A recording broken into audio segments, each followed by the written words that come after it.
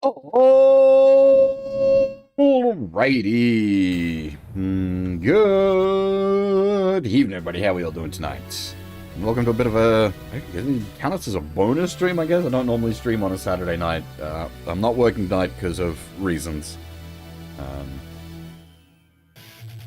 those have resulted in me being free today. So I figured I'd get a stream in. And not only a stream, but I'd been feeling like doing some robots for a while. We did a build stream the other day, and I'm still in the mood for robot-y goodness. So we're gonna do some Robo Wars.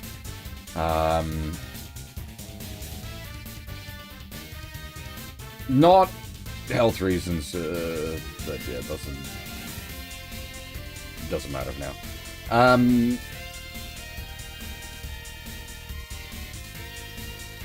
Lost my train of thought. Yeah, we're gonna start SLWW tonight. This will just be, I guess, done like a regular, just as a regular stream for now at least. We're not in Super Robo Sunday mode at the moment. So we're just doing some SLW as like regular stream slot streaming.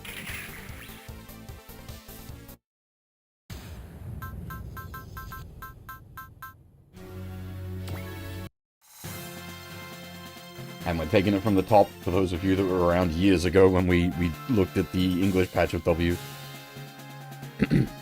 Changes in the centuries since the establishment of the Alliance space calendar. At the end of the old era, Earth's economy and social order had begun to collapse due to the exhaustion of natural resources, environmental degradation, and gross overpopulation. International conflict spread across the Earth's sphere on a daily basis, ultimately resulting in the outbreak of the Third World War.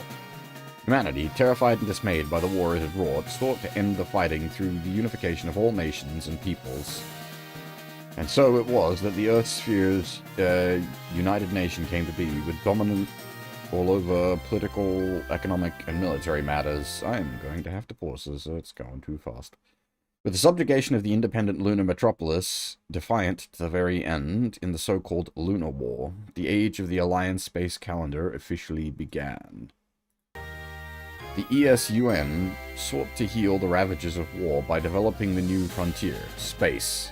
The Third World War brought about massive leaps forward in the fields of physics and energy sources, laying the groundwork for the greatest project humanity had ever undertaken. From the construction of the space colonies and the redevelopment of the moon's surface to terraforming Mars and deep space exploration, space was not just the new frontier, but also an endless ocean filled with hope. In a staggeringly short amount of time, numerous planetary cities and space colonies were constructed, the beginning of the Alliance space calendar, when the influence of mankind reached as far as the orbit of Mars, could be called Earth's honeymoon with space. However, this honeymoon would wane with time. As the passion for space development that gripped all society slowly cooled, the dictatorial tendencies of a handful of politicians sapped the ESUN of its founding principles. The colonies were subjected to especially heavy oppression and answered just as fiercely. The resulting conflict between Oz, the de facto rulers of ESUN, and those who opposed them eventually gripped the entire Earth's sphere. I'm going to need to pause again. God damn. I can't even, keep up. The conflicts known as the Revolutionary War ended with the death in battle of the ESUN sovereign, Tres Kushunada, and, as per his hidden will, the world was reborn under a banner of republicanism where every nation and people were valued alike. As with the start of the old era, sovereignty was returned to the individual countries, and the new United Nations was founded as a means of consolidating their voices. This was in Alliance Space Calendar Year 98.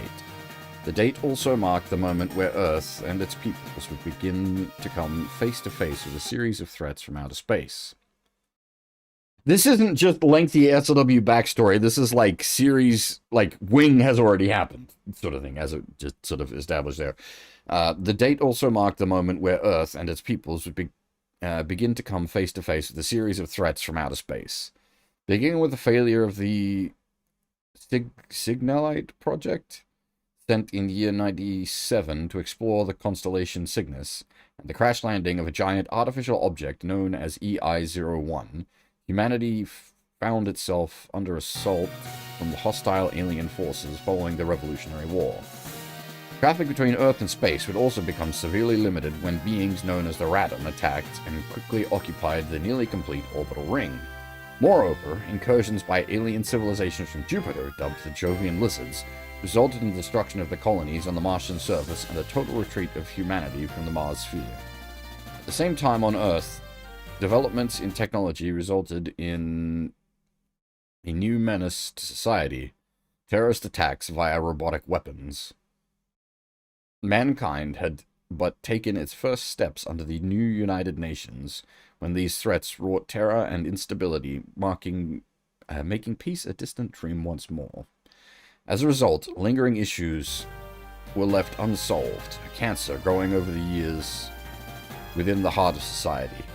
Factoring in the increased tyranny of the privileged classes, plus the discord between naturals and genetically modified humans called coordinators, the stage is set for another war between fellow humans. It is the year 99 of Alliance Space Calendar. The world is about to enter a new age of conflict, in which even tomorrow is uncertain. Aerospace R&D Agency Archives excerpt from White Paper on Space Development, Chapter 1. Introduction, Trailers. At the outset of the Alliance Space Calendar, mankind's honeymoon with space led to the birth of a new occupation for those who called space home: trailers. Trailers were contractors transporting essential materials for the colony construction and terraforming, and played a major role supporting development of space behind the scenes. Their numbers grew in step with demand, and their duties diversified from mere transport to pioneering new routes and exploring unknown space. However, they soon became an issue to the ESUN and its plans to monopolize commerce and distribution. Severe restrictions stripped trailers of their livelihoods, forcing them to abandon their origins as couriers and pioneers to take on different jobs. Some would be contracted to protect merchant vessels, while others would be contracted to rob those same vessels. Some trailers even lowered themselves to plundering and smuggling of their own volition, soon becoming known as space pirates. Now, nearly a century after the institution of the Alliance Space Calendar, most of society takes the term trailers and space pirates as synonymous. However, it is an indisputable fact that some individuals exist who inherited the character and pioneering spirit of the trailers of yore. These true trailers, from their dwelling in the hidden colony Bit, pride themselves as spacemen, people who live in space, and to this day still accept the most difficult and dangerous of jobs: Encyclopedia Galactica, trailers. Yeah, no actual space pirates on the roster.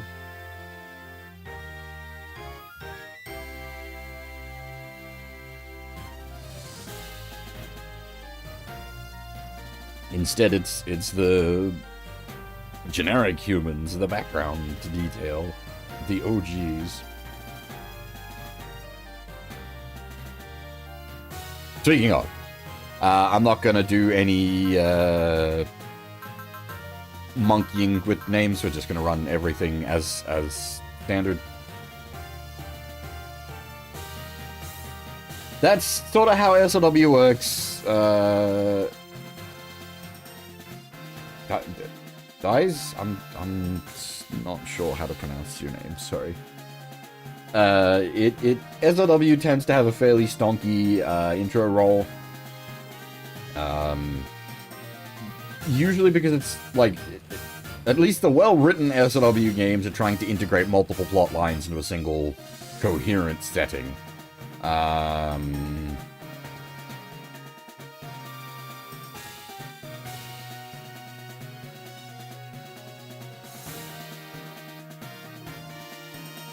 So yeah, you do get a bit of a chonky text crawl.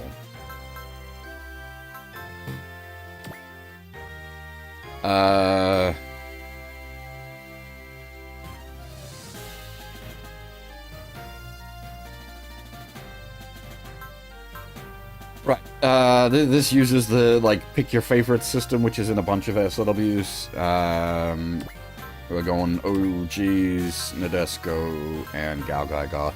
And, like, this is probably really inefficient, because the route splits, basically split up Nadesico and Gao Gai Gar, but of the rotor available here, those are definitely my favorites. I will say... Oh, no, shoot, I didn't mean to... God damn it, I was going to talk a bit there first. Like, a lot of what's on that rotor is stuff that I'm all fond of. Getter, Mazinger, Full Metal Panic, Tekkaman, what else was on the roll? Yeah, Wing, I can probably pass on. Go Lion, alright. But, yeah, there's a lot of, like, big stuff to pick from there, but, like, just from personal preference, Gao Gai Gar and Nadesico, hands down. Now, you do get the text scroll read out by me, but I don't read out the actual character text, so... Too bad. Keep up with the reading.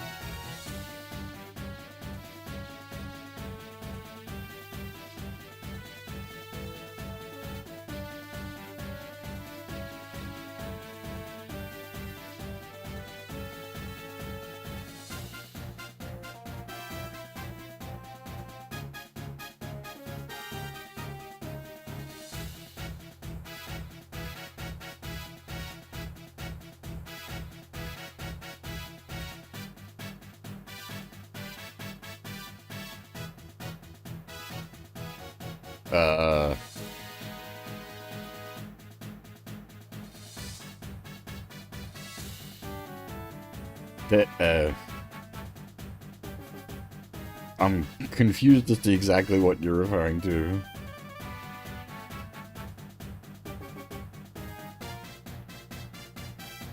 Like, Mazinger Infinity?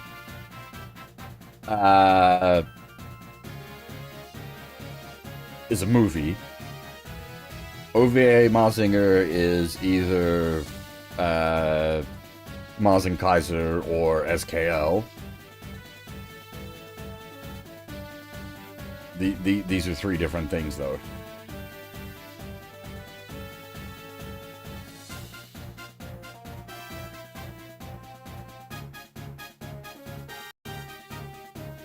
But if you mean Mazing Kaiser, then you'll be happy to know that is the Mazinger we have in this.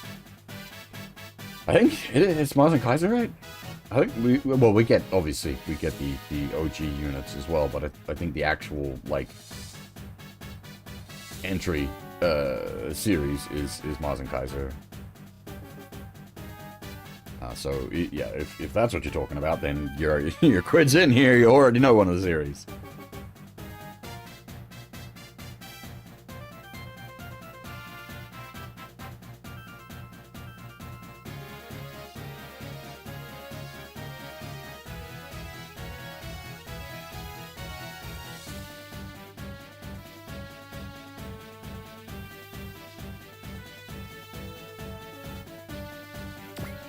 Oops.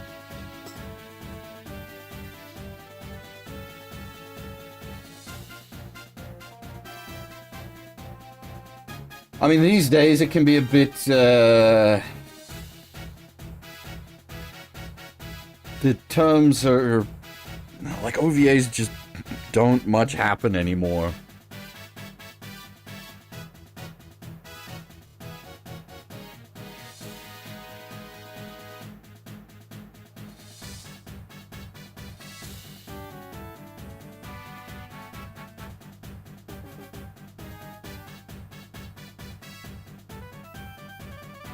Okay.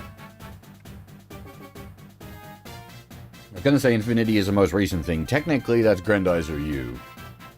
But Infinity is reasonably recent, however, not in this game. Infinity was what, like mid-2010s, or is this game from 2007, so it didn't exist at that time?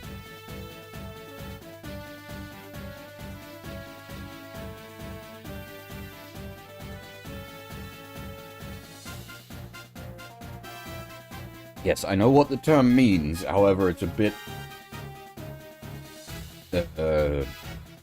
out of use these days.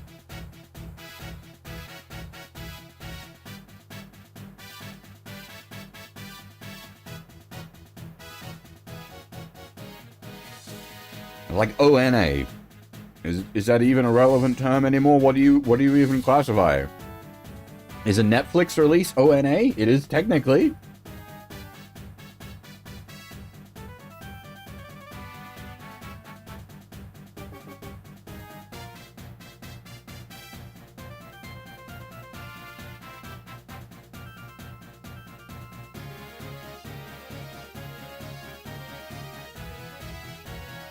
But usually the term ONA meant, like, web shorts.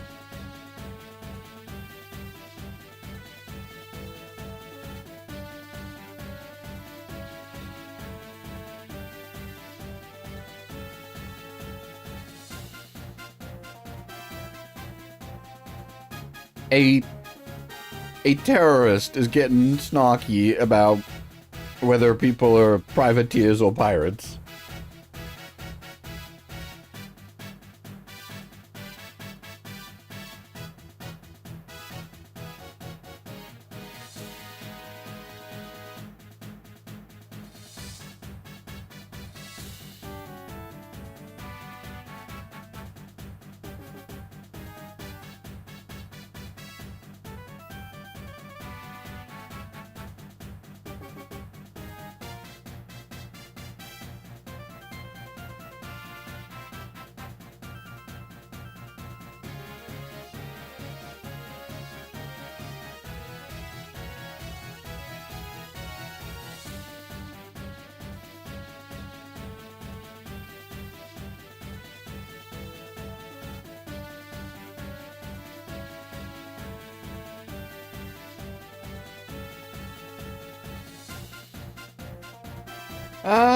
That's not a bad idea. I might be able to do that.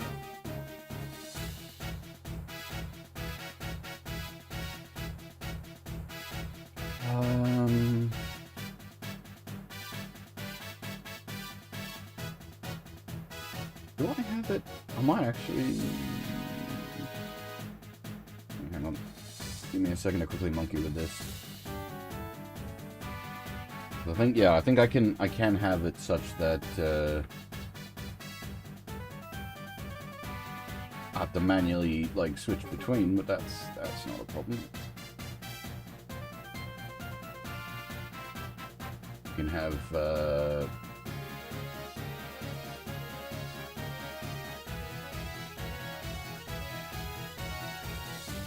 that set as the big screen during the talking sequences, and then I can pull the other one up during...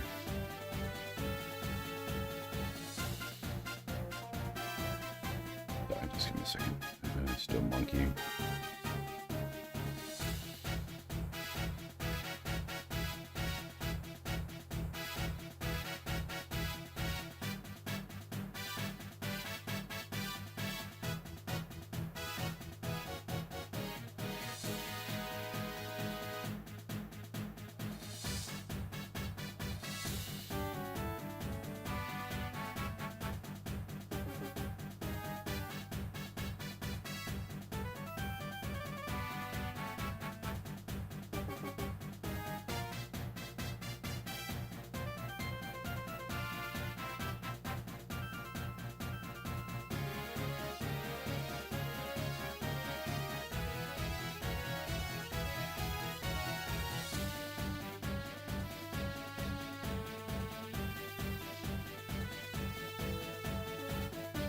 Alright, that should do.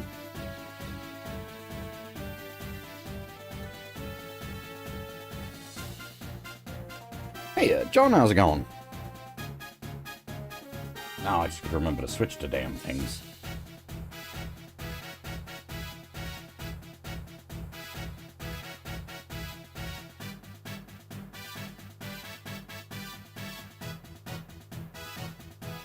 again, Duo, world-renowned terrorist, calling people out for potentially being pirates.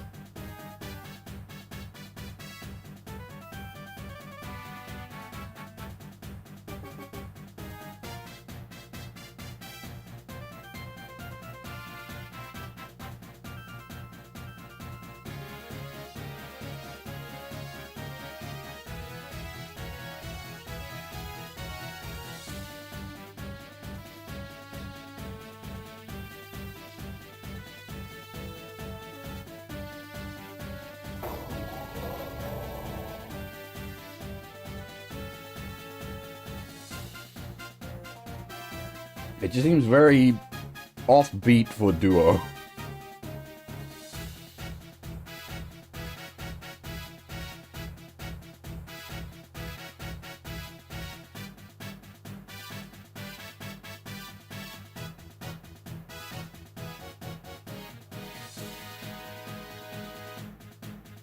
Hang on.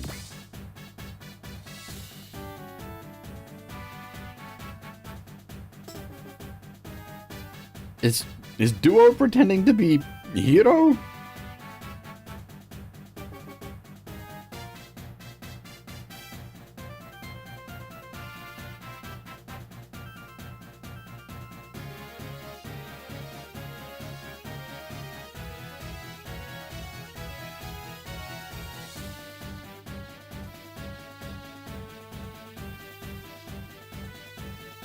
I mean, going under, pseudonym makes sense. Going under fucking Hero's name doesn't make any sense.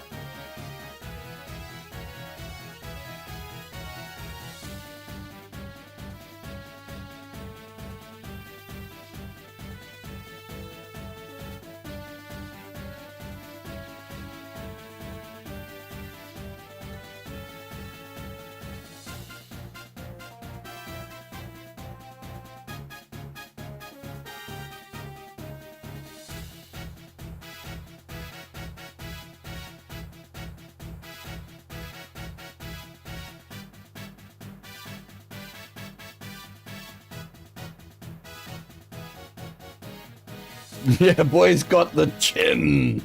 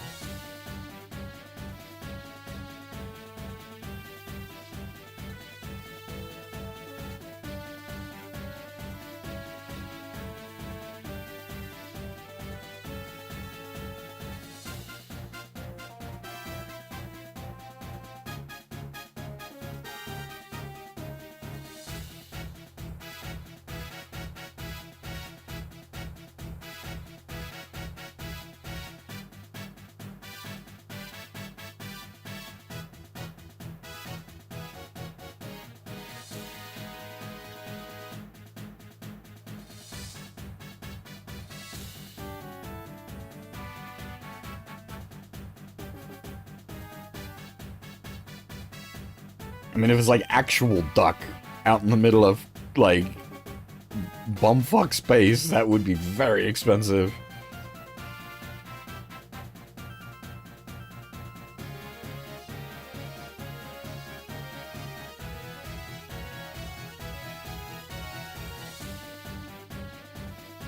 Hey, Izzy Saber, how's it going?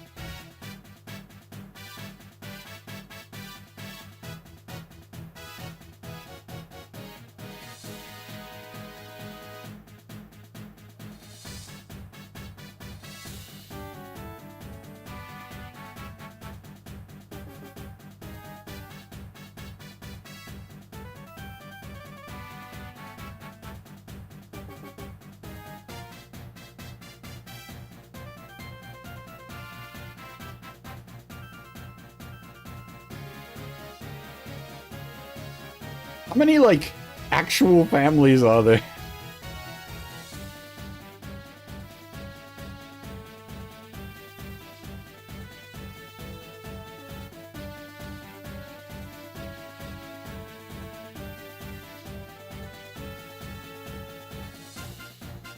There's some very bad situational families.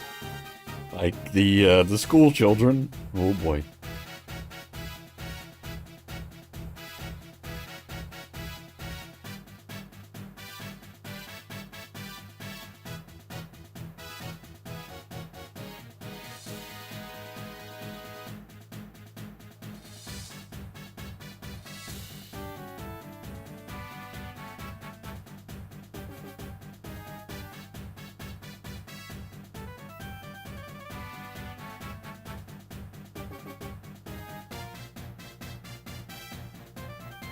Hmm.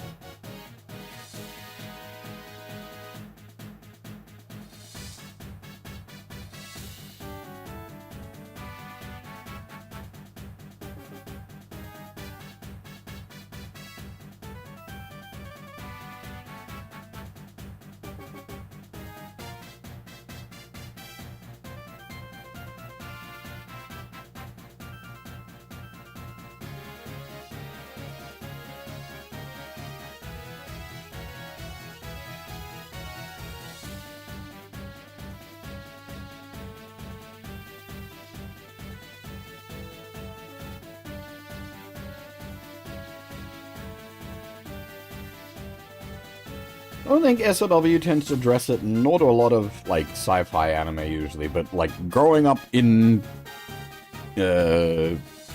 non-standard gravity, would very much fuck up your body's development.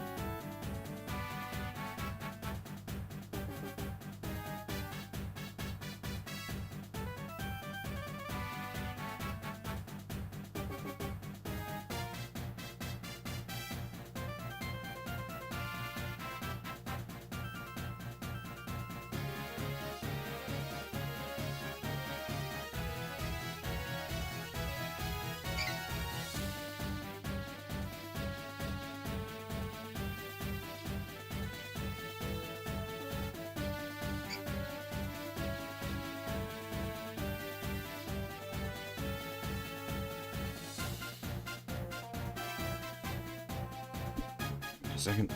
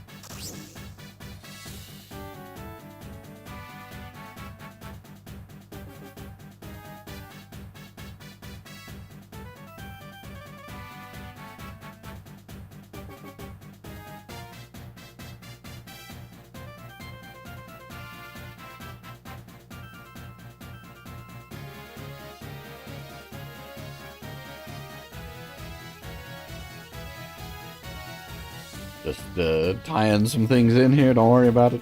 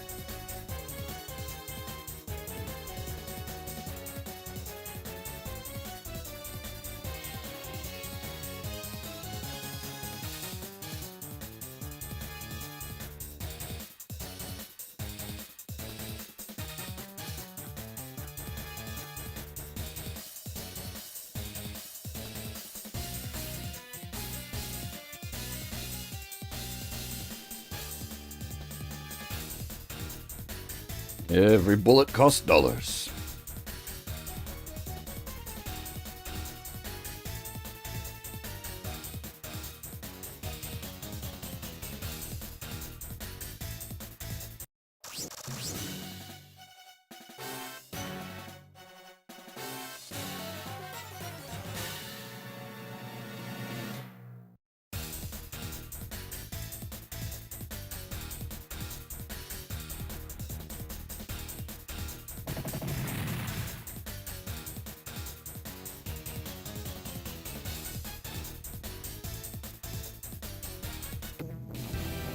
Whoa.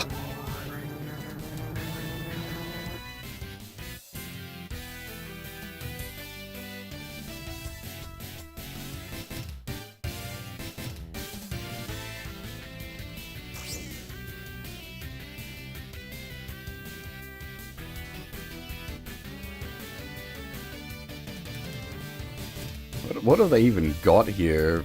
A Taurus, a couple of those shitty pod things from Nadesico. I don't know what the roundy boys are meant to be.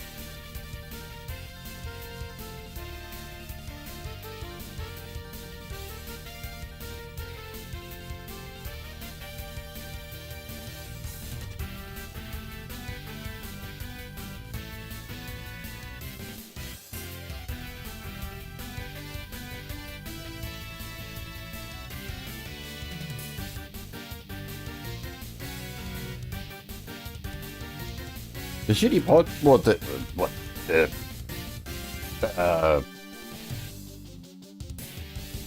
brain.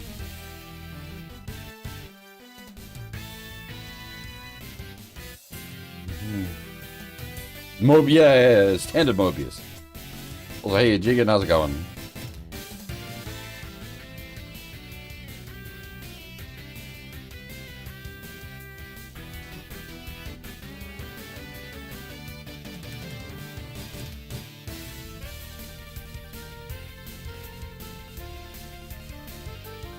I'm sure we'll find out very shortly anyway.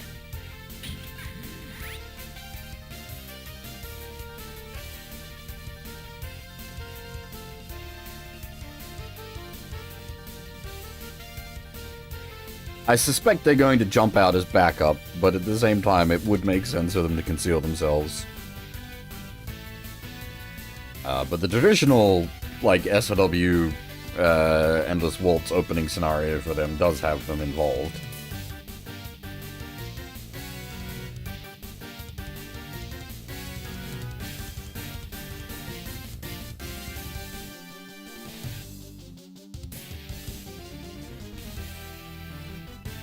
Alright.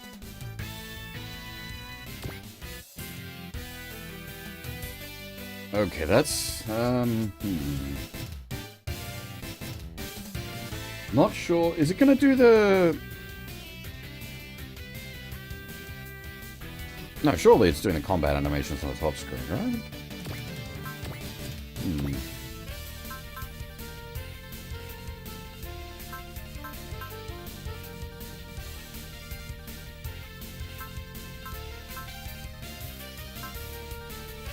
Trust, and of course 2 SP off being able to cast it twice in one turn. Excel is always appreciated. And this is the better version of Scan. It's debuff Scan.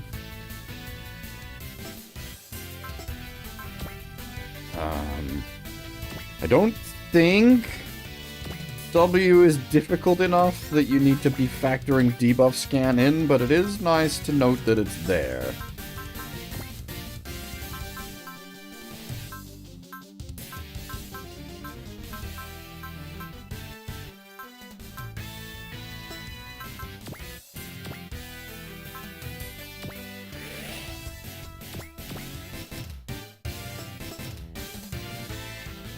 Yeah, okay, so it is a Delphinium. Yeah, Delphinium, Mobius, and Taurus. Yeah.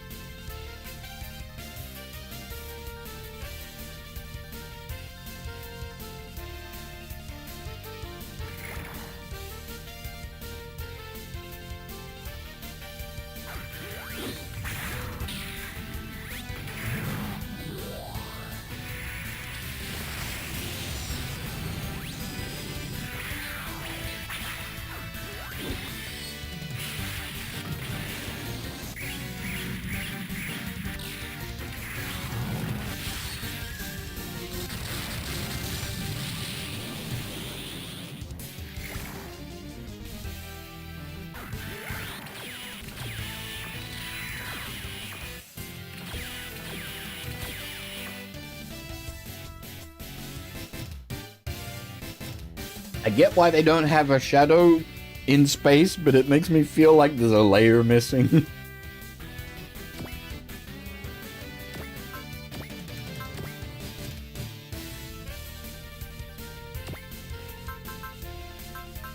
Pilot training. You can monkey with stats mid-mission?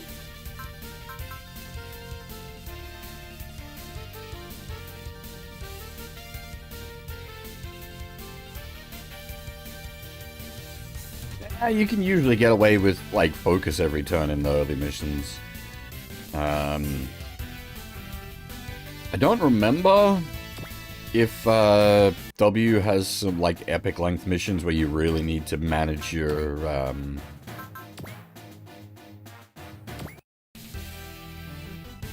USP.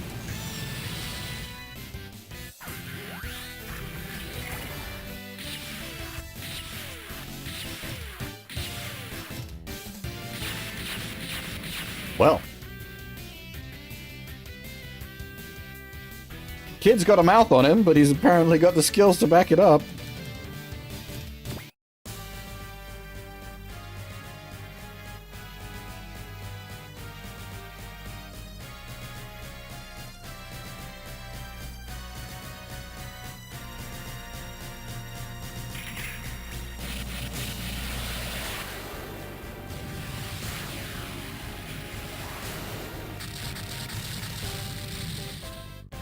It's fun that they get, like, they have the Delphiniums. They appear in, like, one episode of Nadesico.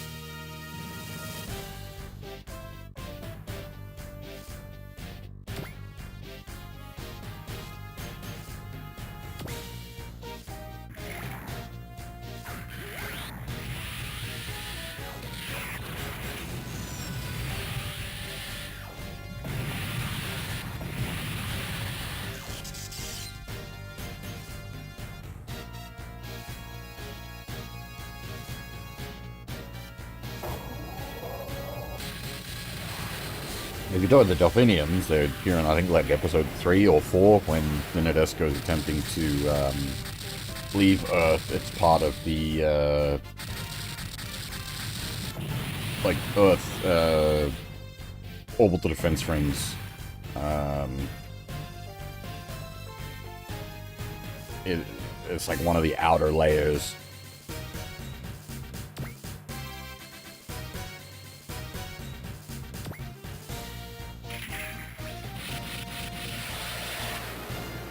Like the inner layers are like automated satellites and missile systems, and then the Delphiniums are in, as part of that, as well as manned pseudo-mechs.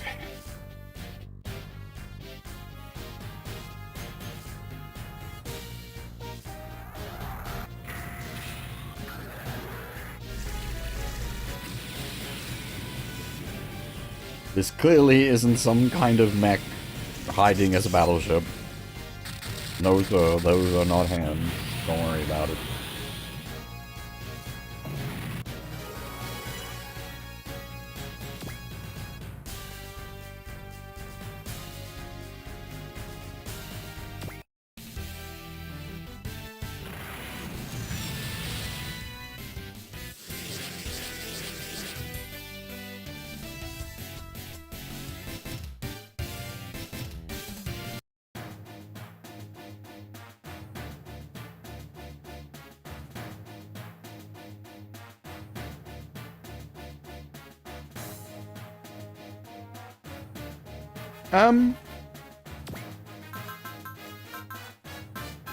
Does this game doesn't have, like, SR points, does it?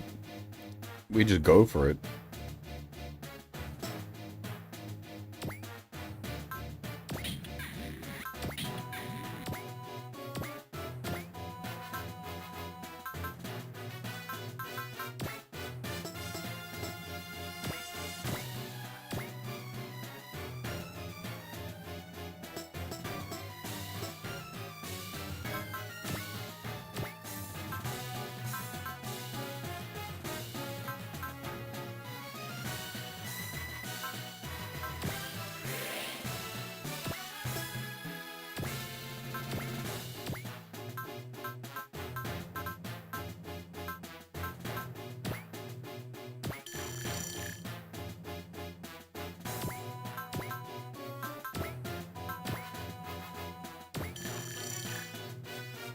What's it? 5 SP Excel, very nice.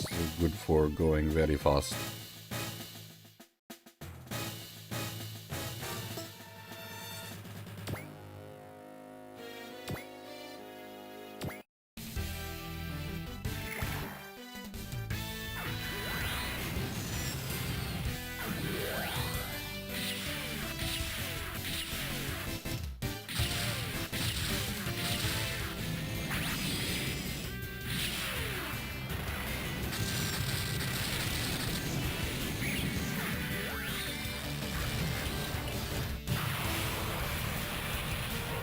I'm gonna assume that's a dynamic finish animation. Damn, son.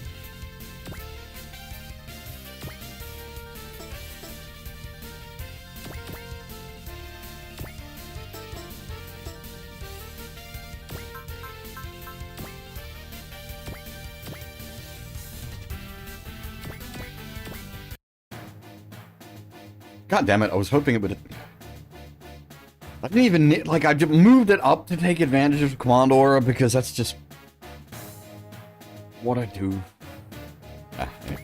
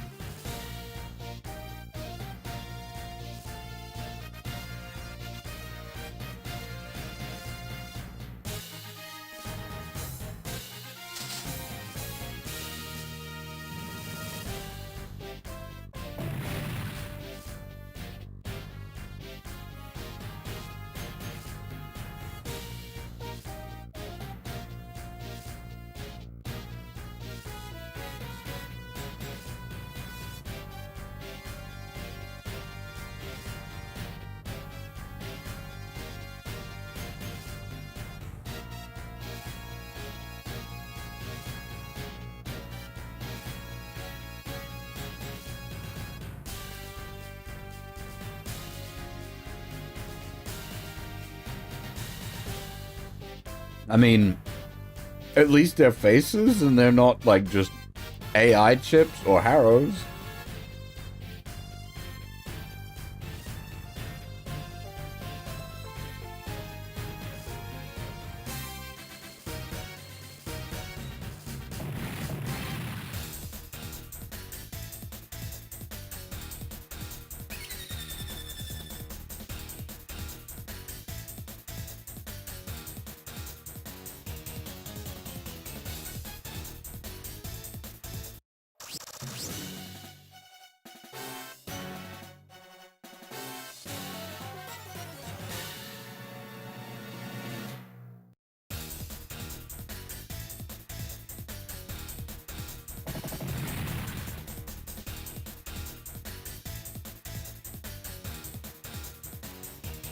Got it. Yeah, more plot than the actual series for series. Organ was an OVA. 3 episodes.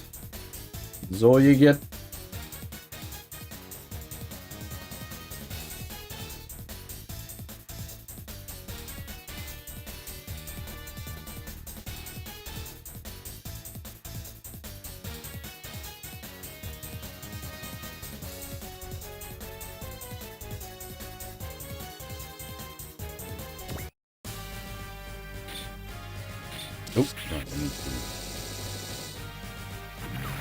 I have to be a bit more dynamic with this.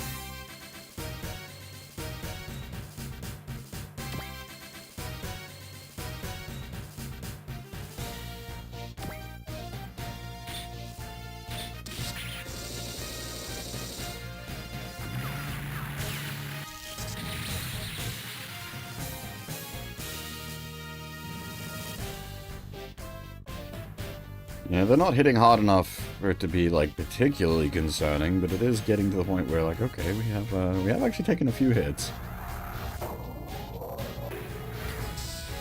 Fire the main gun!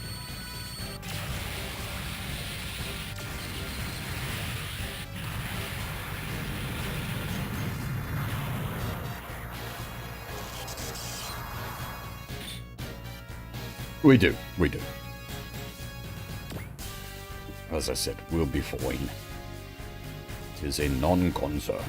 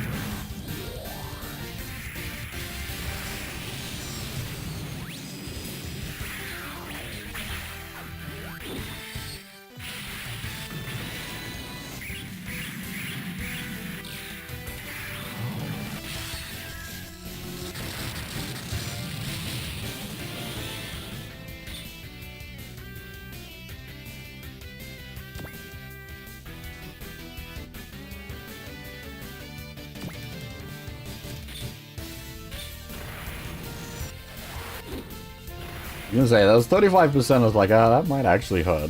No, we're okay.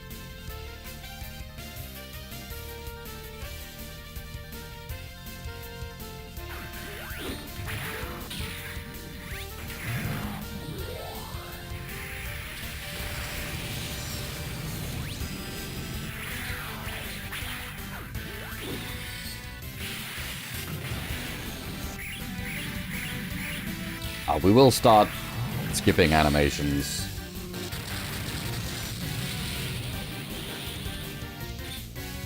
If anyone here is new enough to not be familiar with my SOW format. Ah!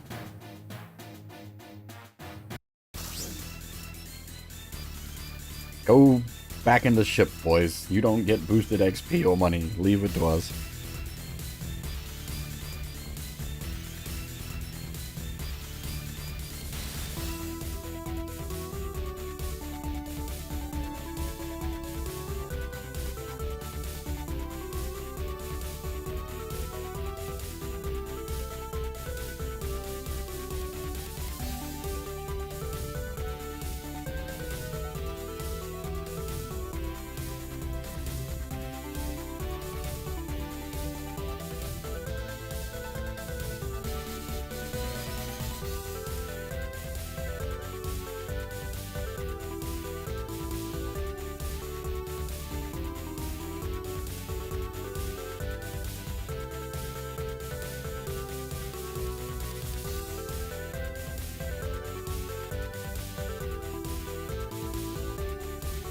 Oh, shoot. Oh, God damn it.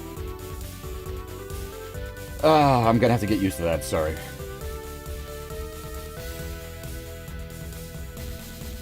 Like, it's not too bad if it's, like, in actual story sequences, I won't really forget, but, like, the mid-map, like, transitioning between story sequence and,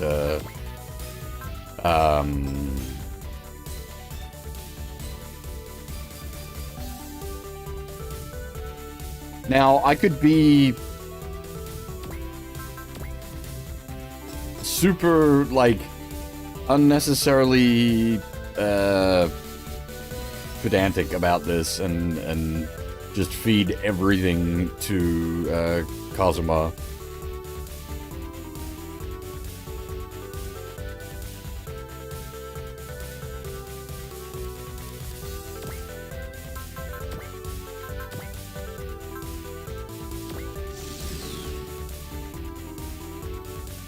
I might actually do that.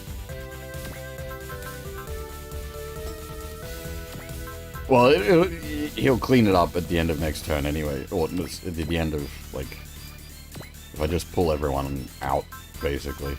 The downside is you don't get to see the animations on the wing boys.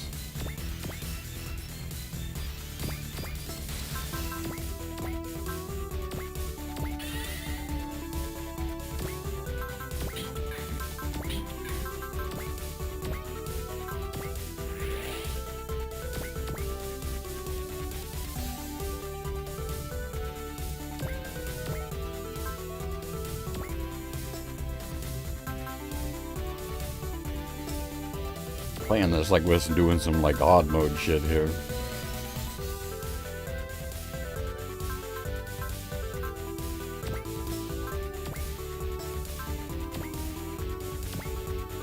As I said, we start skipping animations, and this is probably about the time.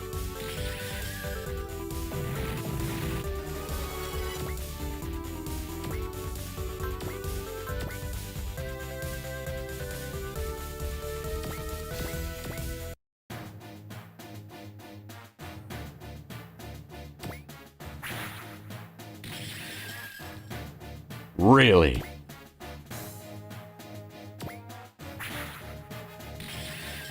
God damn.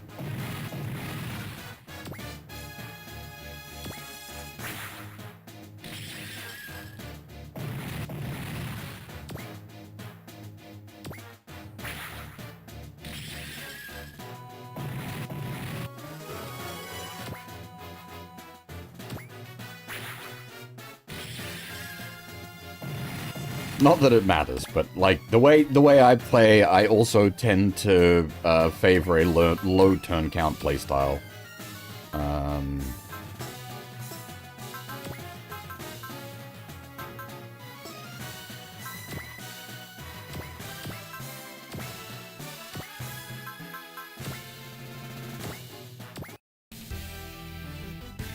Even if it's not necessary, I still tend to play for that. Like, I'm not the type to try to draw out,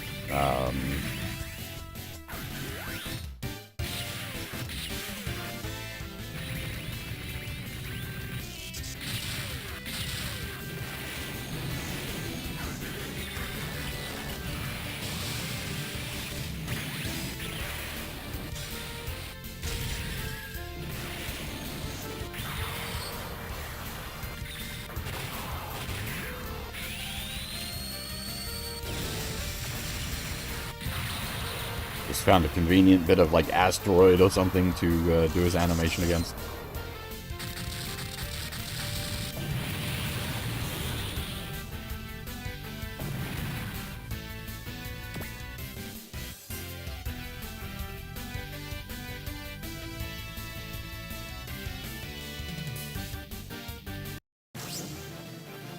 Ah, no, that is not Tekkaman. I recognize that music.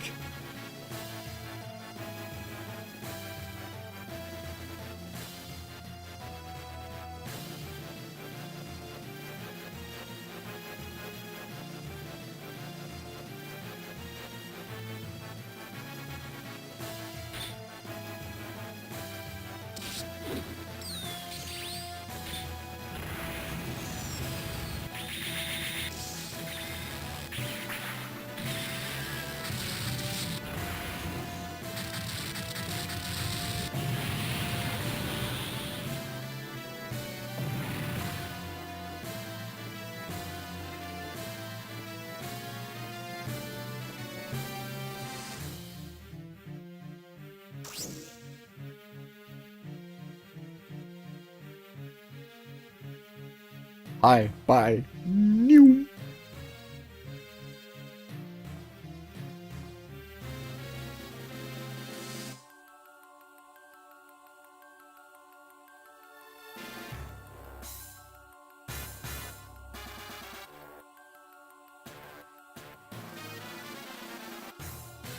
If I remember the first episode of Organ, that's more than you get in the first episode of Organ.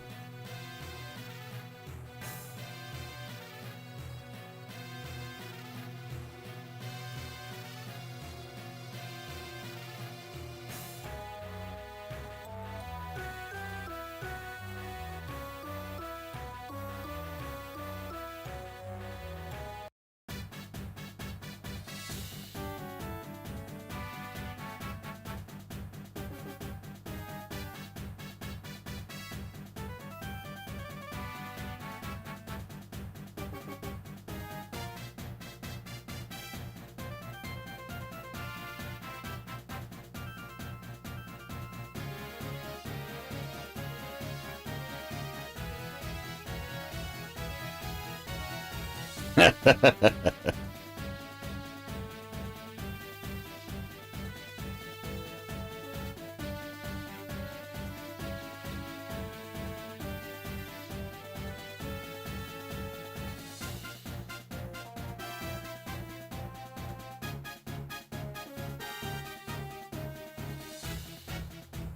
old is he? Because he is, like, surely he's going to be old by anime standards.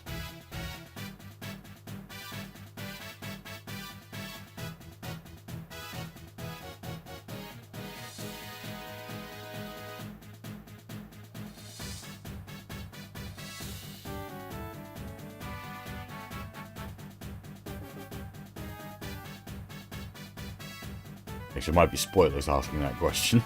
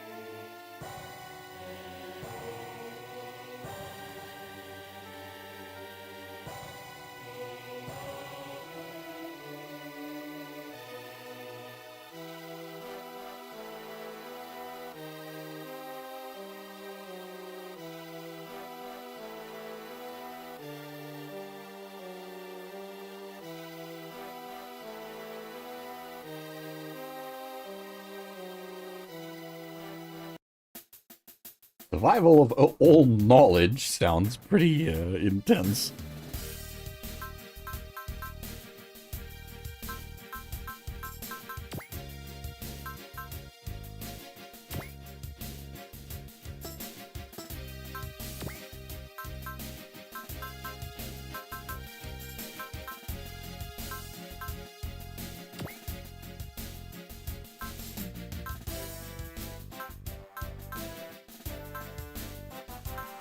I don't remember how this game's system works. Is BP just entirely separate from anything? I can just spend it on stats?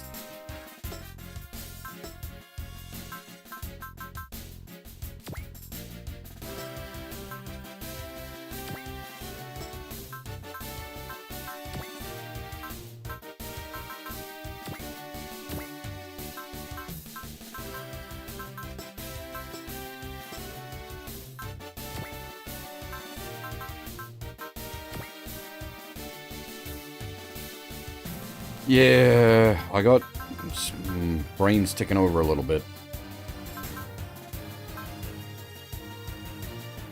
Actually, how much EN does this thing use on its weapons?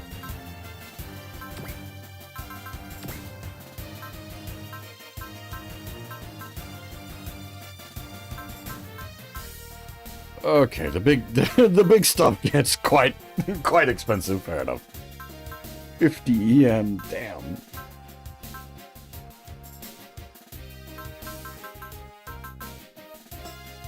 Thankfully, she's reasonably cheap to run otherwise. Now this did seem to be a little more EN guzzly. Yeah. 20 EN for its Omni. Okay.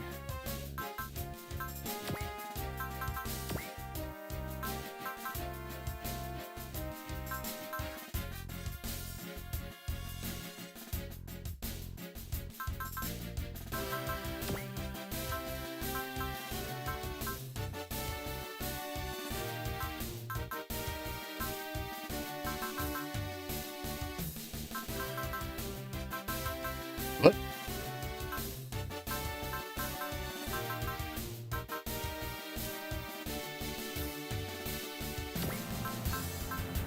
Oh. I see.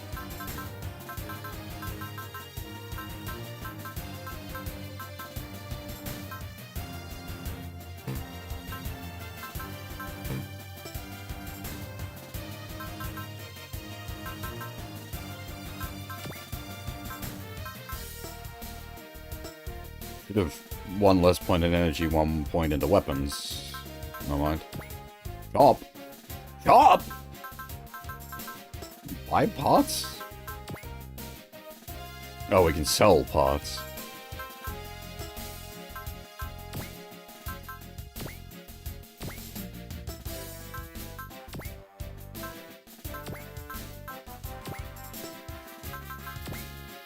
Yeah, okay, they are just completely linked. Fair enough.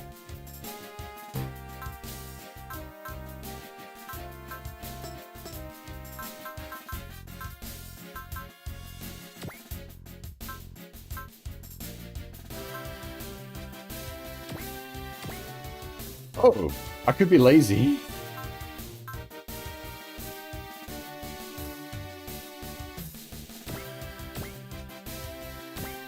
I could run the combat animations on the bottom screen, and that just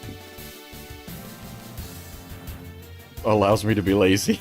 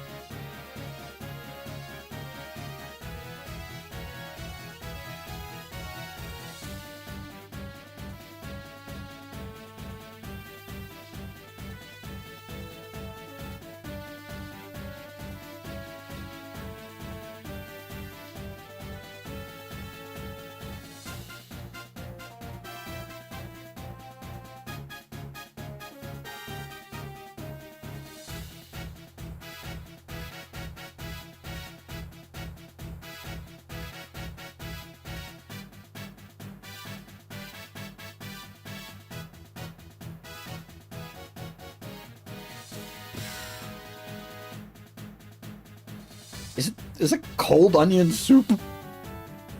So onion soup. I don't know about that.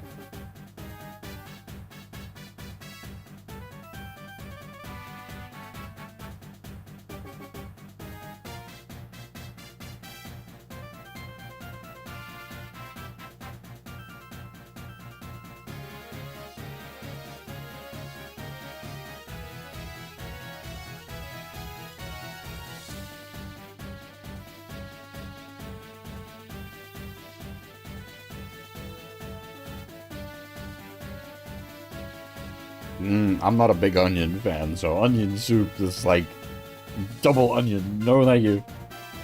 Onion as the primary taste. I'll pass on that one.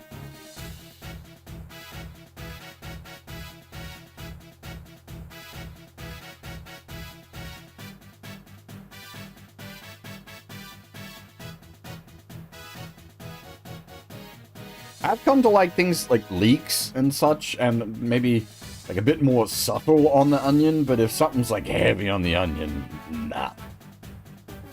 Indeed.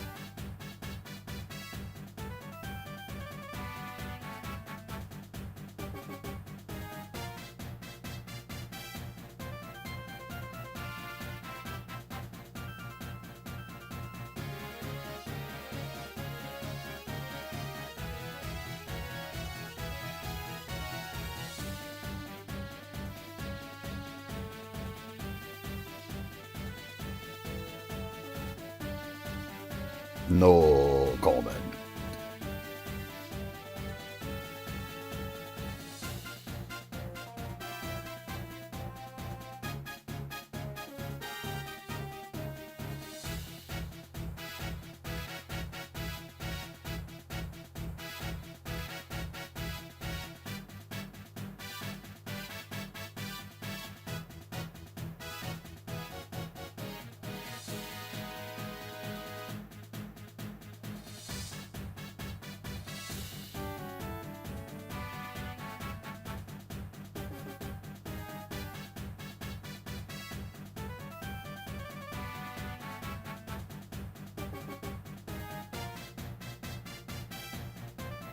Huh. There's a way to tie things in.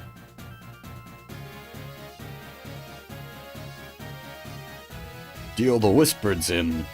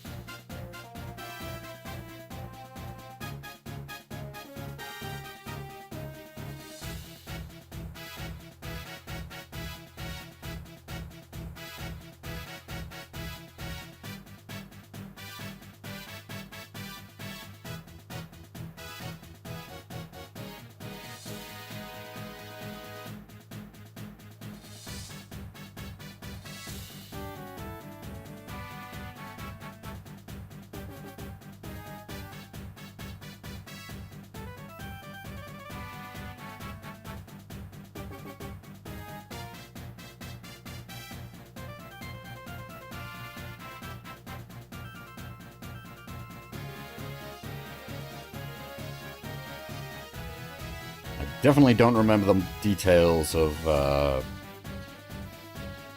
Tekken Man that closely, unfortunately. It's been quite a long time since I last touched on that.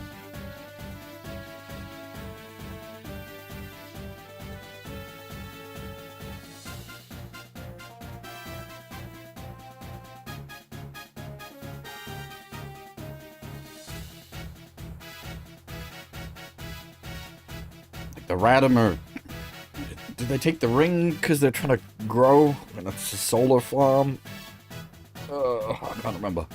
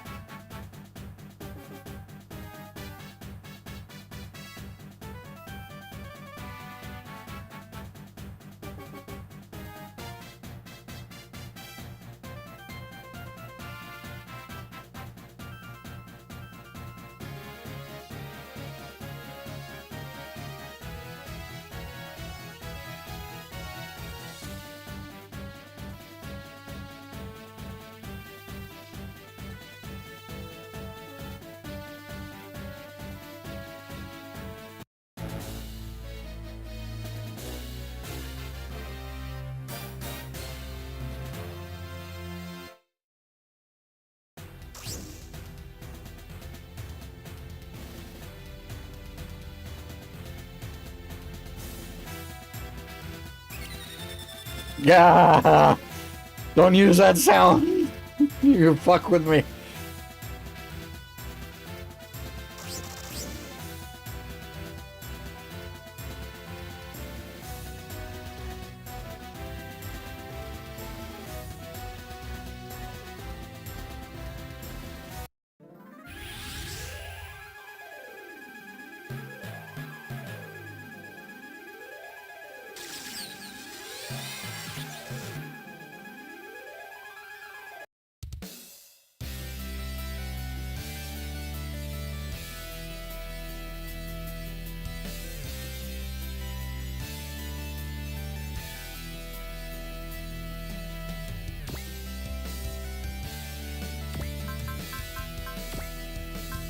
He is pretty energy hungry, right? Okay, that's sure, it's the map variant, but even just the basic Vault-Techer.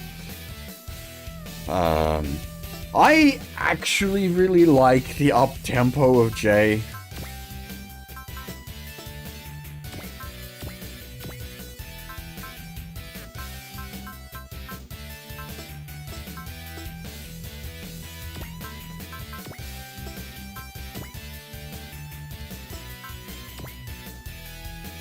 Oh, you could be right. I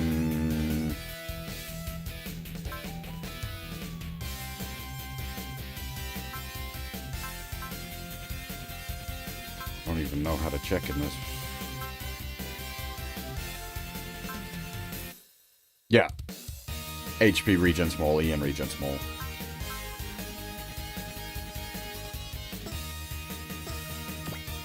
But that's what, small's 10%, so 15 EN a ton of the... Yeah, no, he's gonna need ENs.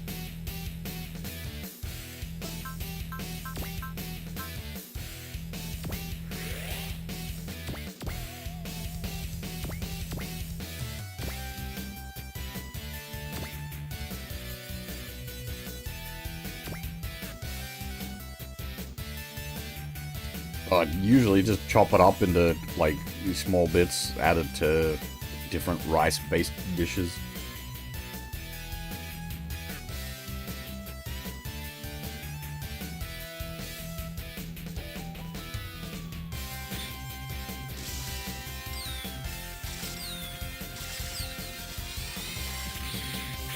Slice and dice, basically.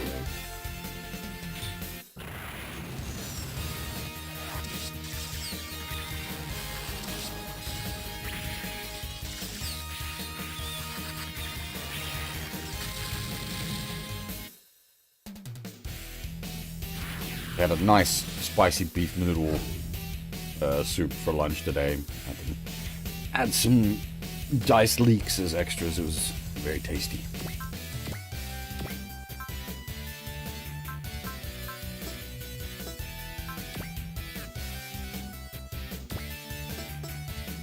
Do you have post?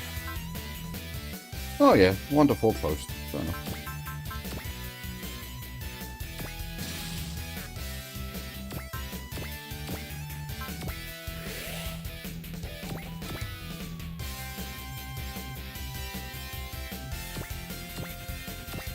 I'm gonna assume the ring probably has Ian on it.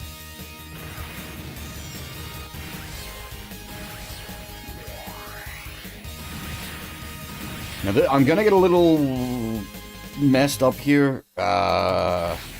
In my head, the Blue Earth is fucking amazing, but I might be mixing this up with Jay. Oh no, nope, there's no regen on the ring.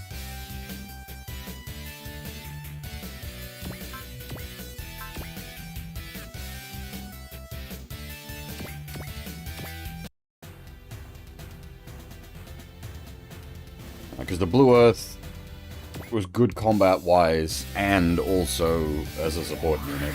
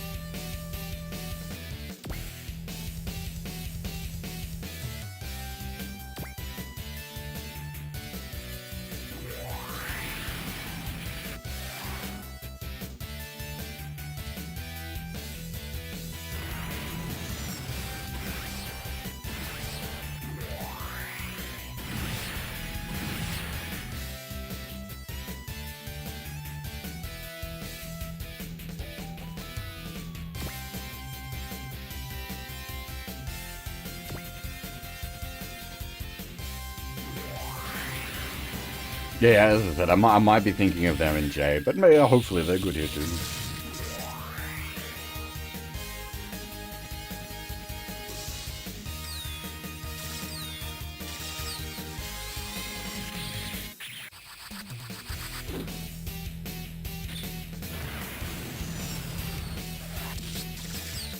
Good support units are usually, like, just instant includes.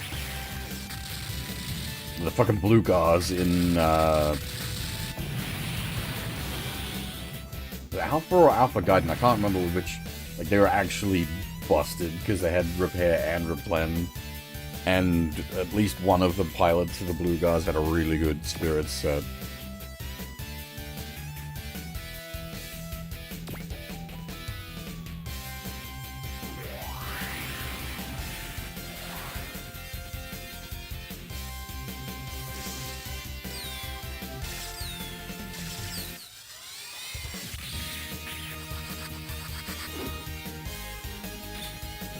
Yeah, okay, that might be Alpha Guy. I mean, they were good in Alpha anyway.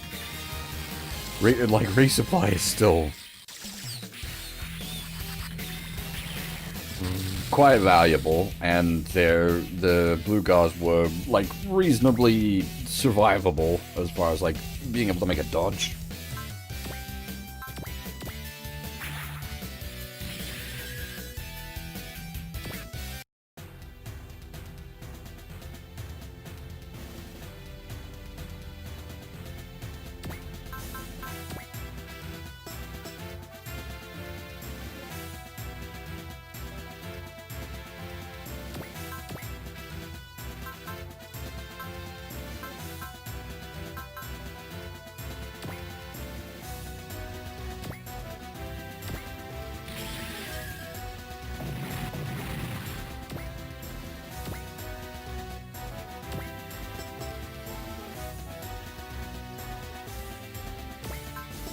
Like, I'm surprised the ring gives nothing.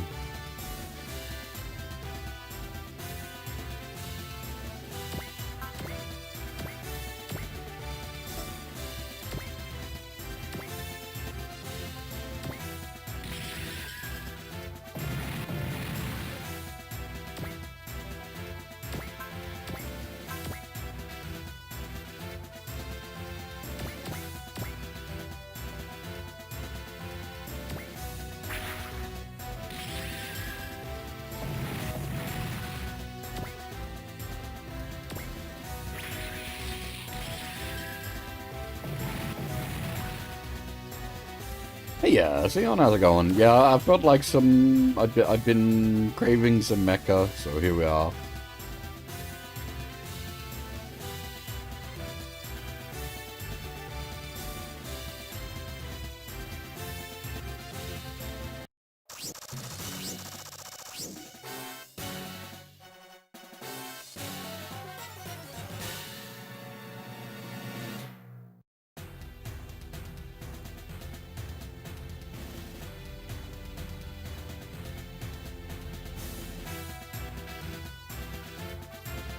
Just him with the map-sized Volteca.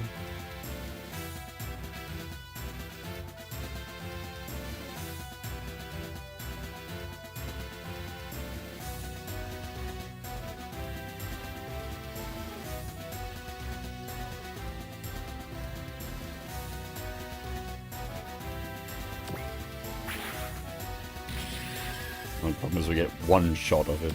80 EN.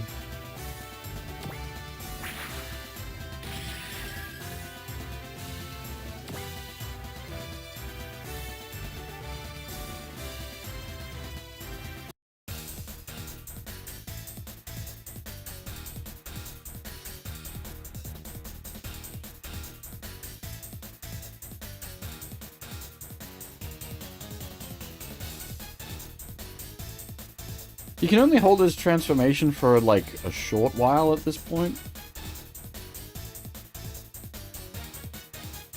Yeah, okay.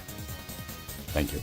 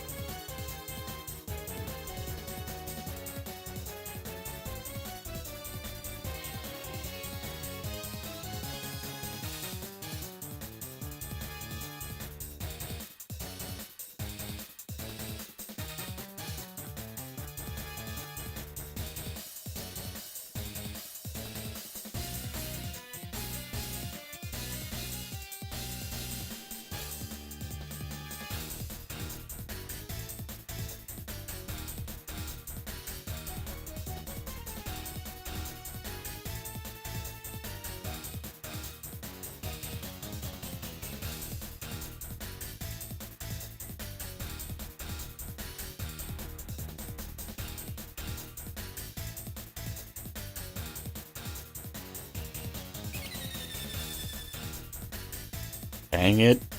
Stop using that one.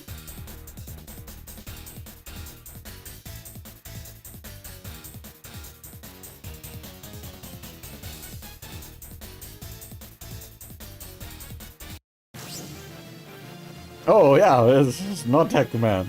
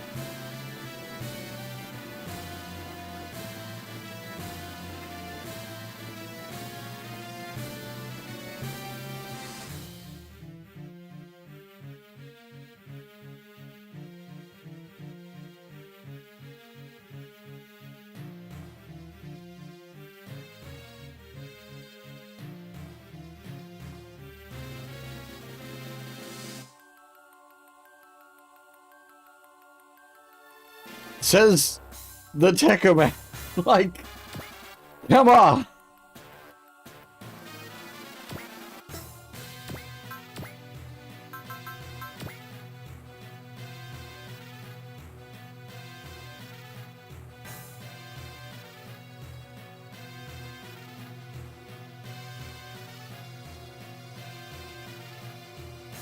We're gonna fire this off for the sake of it.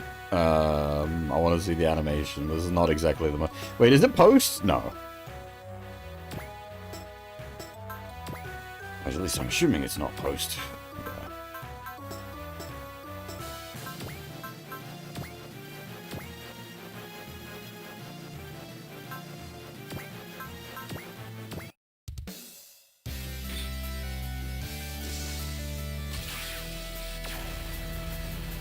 Yeah, it's what, like, sci-frash?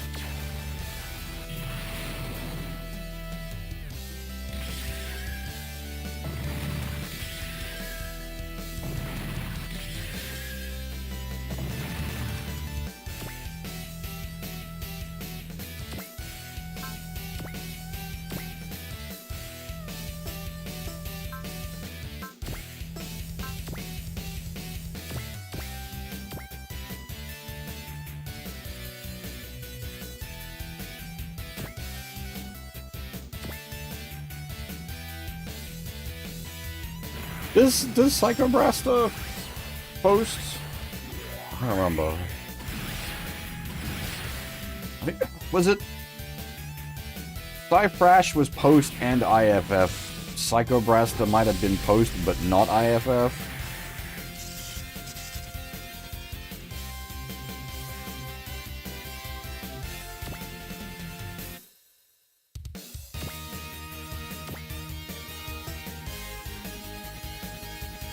Oh, I see. He's not, we aren't driving.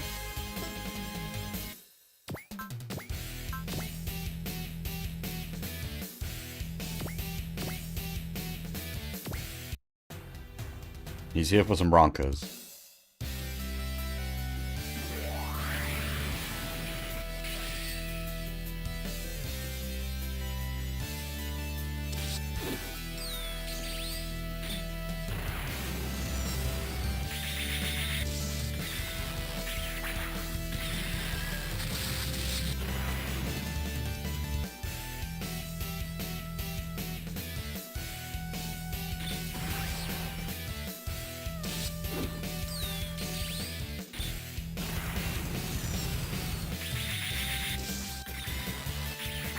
What? Wait. Why is he playing Jackaman theme?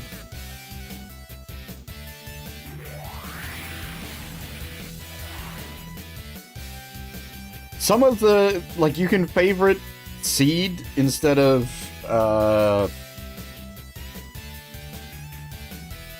Stray, and it's a bit of a trap.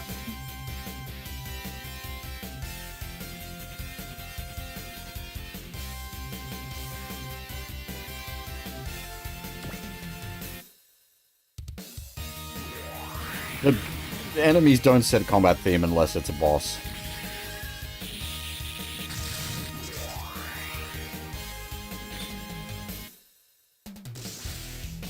That's kind of cheaty. The support defend reducing the damage, and then barrier be like I assume it's a minimum damage barrier, so it reduces their damage so low that it can't actually hurt through the barrier. Victory via map!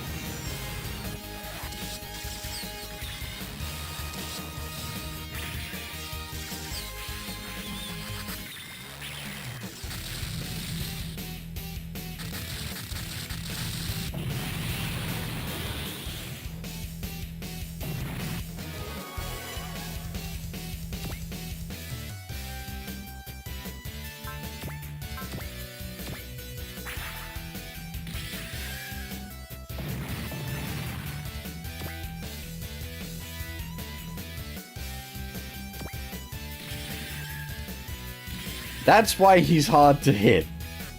Because if you can hit him, it hurts.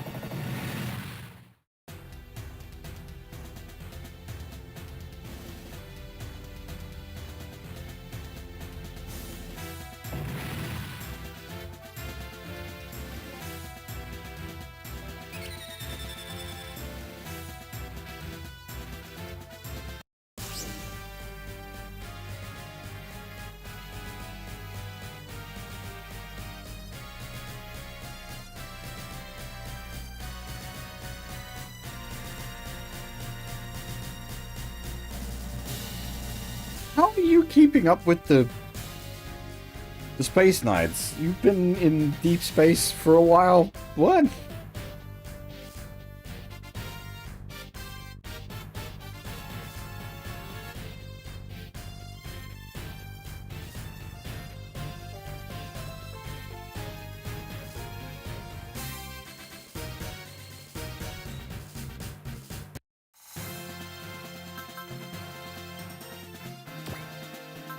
Yeah, I meant specifically in the case of Duo, because they were out on secret ops in the middle of bumfuck nowhere.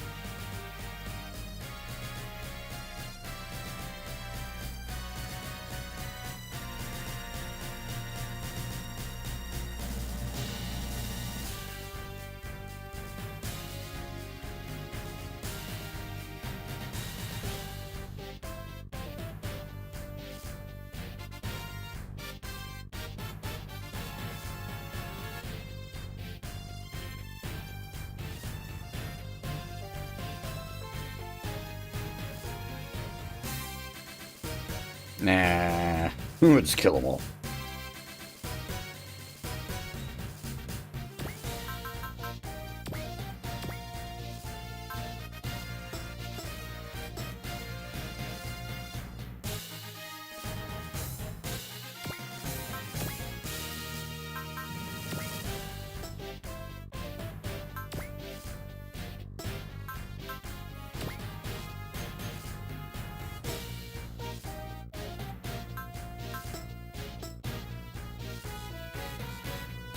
I was having a bit of a think.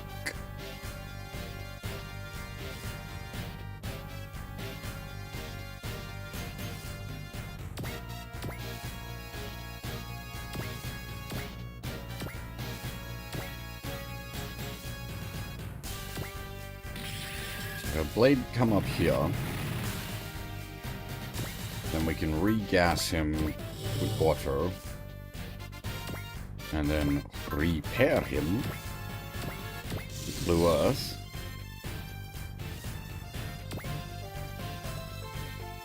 Bunch of extra support XP.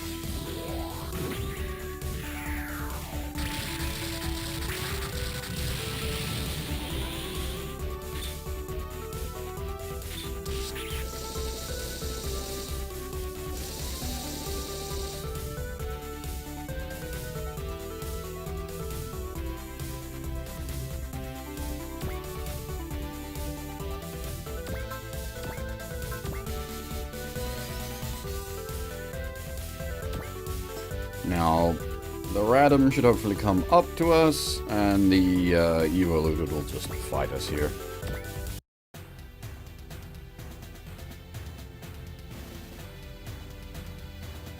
I'll send Blade down to munch on the Radom.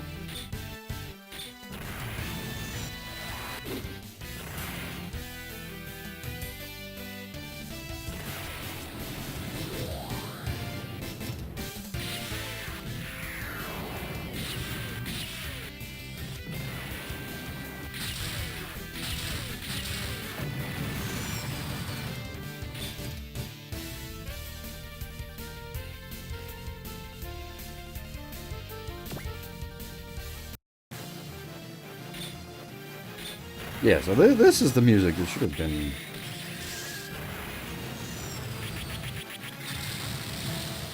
Ow. Don't get yourself killed now.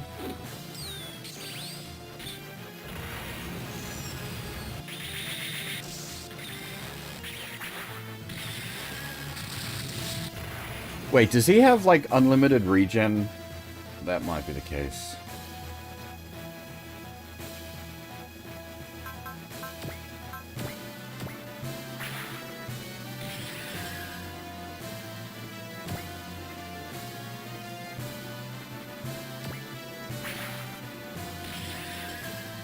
No, I think if he dies, he just regenerates. I think.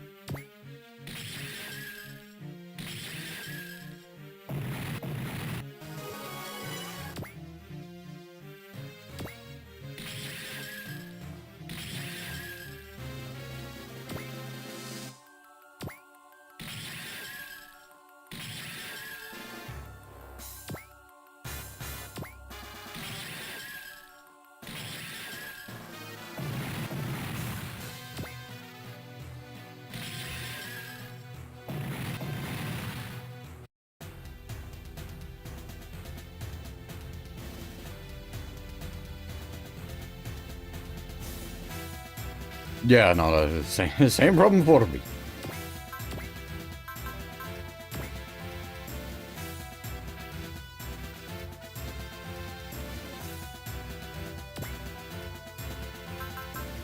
Melt 'em.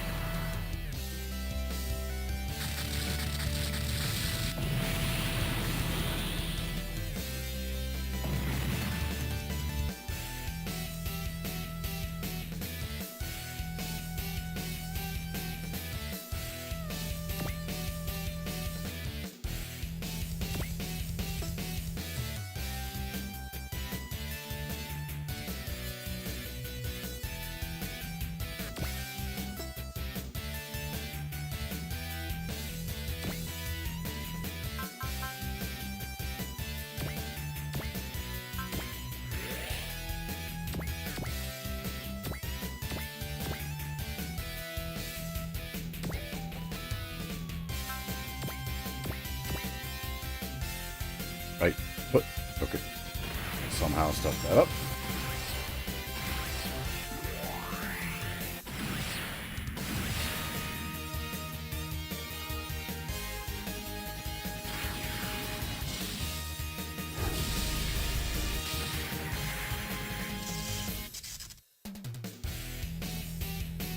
%14 chance to get hit. God damn it.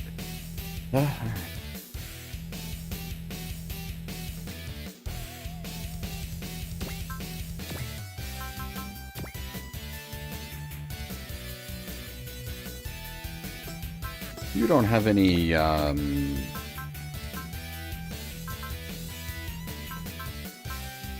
boosty skills, do you? Money or XP? Neither.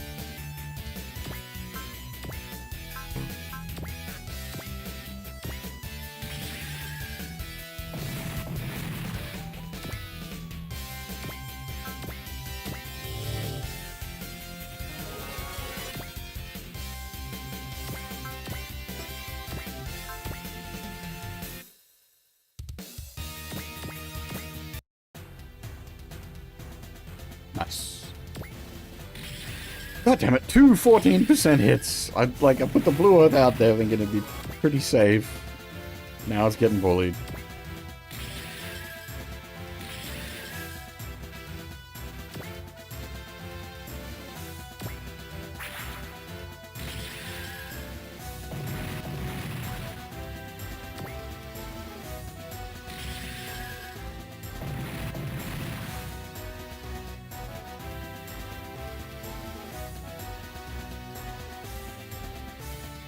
Paco's not here. This is not Kamen Rider.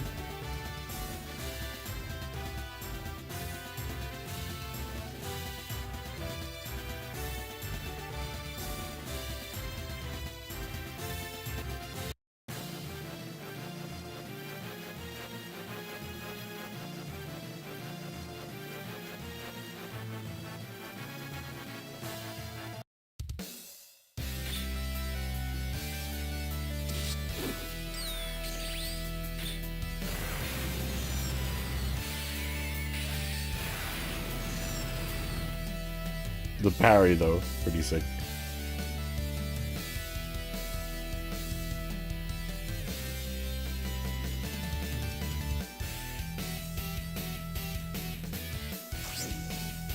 Meow.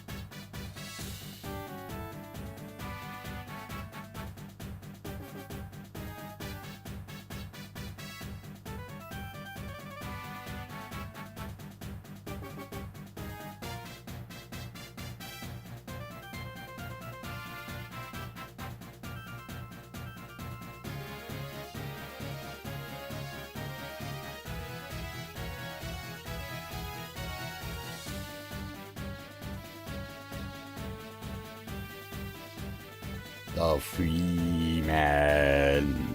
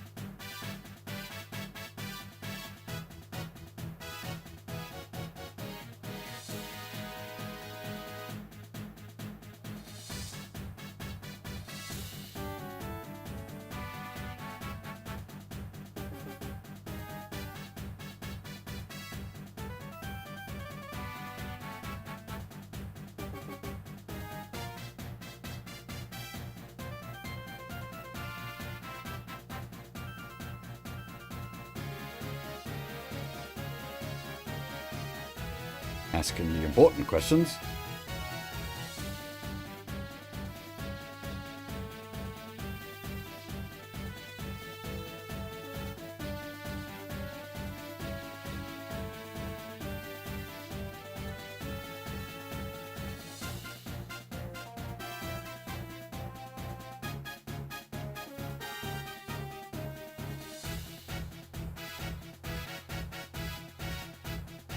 Look, okay, it is a little comment right alike, but come on. You're piloting an ancient spaceship, technology older than humanity has been in space, and you're questioning him having a bit of a Kamen Rider vibe.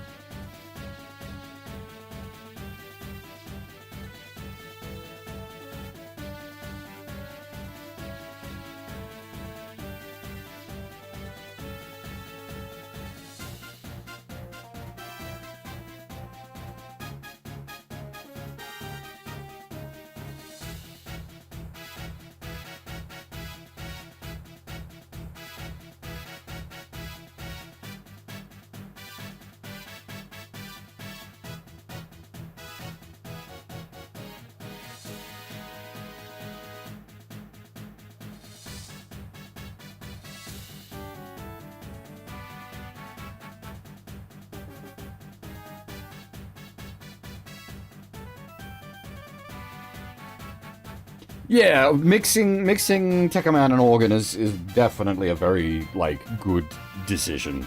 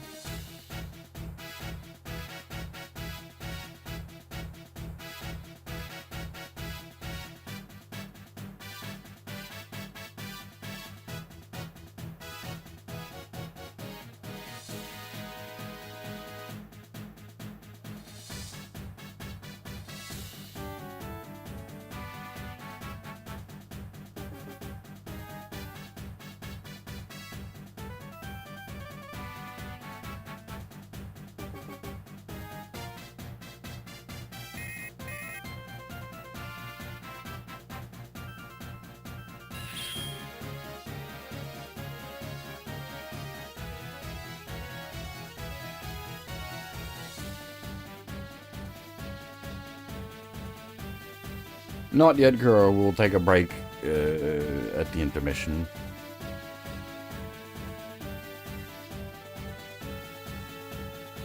What's that, jump code? My Tekkaman blade is fairly, like,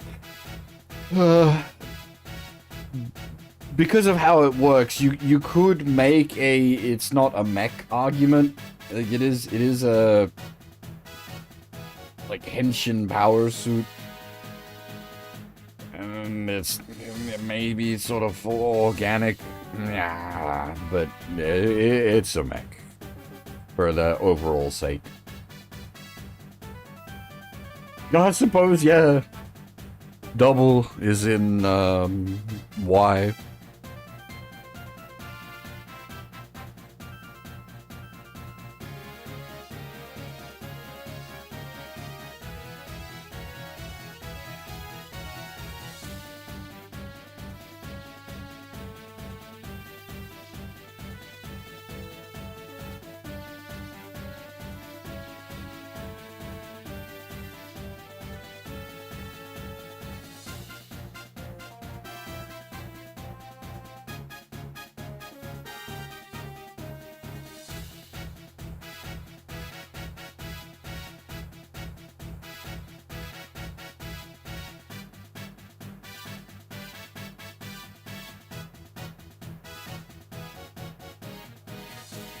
See, I feel like Tekkaman still fits very well in, the... I know people get mad at me for this, but I really didn't think, like, Cowboy Bebop fit in that well.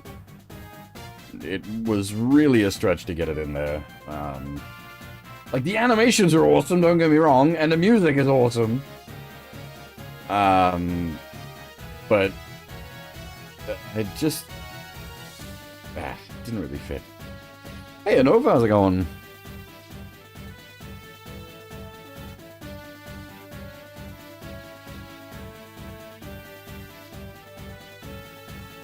It's not even a case of it being a mech, more... The plot, characters, and structure fit well for a mecha series, so it very easily plugs into NSRW.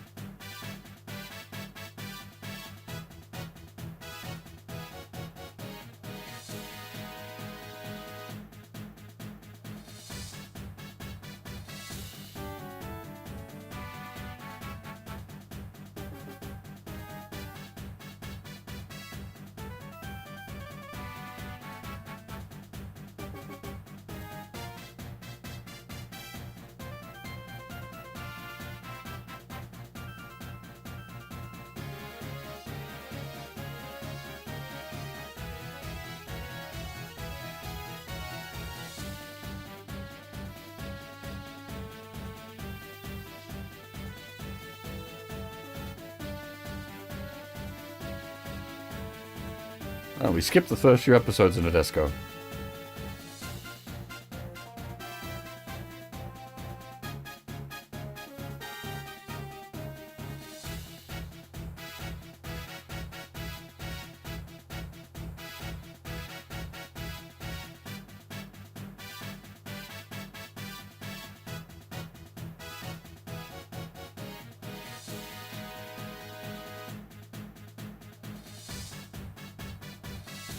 Actually, I suppose, like, thinking about it for W, like, it does run some plots,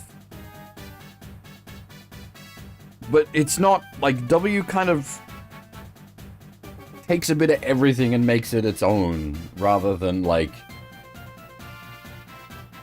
running entire, like, plot pieces.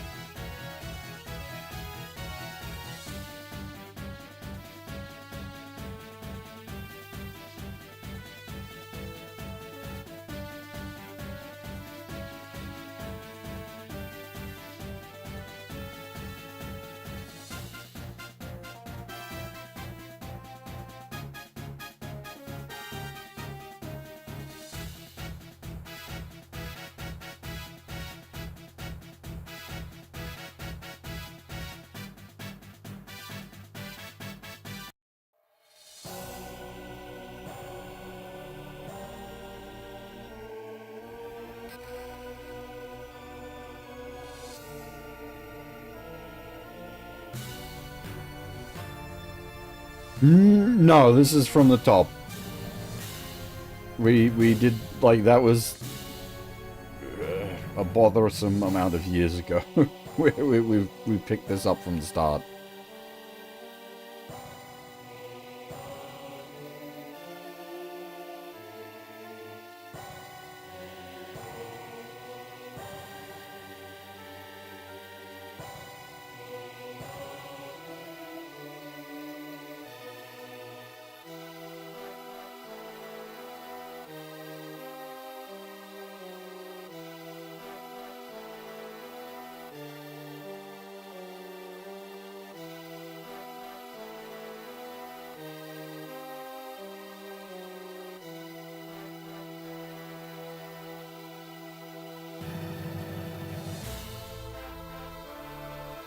Yeah.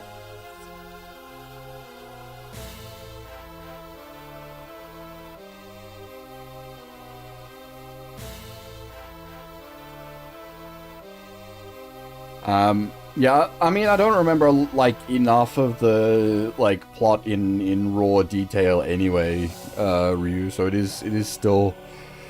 It's not... Oh dear, excuse me.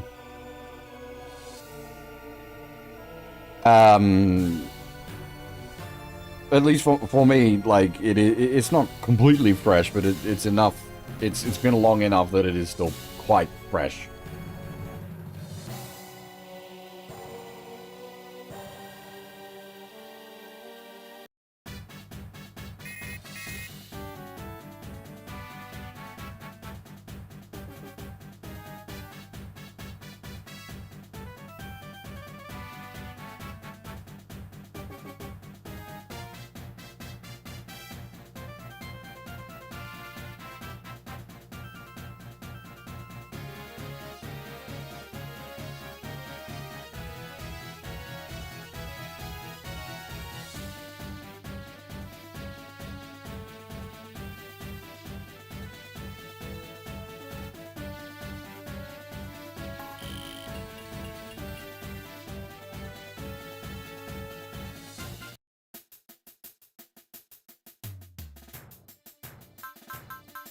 Alright, did we get any parts? I don't think we did. It's all just the support bits. Alright. Mr. Blade wants some EN. Get him up to, like, 200 if we can. How expensive is that?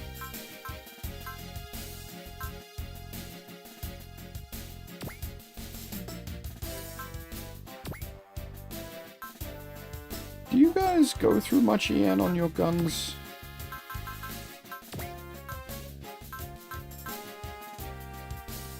Nope, you're all ammo based.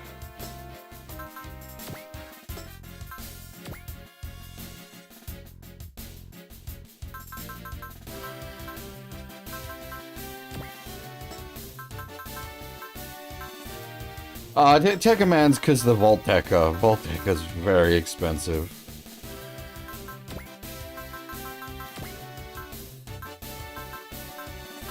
$80 for the map variant and $50 for the regular boom. The offset is he has EN regen small built in, but then that also, like, it's 10% regen. So like if I pull him to over 200 EN actually, then that's 20 EN a turn. That's actually pretty good regeneration. Now that I got, yeah, alright, cool. Get him up to just over 200.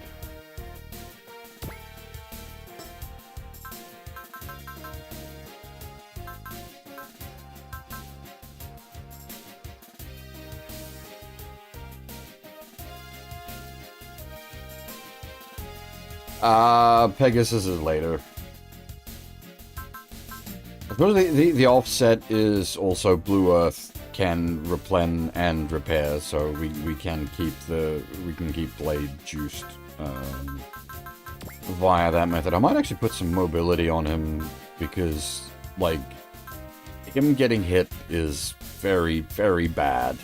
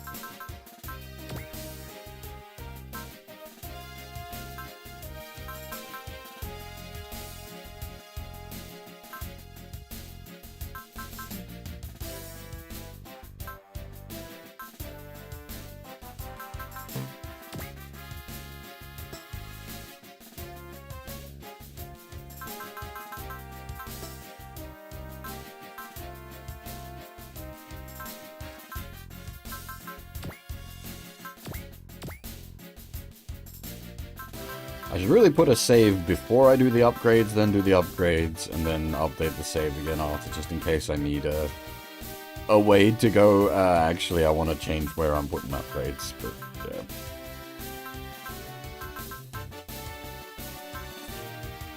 Alright.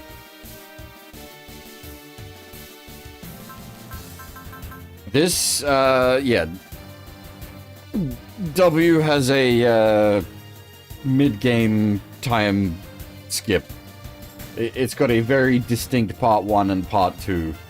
And you'll notice, like, a lot of the things running in this have, like, time skip stories. It's like Tekkaman Blade, and then Blade 2, Gao Gai Gar, and then, Final, Nadesico with Pod. Seed kind of cheats, because it doesn't actually start until part 2, but it's here.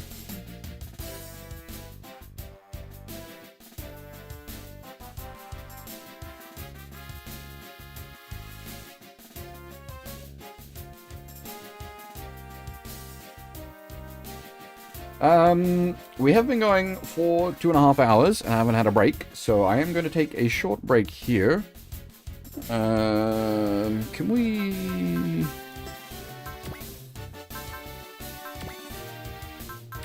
pull up some, like, BGMs to put on?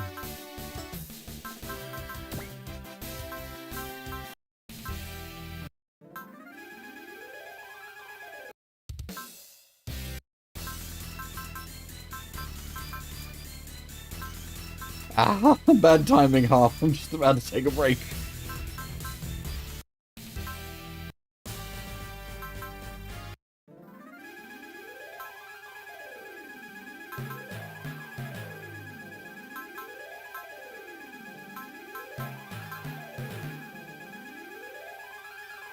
We don't have much music to choose from yet.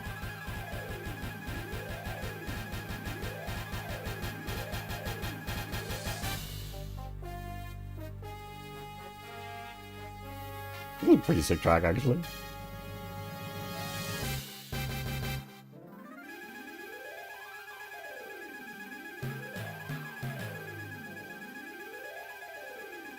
Depends on how much there is to it.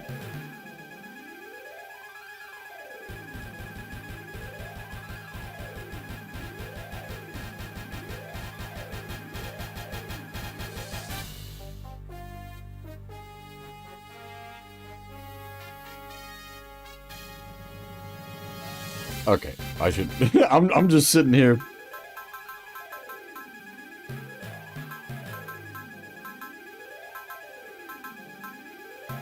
All of these we're gonna hear, like, way too much of for a little while, so it's a bit, feels bad, man.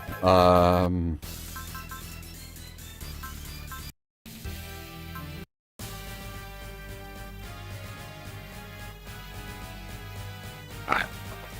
That's it. I'm gonna take a short break. I'll be back in a little bit. And then we will go on. Be interesting. I don't remember how this plays out, but we're being sent out to shoot down the Nadesico, so this should be interesting to see how this turns. But yeah, if you need to grab yourselves a drink or a snack, now is the time. I will be right back.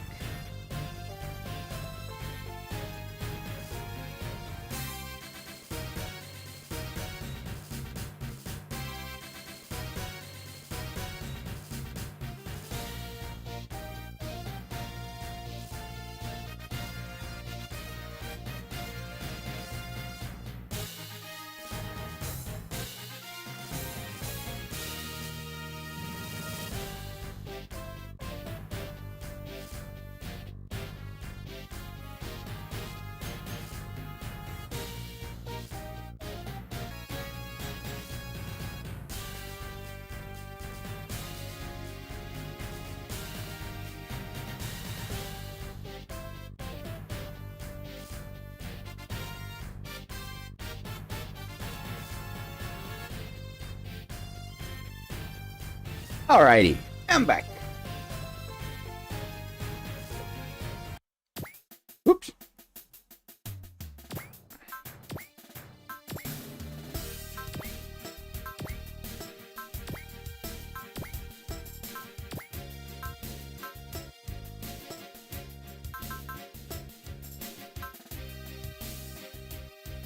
Yeah, let's just get cracking.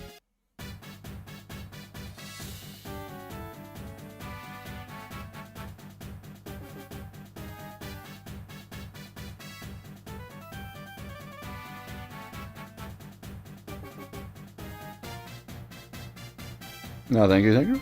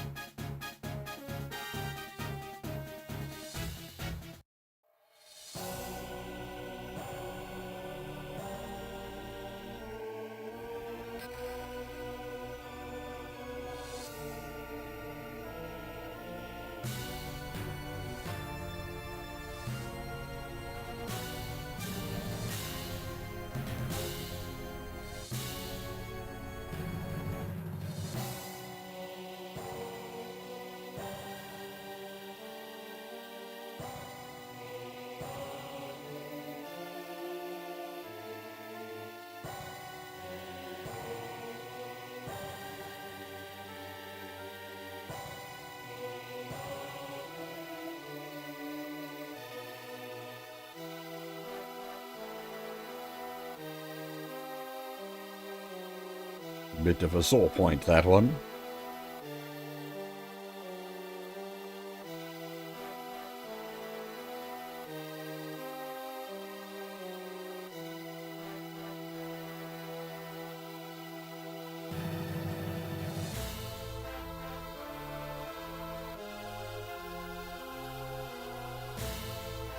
Hey, Lorky, technically we did the same just years ago, so it's been so long we're taking it from the top.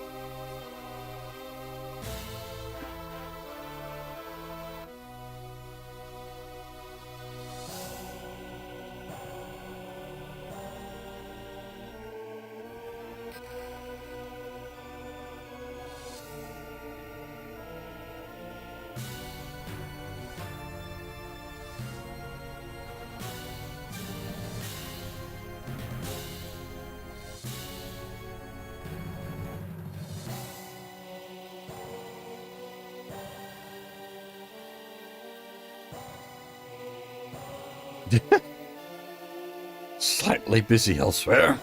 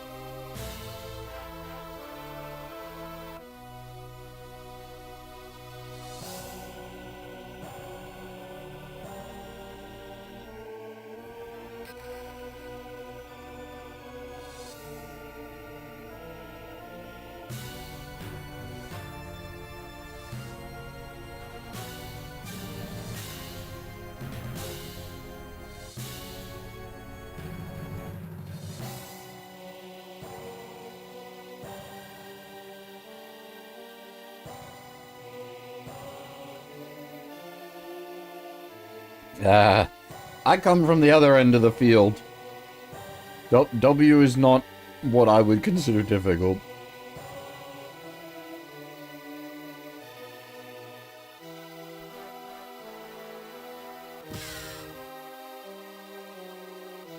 Not that I'm not gonna take it seriously, as we have been thus far. We've been trying to like LTC and like, efficient XP and money, but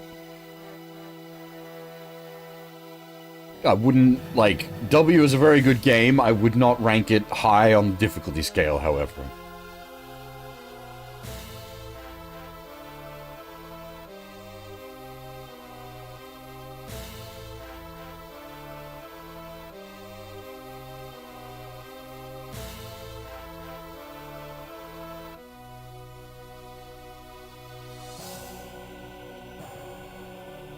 No AP is... But that's a good thing.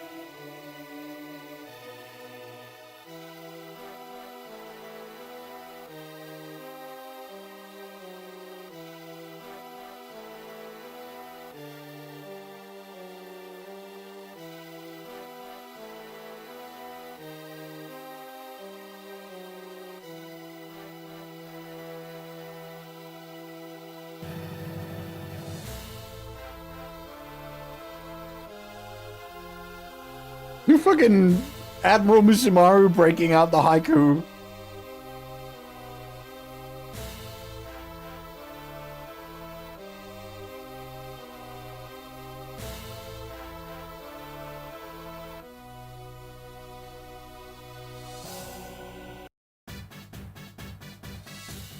All Secrets OG GBA? Yeah, that's a hard, like, all SRs, All Secrets, OG, GBA, that's a hard run.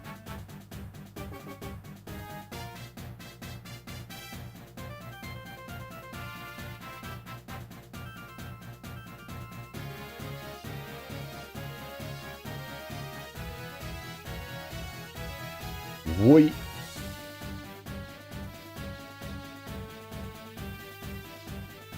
I can't remember, did they mod the V into the font for this one? I know they did for AP.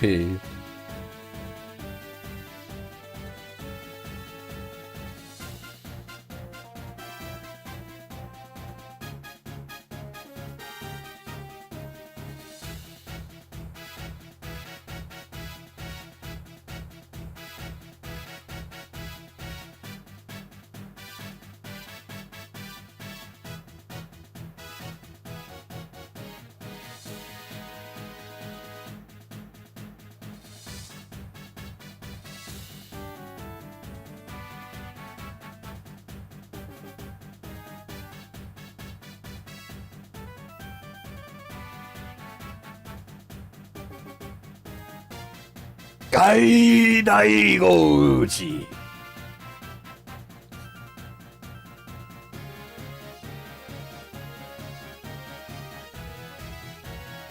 I mean, we did. It got a 3-episode OVA.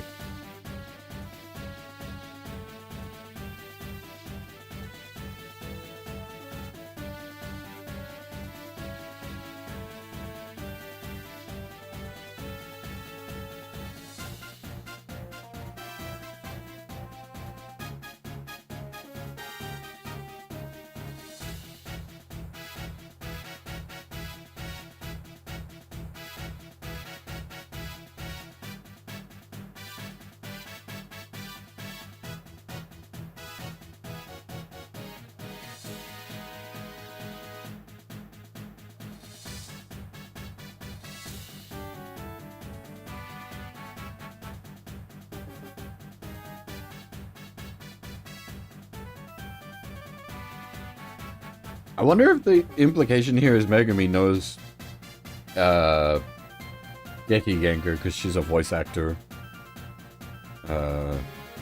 outside of her Nergal career.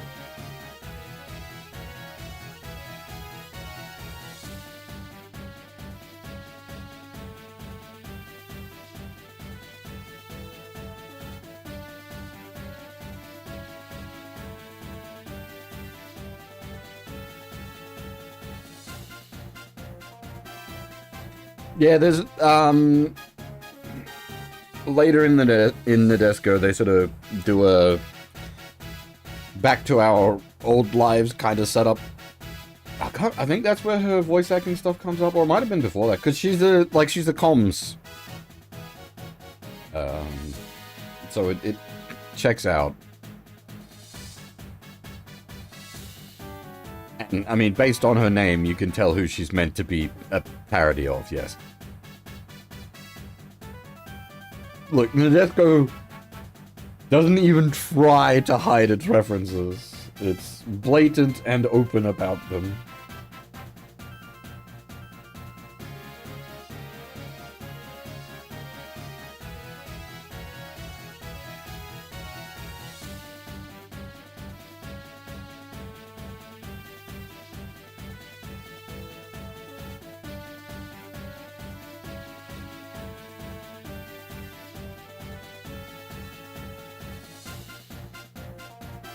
Man, like, I'm really glad I experienced Nadesico the way I did across my timeline. That's a weird way to put it. I watched Nadesico very, very early on when I was getting into anime, and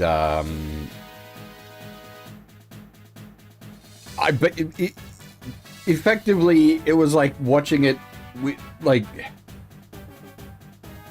as its own piece. Like, I had no context for everything it was referencing and parodying. And then I've gone back and rewatched it over the years and gotten more and more out of it each time.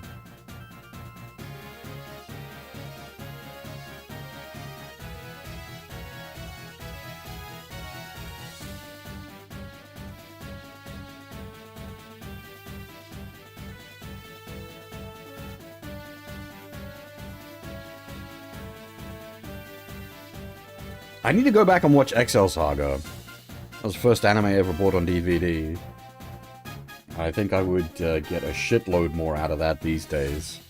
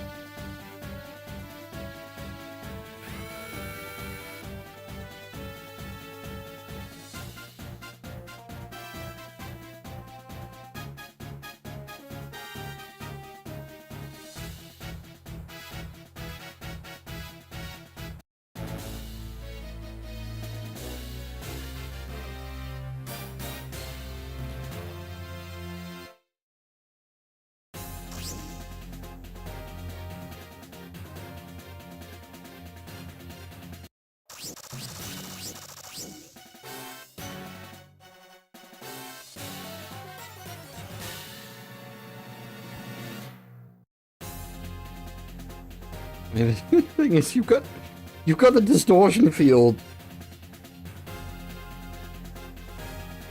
What's like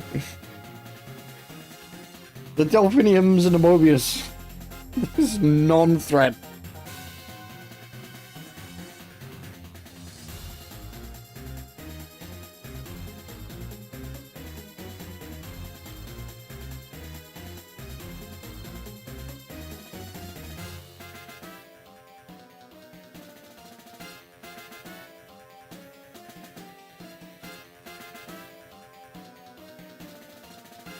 Okay, that one might be a threat. That's more than just a Mobius.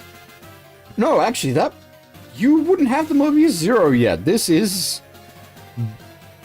the era where you're still making your name.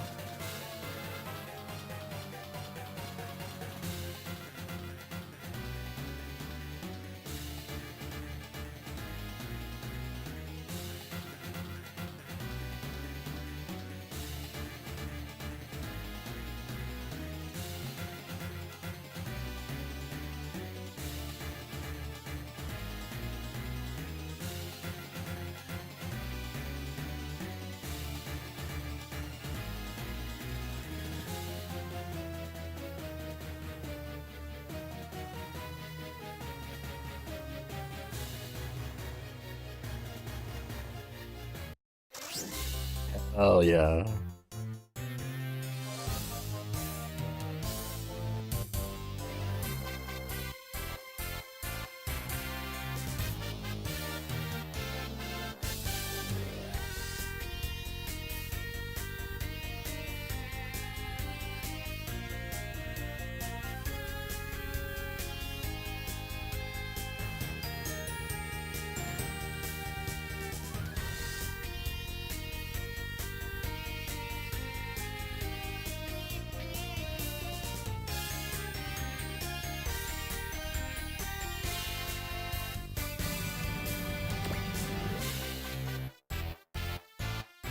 Yeah, it is the Zero. Okay.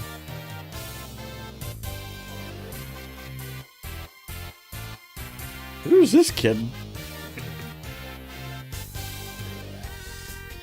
Randoms piloting.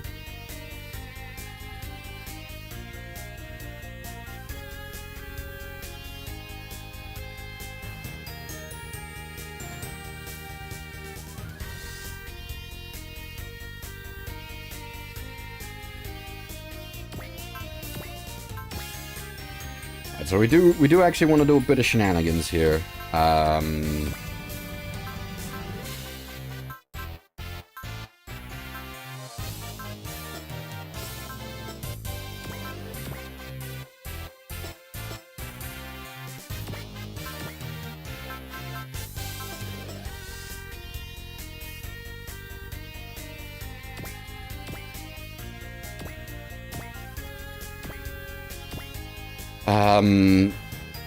The enemy will run away after we shoot down a certain number of them. If we can get all three of the Mobiuses, the Mobius Zeros in that kill count, we get better stuff off of them.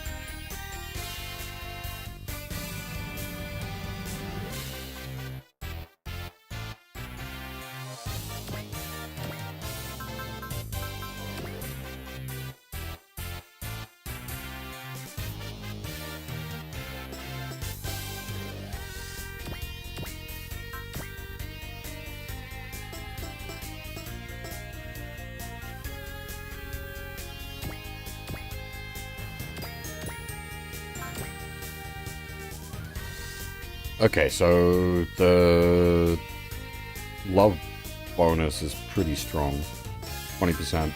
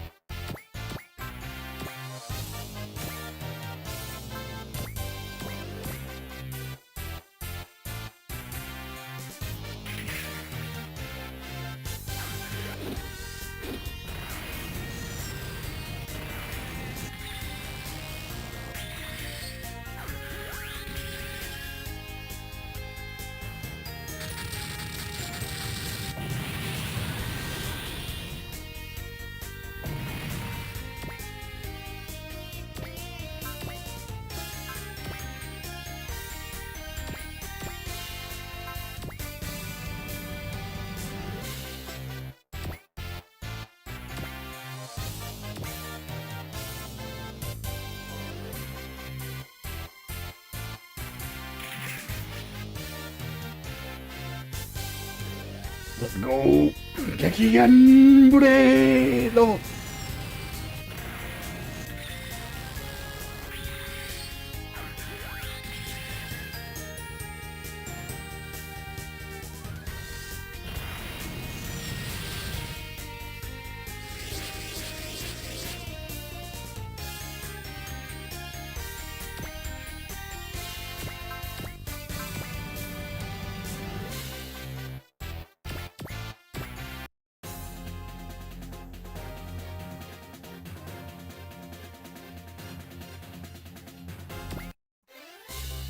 If the zeros don't move in on us, that's gonna make things a little more fiddly.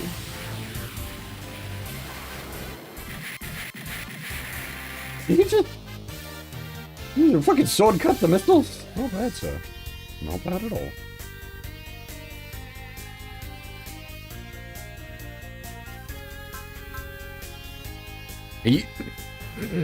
You're really gonna hit the pole Mobius with the gravity blast cannon?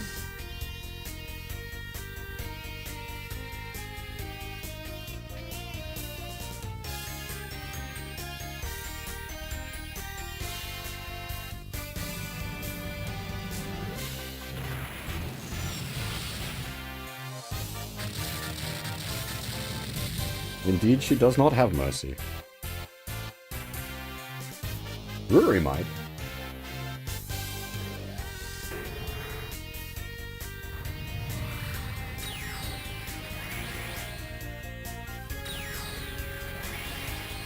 We missed.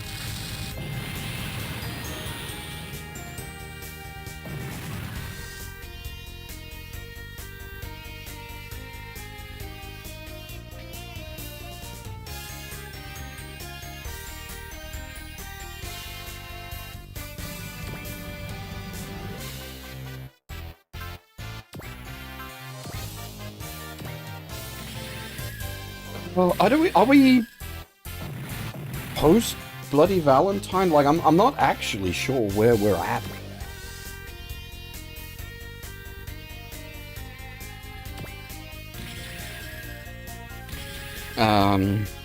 Because technically they could have nukes. The end jammers won't have been made yet.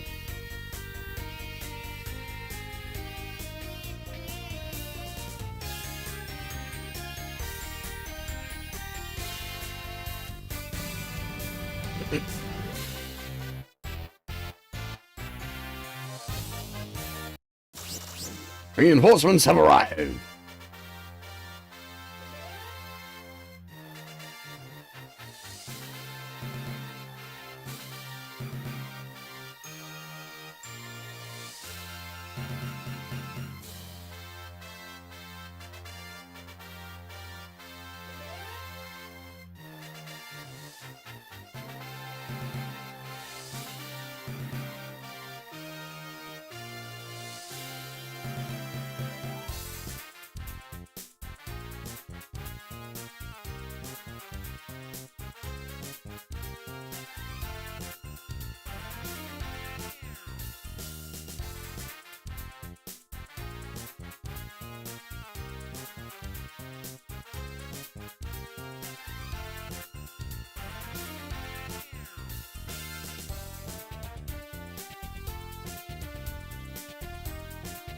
It's, yeah, the whole Nadesico crew, very good at what they do, not stable people in any which way.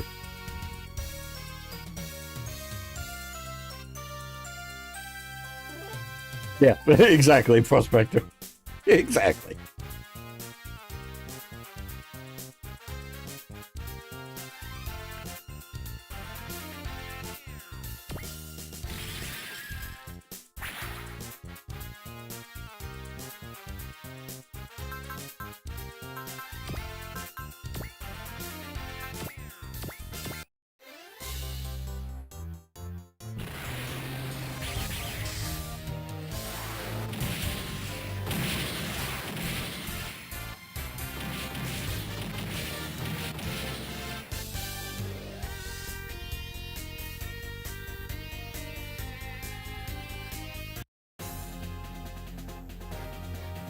It is.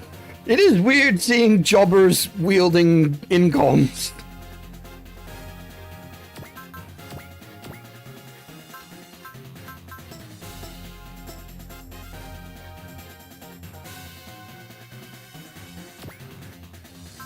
Do you guys have the formation attacks? We do.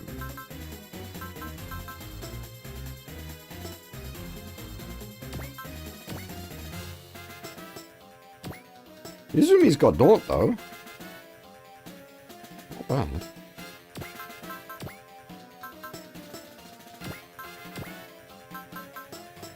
Ryoko with the leadership aura as well.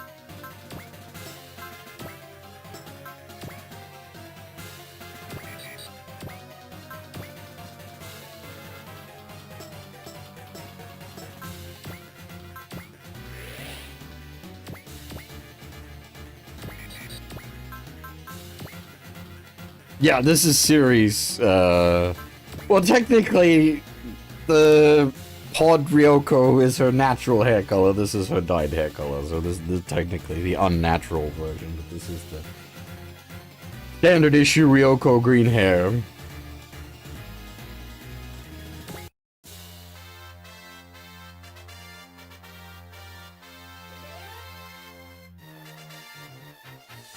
That said, I think, like, the hair dye thing was a, like, pod retcon. I don't believe her hair being dyed was ever mentioned in the original series.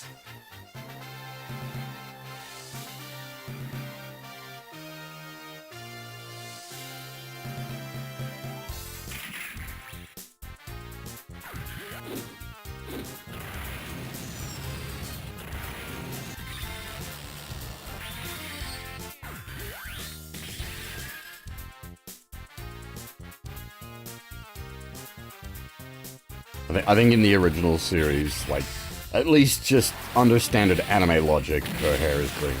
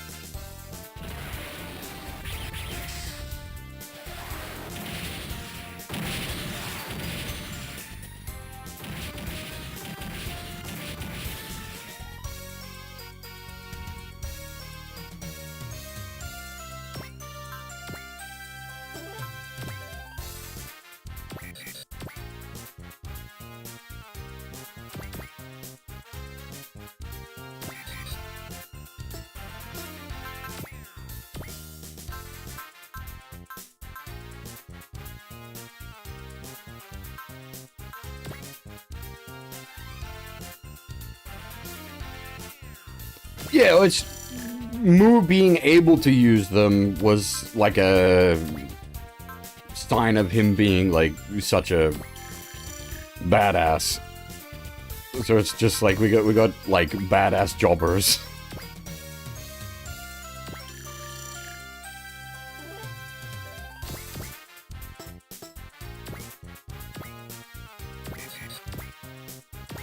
Badass. I get that's probably not the right word to use for that because that has like negative implications. He's a very skilled pilot.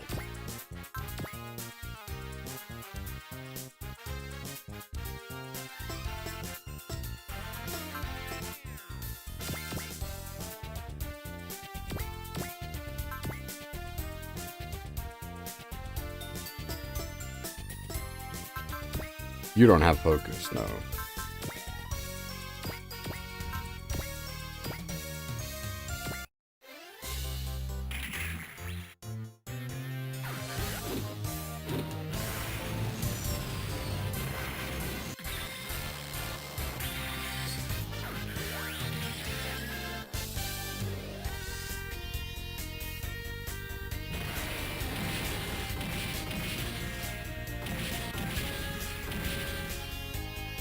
Oh, you know, thinking about it, the Mobius Zero's, like, it must be a nightmare to use, because if you remember, like, the Earth,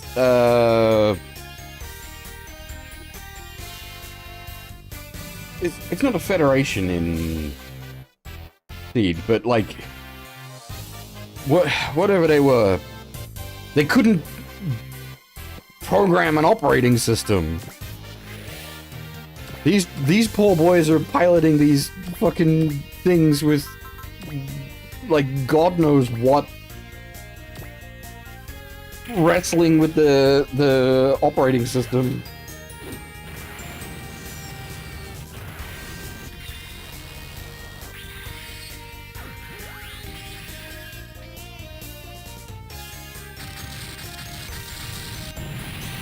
Because it's not until Kira goes and hangs out with Orb that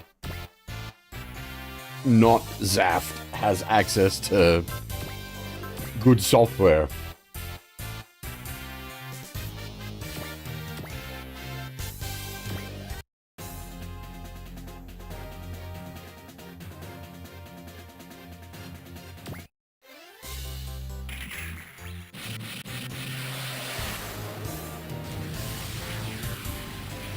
Oh shit, that's right, I do actually need to be counting kills. I don't want to just be like randomly popping these guys.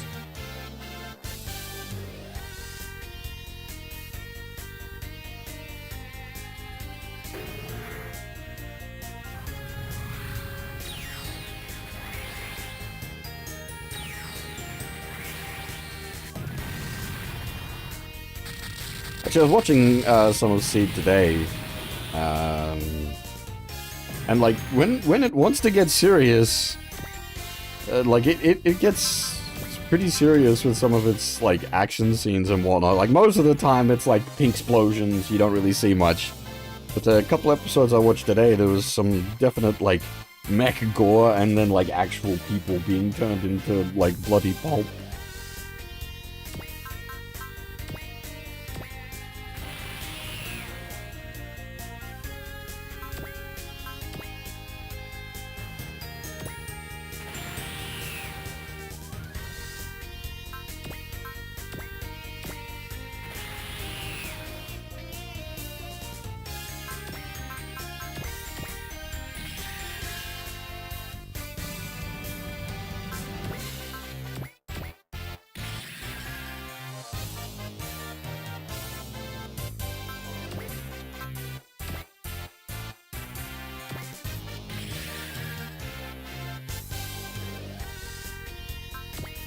Yeah, well, so the episodes I watched today included the piano episode.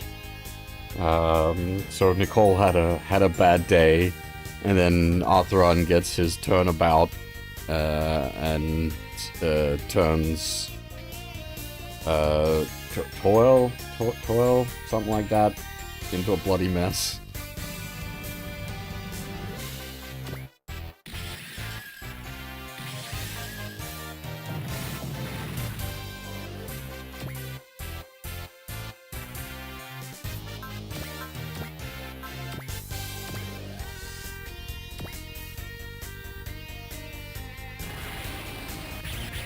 Yeah, we ran out of yen.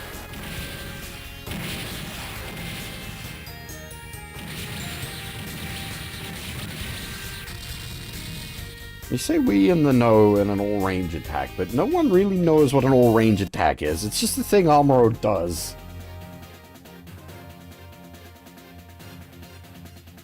You funnel boys break that term out, but it's... I've never quite understood it.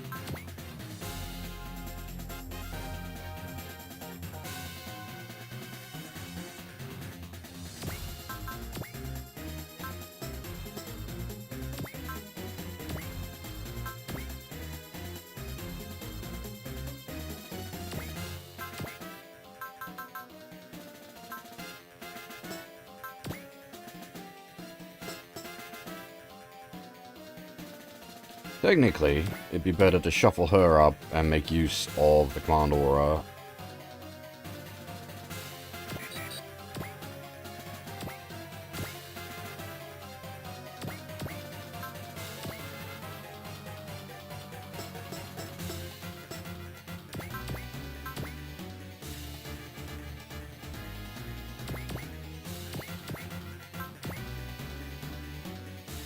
Not great hit odds, even with. Can I stack command auras?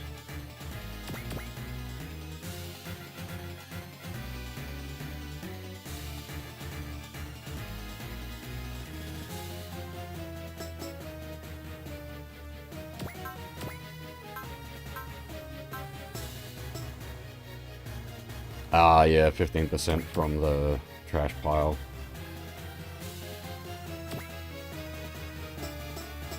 And yeah, it's also Moo in there.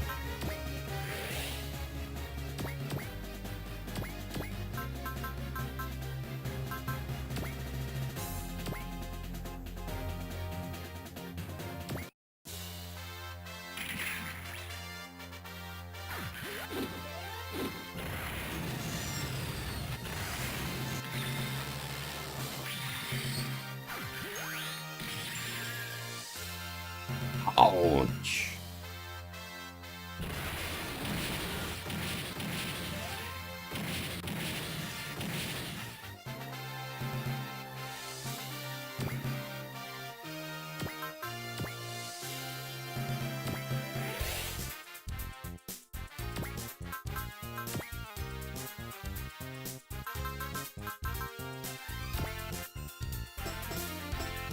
Ah, shit, they already used their thing.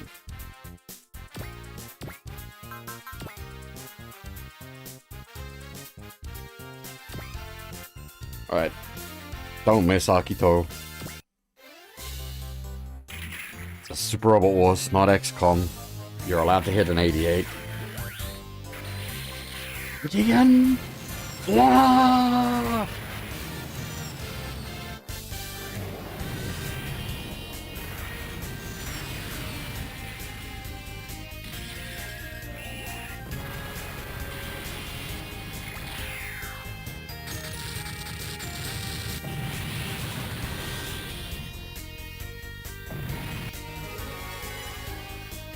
And yeah, that's why you want to take out Moo, because he drops the servo motor. Oh, and the gunfight as well.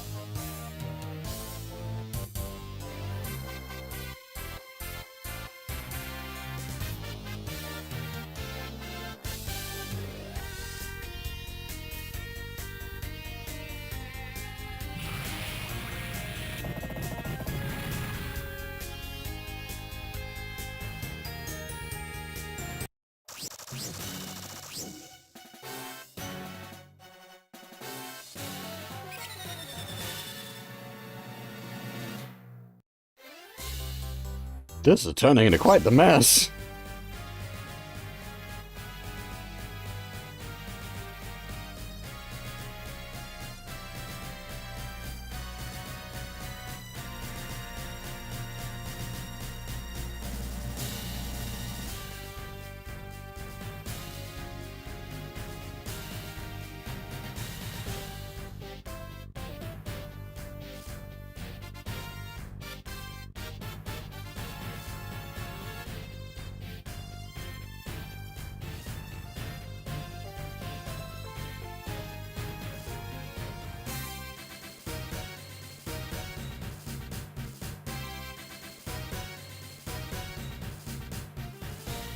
It's a good setup because it's not just like, it's not just all the bad guys are working together or all the good guys are working together. It is actually factionally split, which is nice.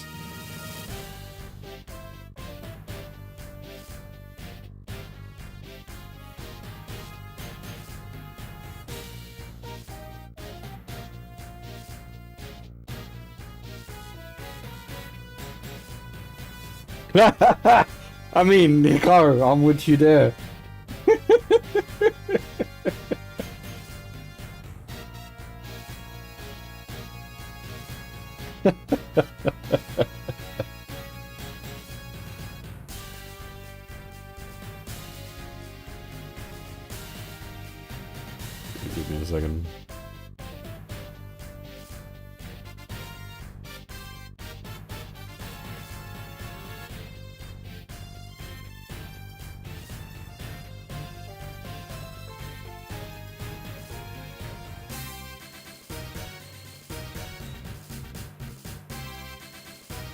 Of course, Guy would be into that as well.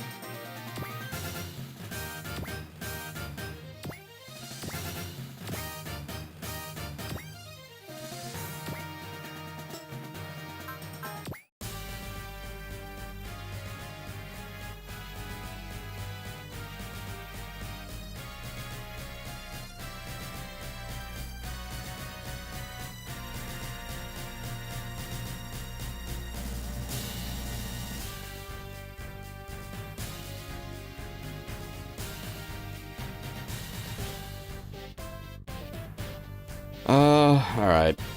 Probably actually want to get the Blue Earth up next to the Nadesico and, like, recharge its, distortion field.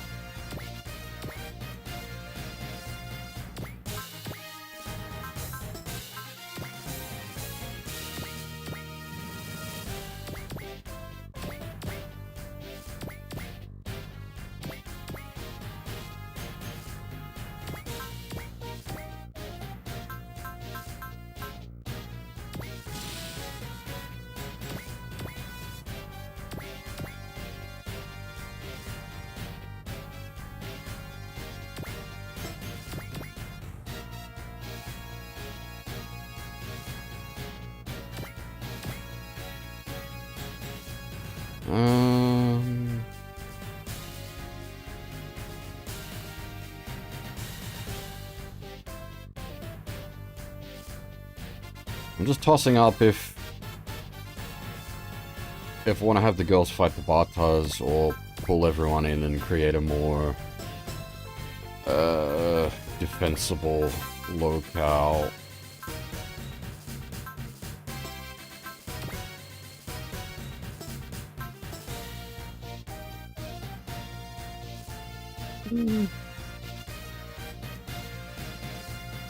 Decent terrain buff here. We can hold out here, I think.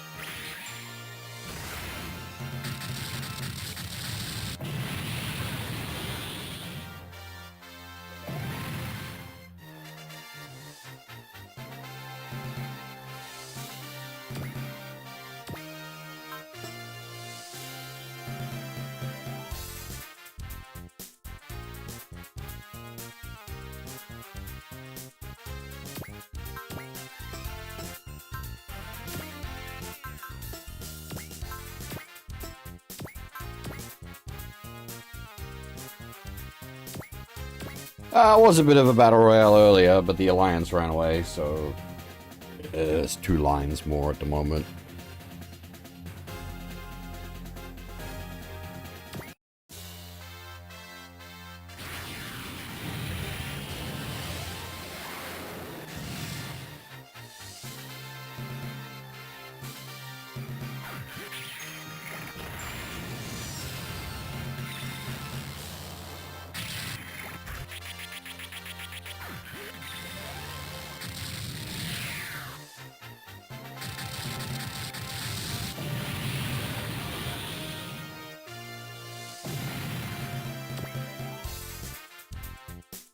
Ooh, hell yeah.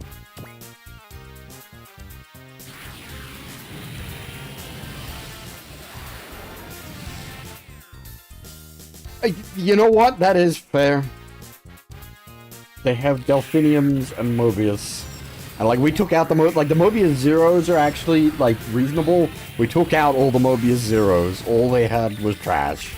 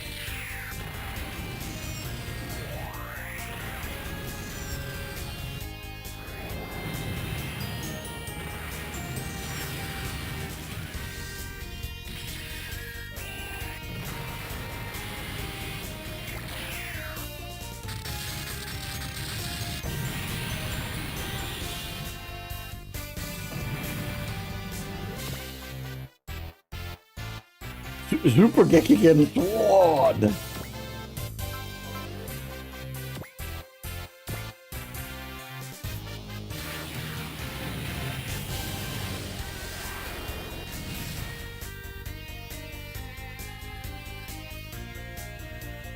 Has he got one of the... Where did you get that? I'm pretty sure... they didn't have the Lancers until they met up with the girls.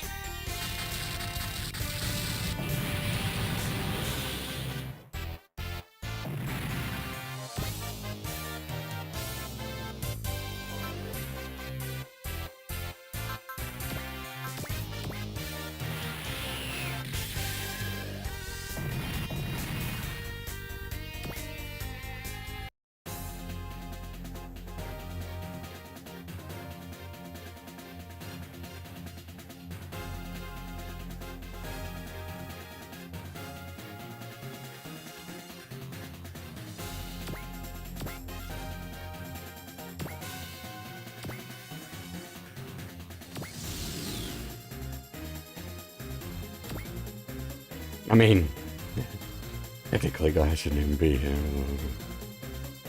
Don't worry about it.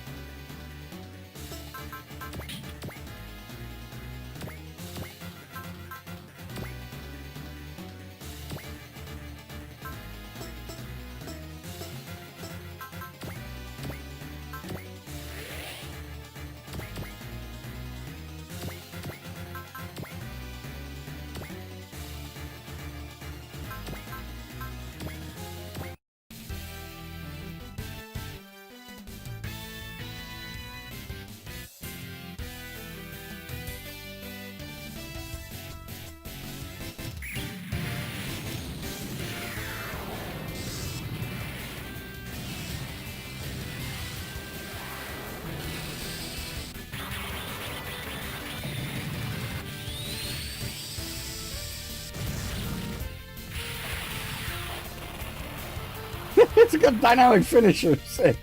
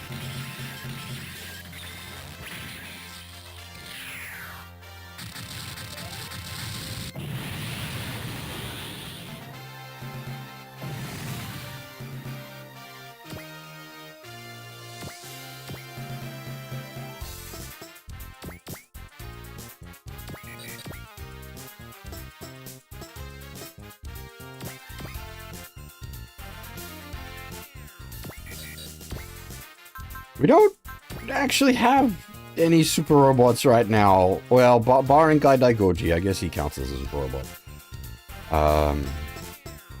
How's it going, Strider?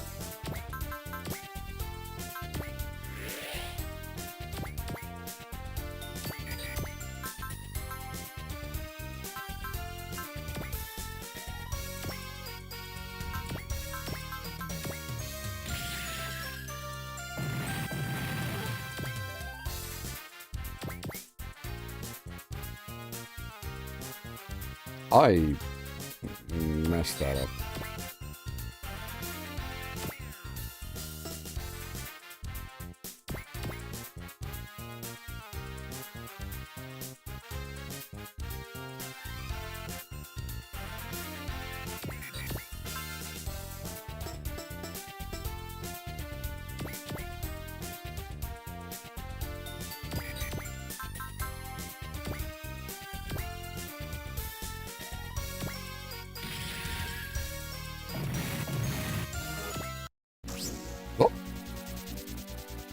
Hey! Gundam Shutsugeki!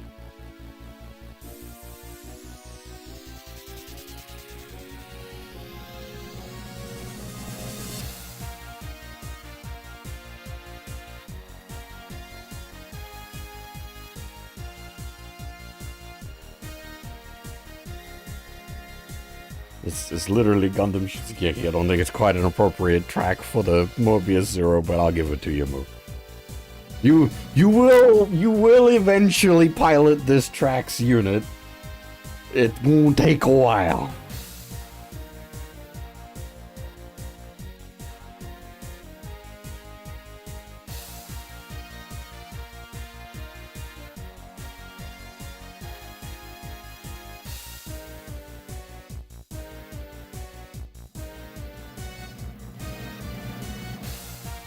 This is probably a more accurate version of Gundam Shutsugeki, but I much prefer the up-tempo version from J. Such a good version of that track.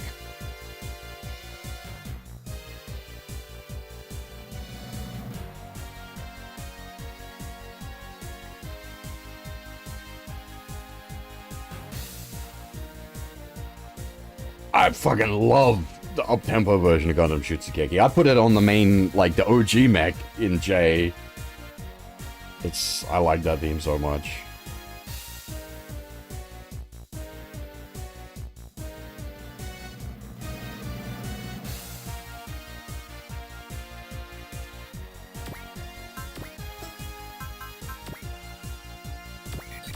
Can we, I just want to do this, like, this is waste.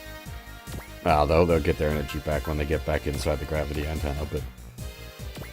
Let's fucking go!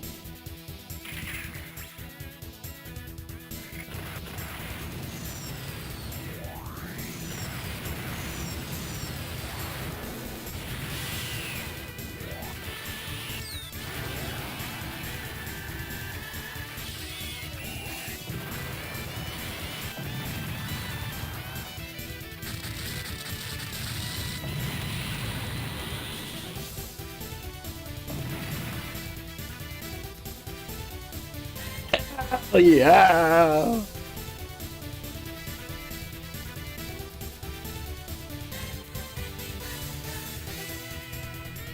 Oh, perfect time for the raid.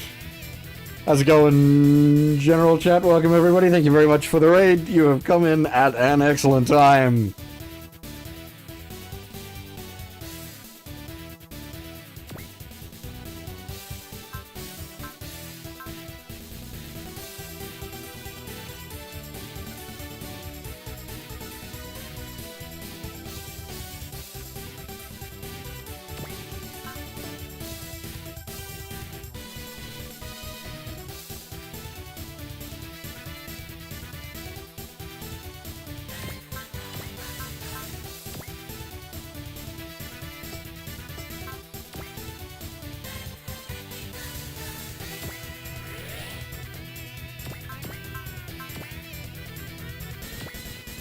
And Moo's here too.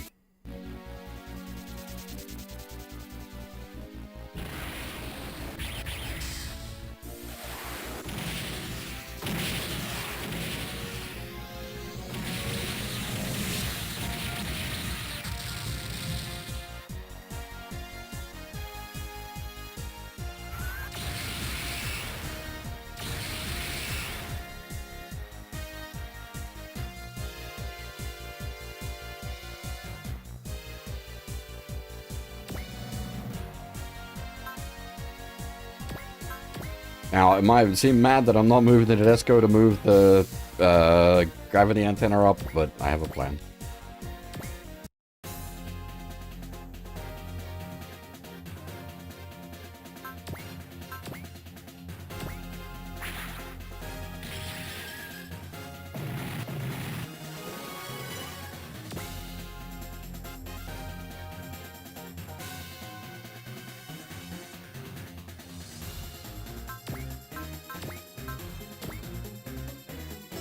Make a joke like, go Izumi, stab the fucking battleship, but actually, they legitimately do this in the series.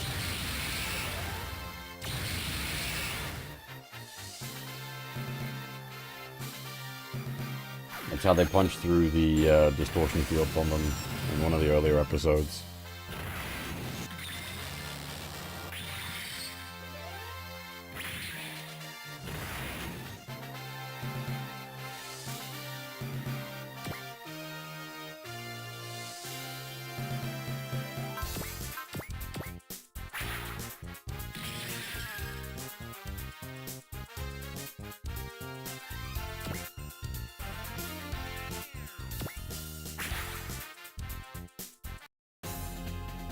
Alright, so the reason I had it sit there is because I wanted to do the replan on it.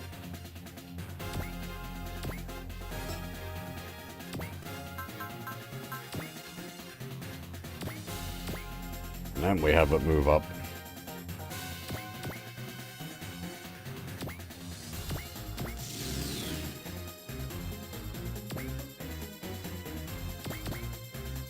Don't mind me while I farm out support XP.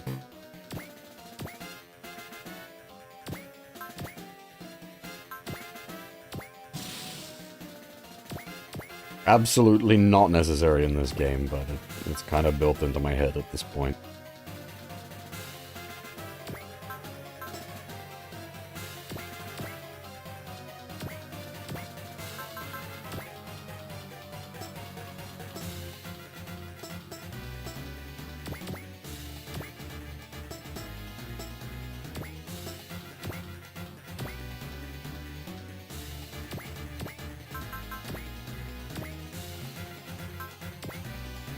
Again, Flare Hikaru Edition?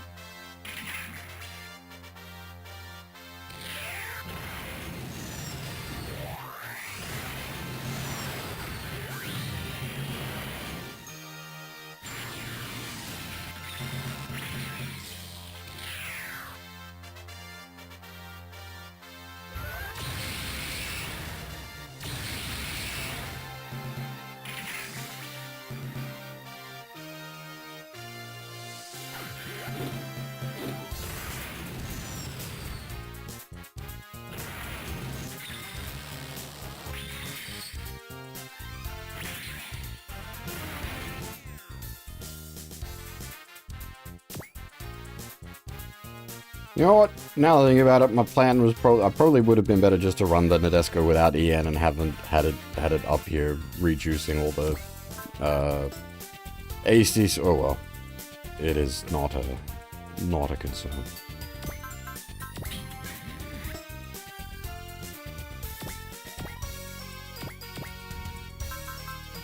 Unfortunately, not enough gas to do the formation attack. 52 EN.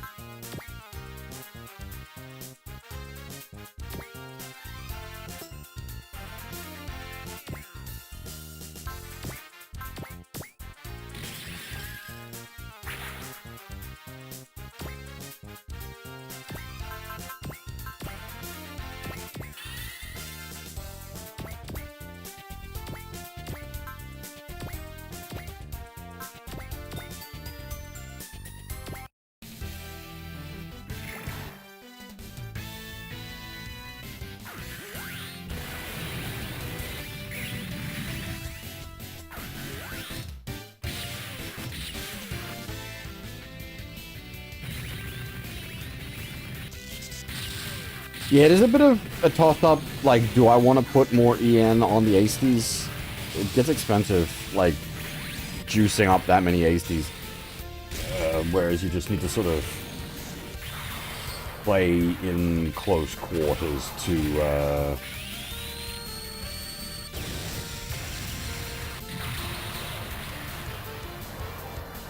What in the fuck?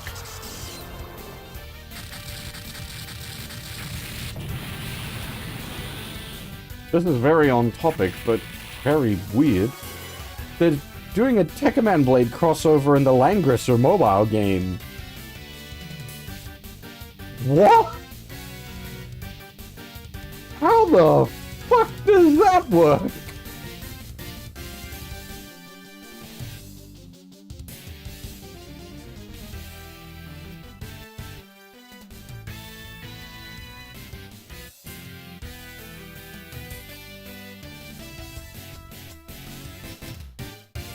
How did, like...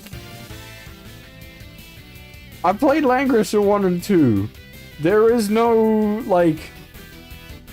suddenly space in those? Do they go to space in the later Langrisser games? That wouldn't make any sense.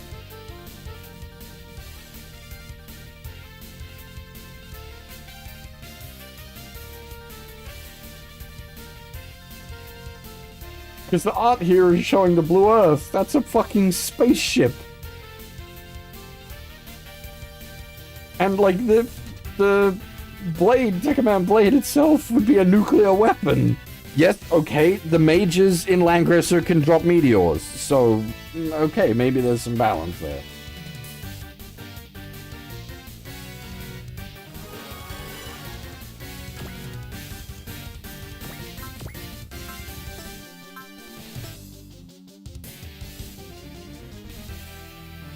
High-level Langrisser magic gets a little silly.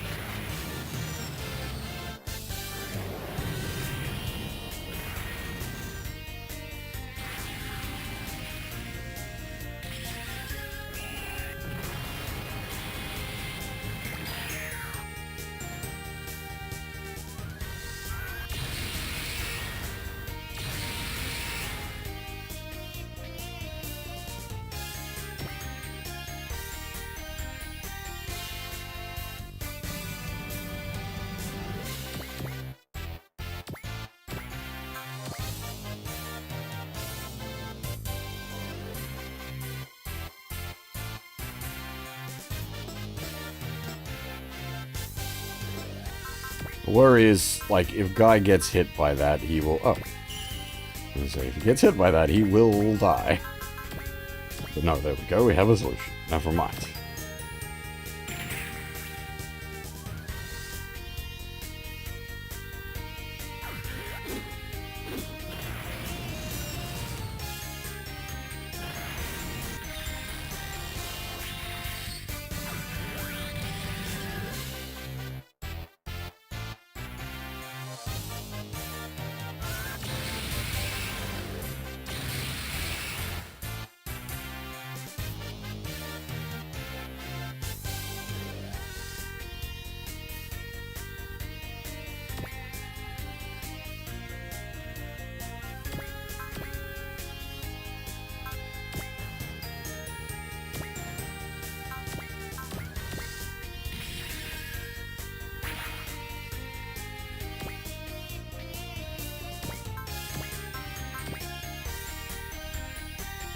Had I moved the Nadesico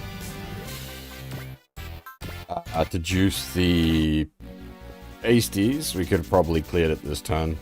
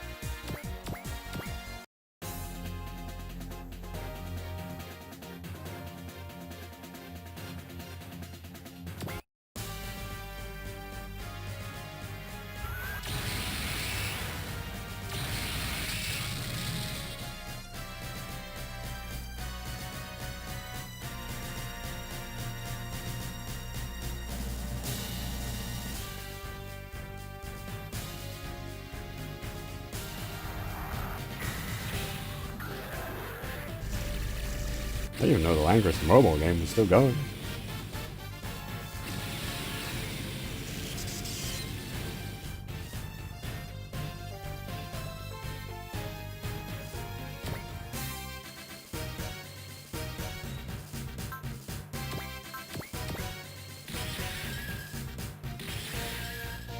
Oh shit, you fucking through the distortion field. Impressive, sir.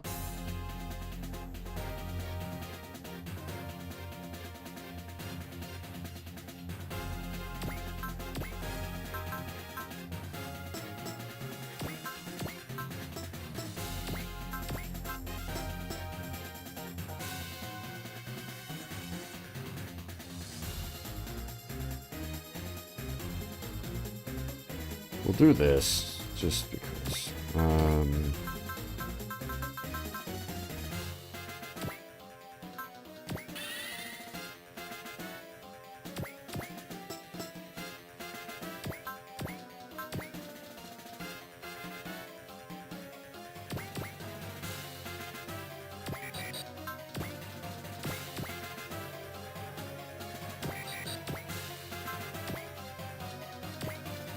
Break it out one more time.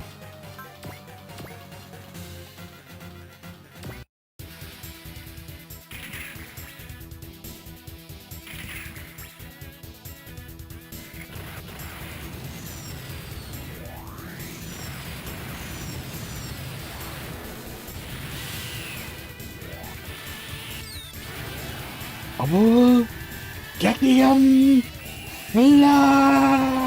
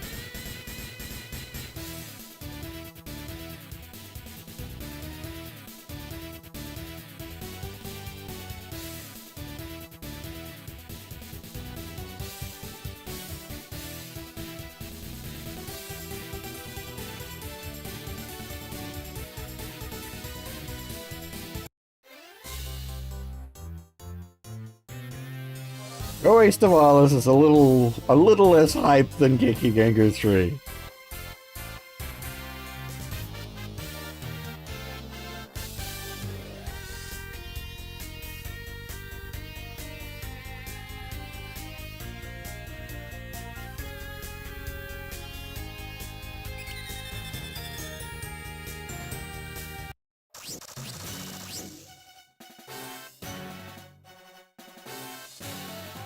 Yeah, okay, so this is actually from the episode.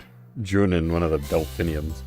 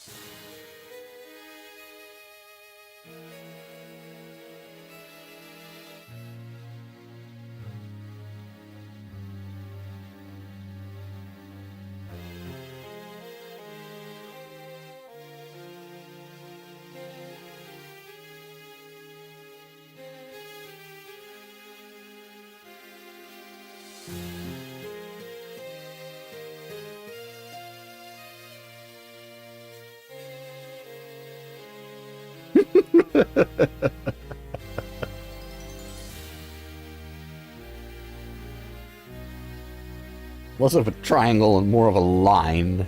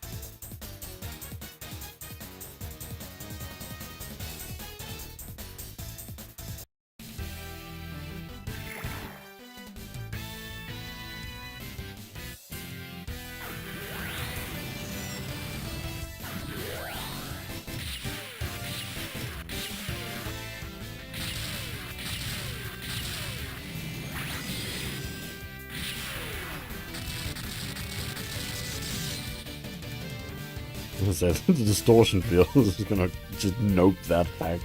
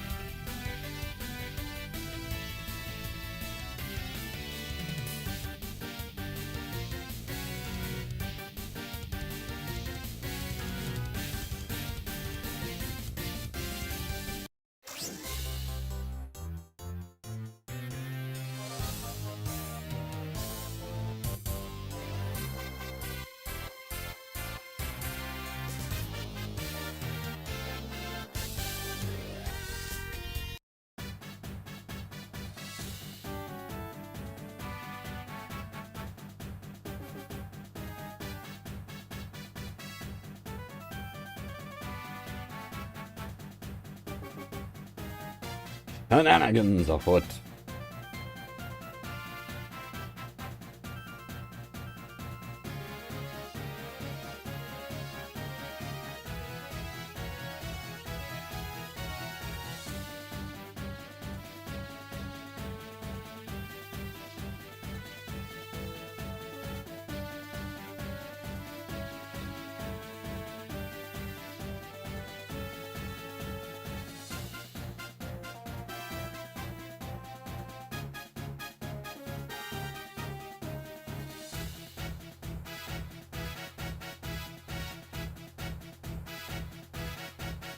Hey, Goober, how's it going?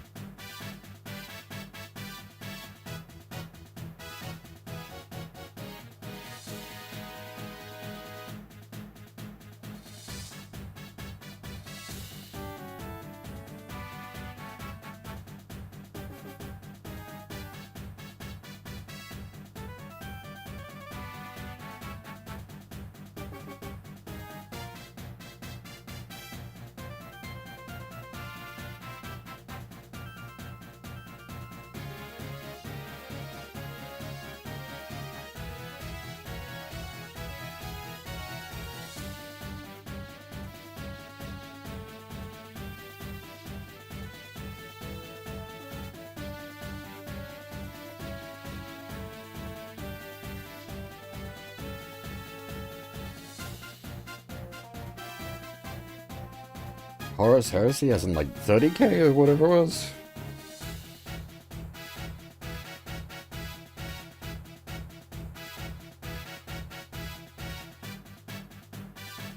Yeah,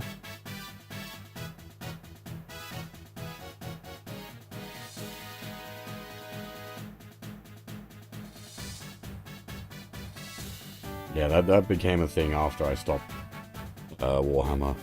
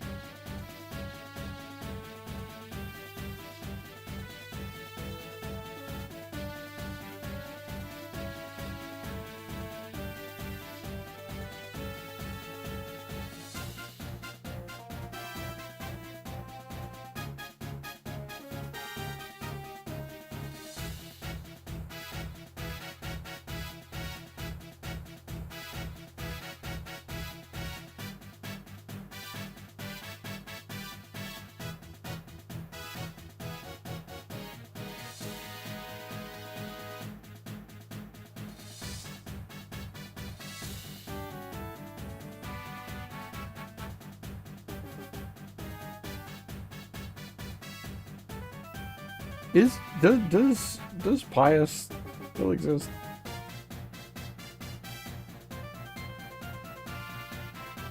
The guy who stood up to Horus?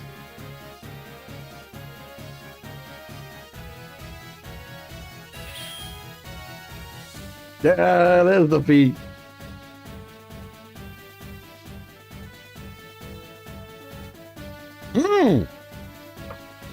Counter V.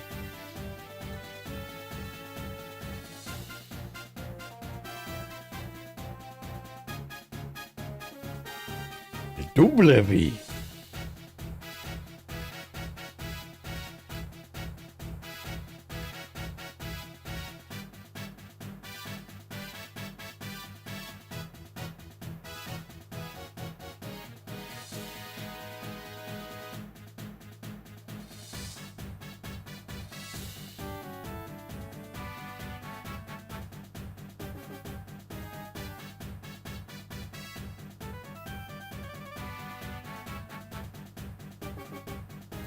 Verisimilitude, buddy, put your thesaurus away.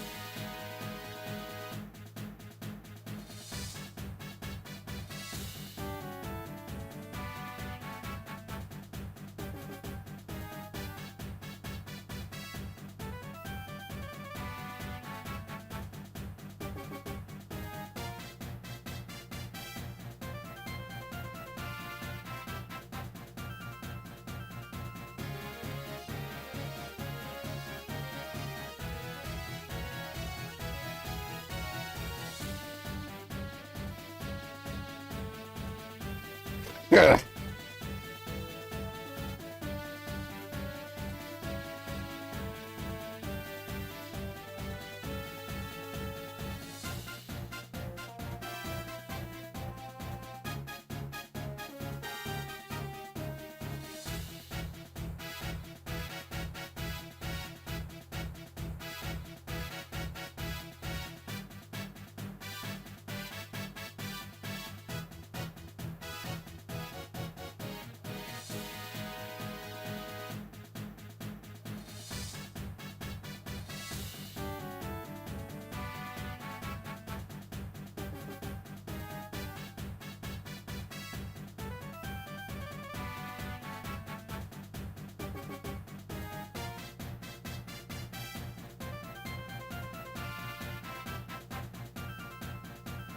Wait, did they actually put him in as DLC for Y? That seems dodgy. Are they just doing that to promote the Z2 remake?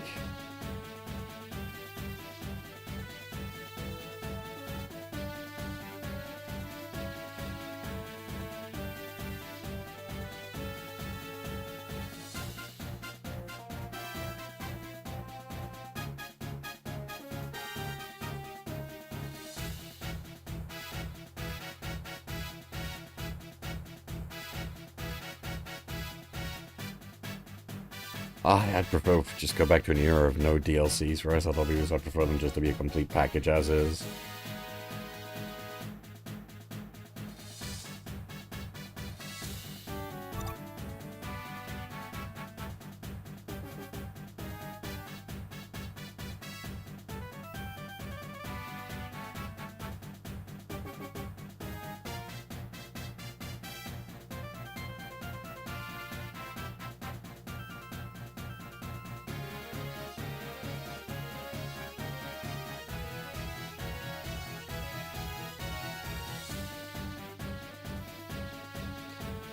Yeah, unfortunately you are right, Sion.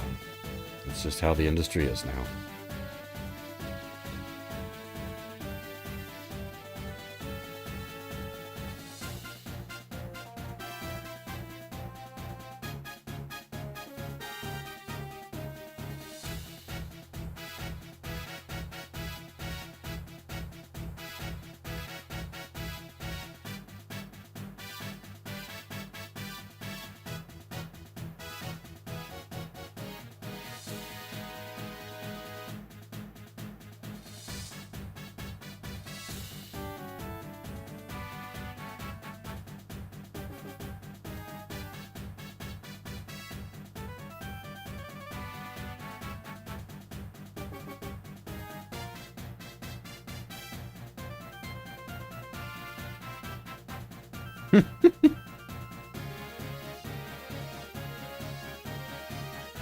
Jesus, guy.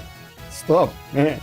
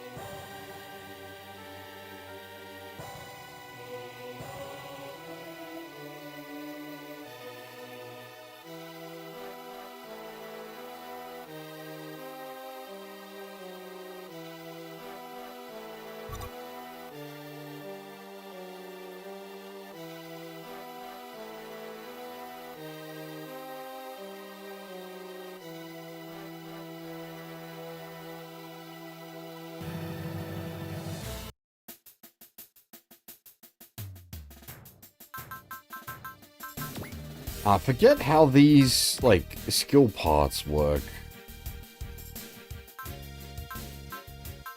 They just give the pilot the skill, right?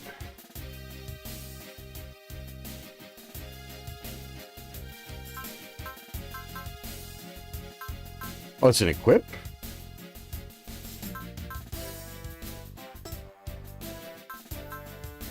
So I can, like, pass it, it's like it's not consumed, I can pass it around to other people if I want?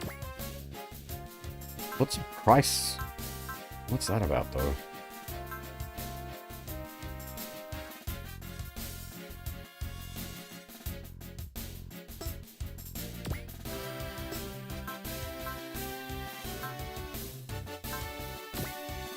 No,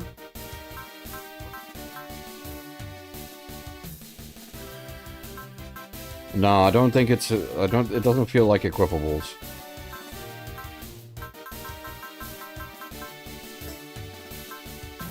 I think this is different.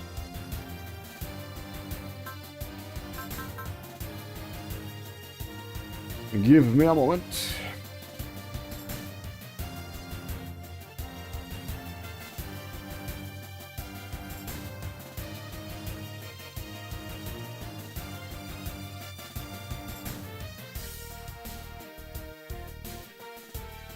Yeah, I'm just wondering if they have,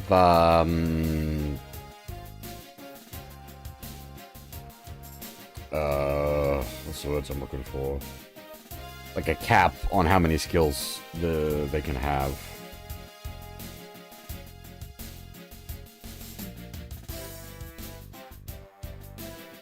Oh dear, Jesus.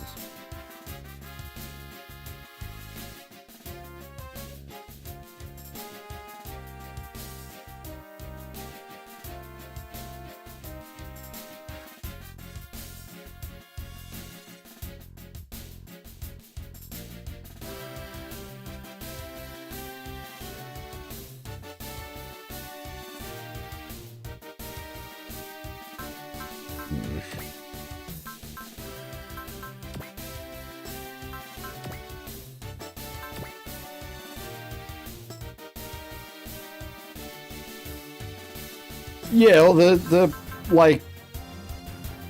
the plot's coming pretty hard because where we are is like multiple episodes in for each of the like sort of the plots that are running. They like it's not doing the usual like warm up. It's just going like batting it straight out of the park, basically. No fucking around.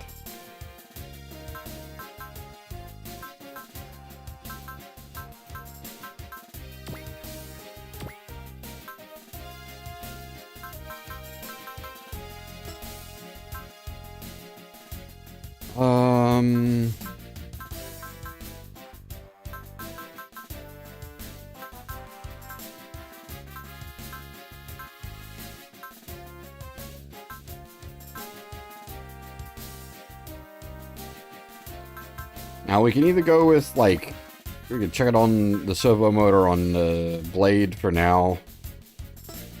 The Blue Earth, probably not a bad candidate for it, but Blade's more likely to be like up in the business getting mauled.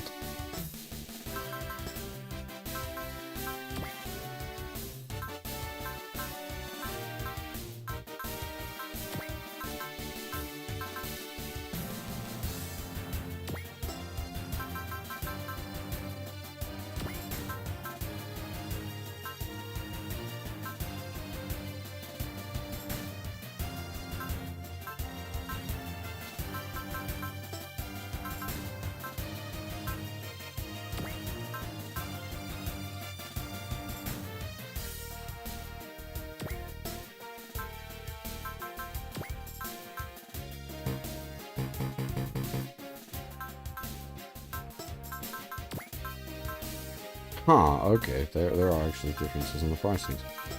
I see.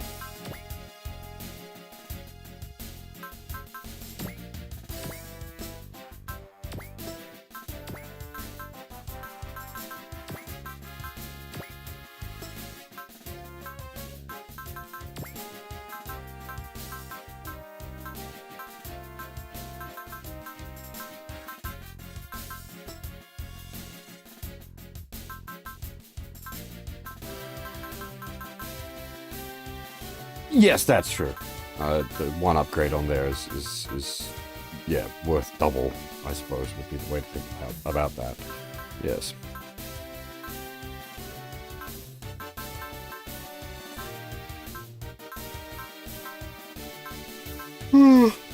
Oh dear.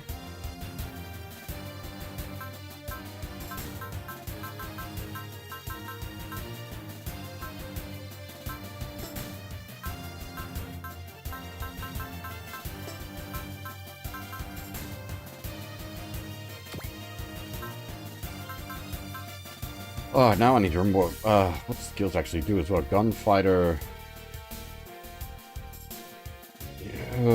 Does it increase range?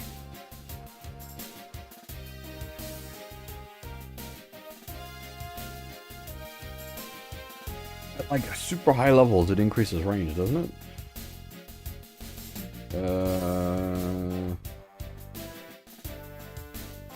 Okay, not in this one, it seems.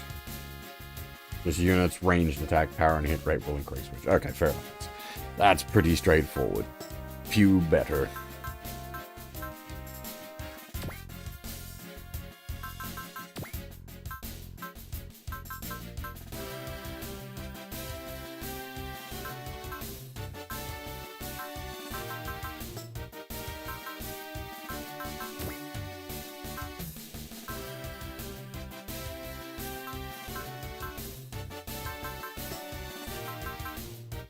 Like, it's probably not bad on Kazuma, given how much Pew they have.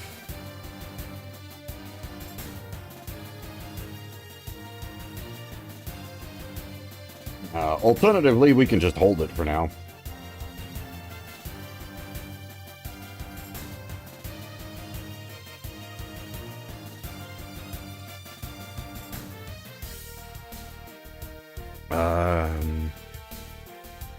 Who else would I want to put it on? None of the GGGs really gunfighter.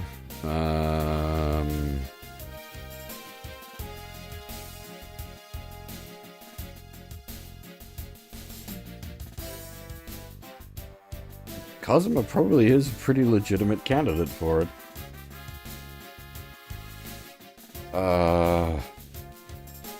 That Sosuke?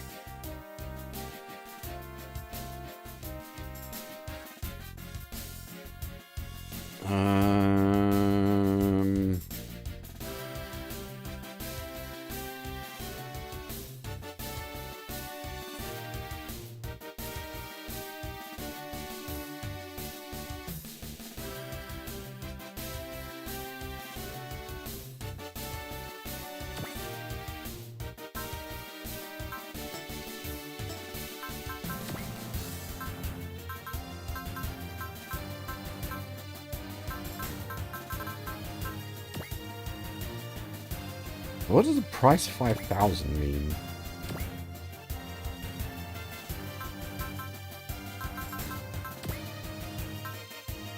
Oh, is that how much it's worth to sell, maybe?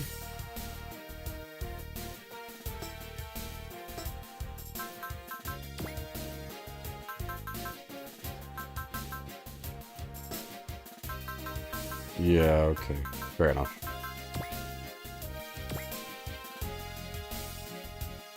I'm gonna assume if that graphic is like accurate, then we got plenty of slots for skills. If anything, though, it does mean we probably do want to pile, like, if we get more gunfight, we do probably want to pile it onto Kazuma so that it gets multiple levels worth.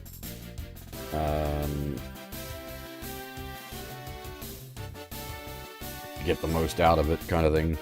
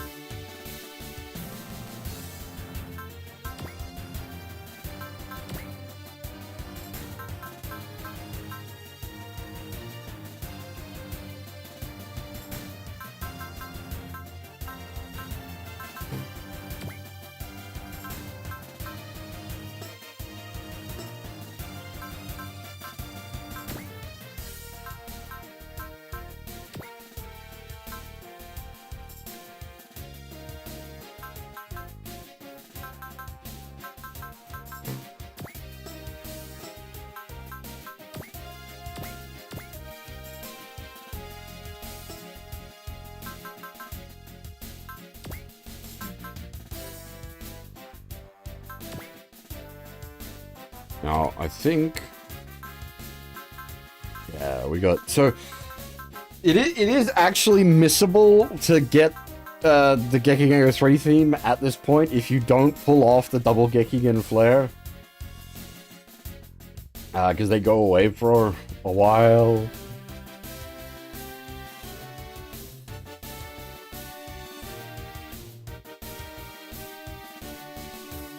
I actually forgot that was the case. I went for it just because I wanted to get the Gekigen flare ripping.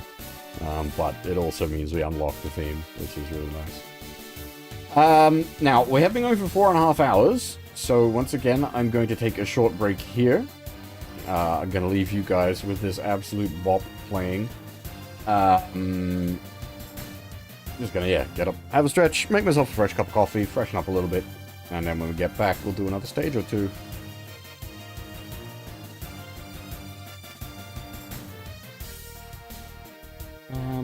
Yeah, if you need to grab yourselves a drink or a snack, now is the time. I will be right back.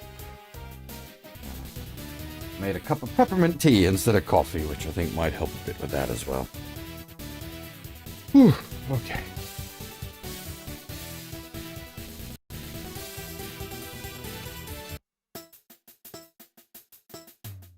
I think we're right to just roll on.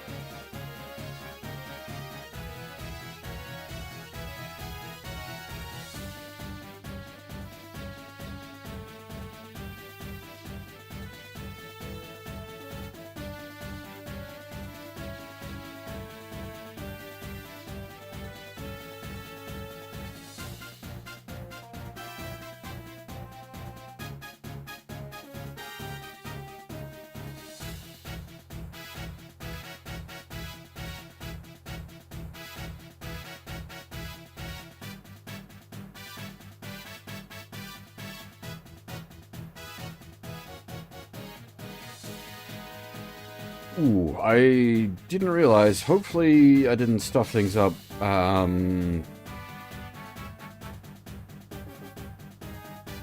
We may have meant to, like, filter a kill or two moves way, and I didn't. Oops.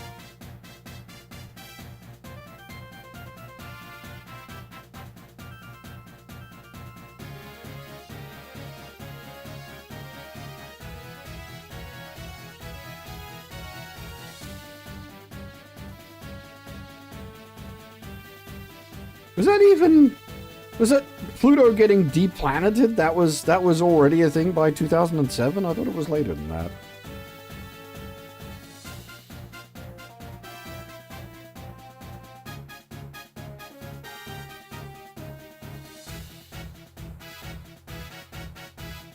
I mean, it didn't actually, like, change the size of anything, it's just the classification.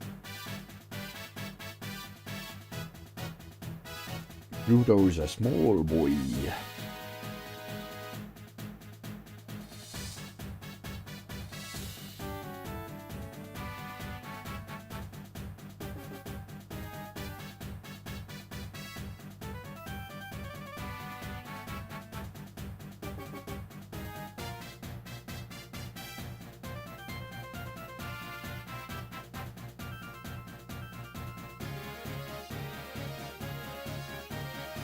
Oh, it would have been very... Okay, fair enough. Maybe that's why it popped up here. It would have been very relevant then.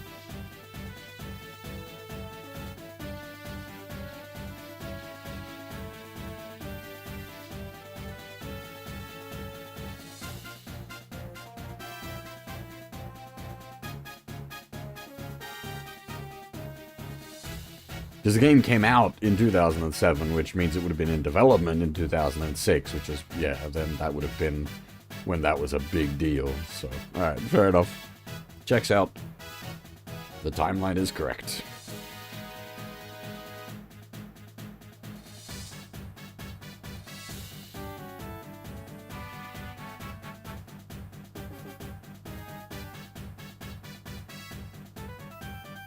Hey,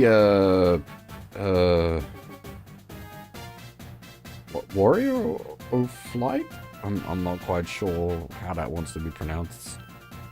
We're going into chapter 4, I believe.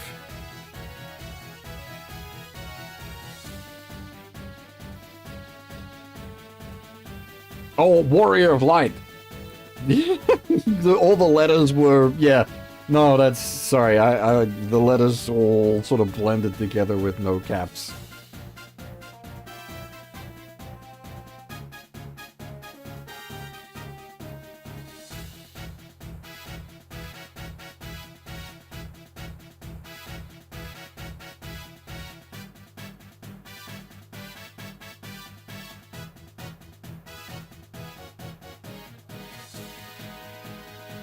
Given that I actually like Final Fantasy 1, my brain should have gone to Warrior of Light.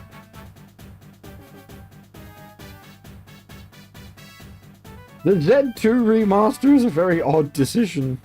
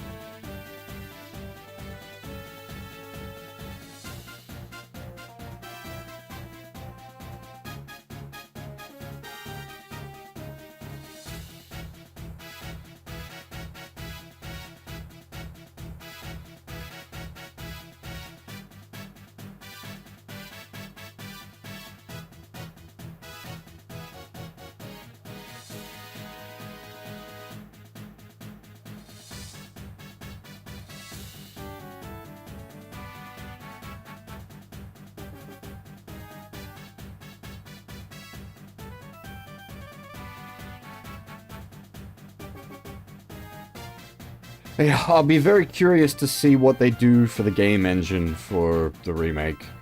Whether they're just gonna, like, slap it into the Y engine, or if they're gonna do something a little bit more fancy. We shall see.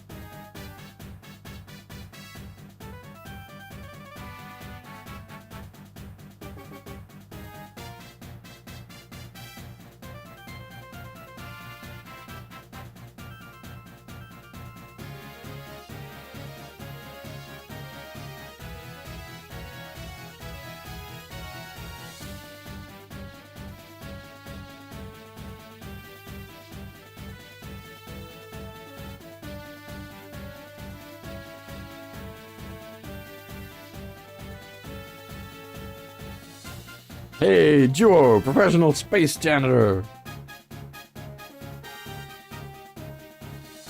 It's promoted to Roger Wilco.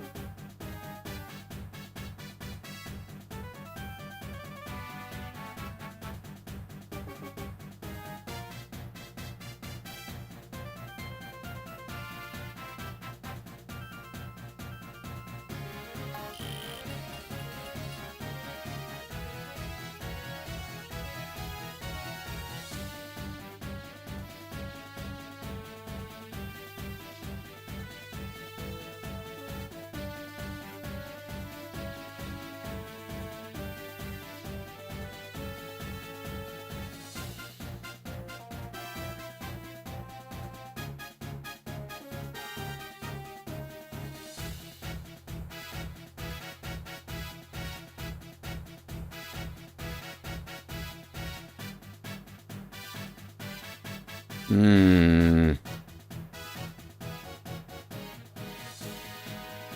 Less being a bit sus.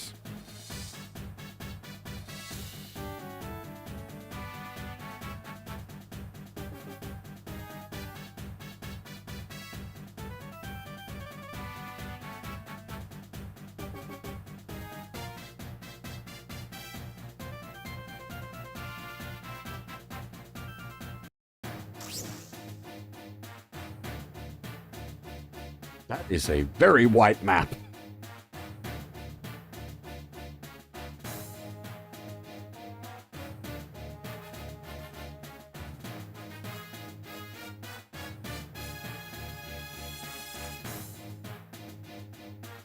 It's odd, like, it looks like an internal map, but I'm assuming it's still the external of the orbital ring.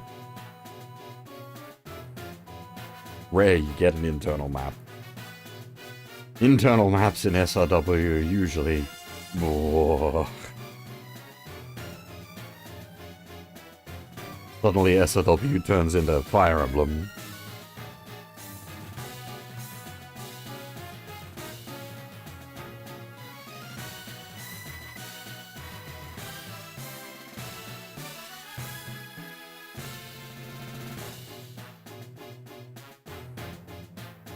Actually, speaking of Fire Emblem, I lucked the fuck out today. Checking, like, a local game store that has a small, like, used games section. They had a really, really good condition copy of Fire Emblem Shadow Dragon for a reasonable price. So I've added that to the collection.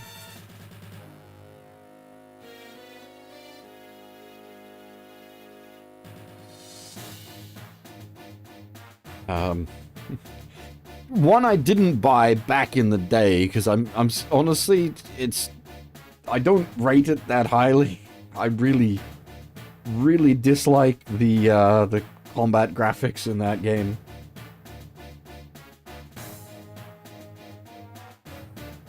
But given I've got most of that era's Fire Emblem releases, it does plug a hole in the collection.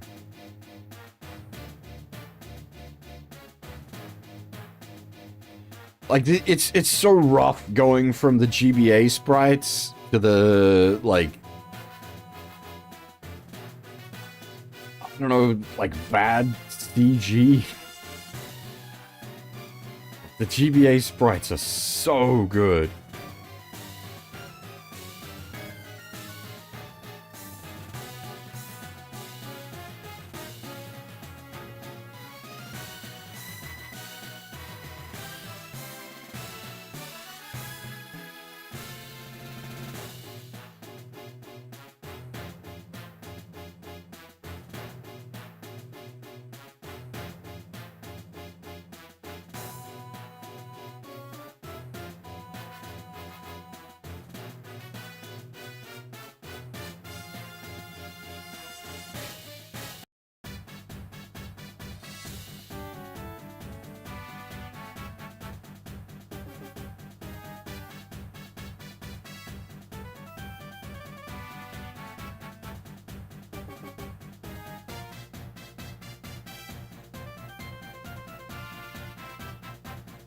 Yeah, well, that's so. It always felt to me like they were going for the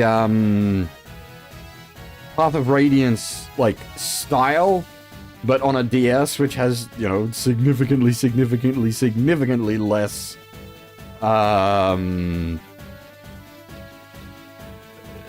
system capabilities. Instead of, like, they should have just stuck with sprites.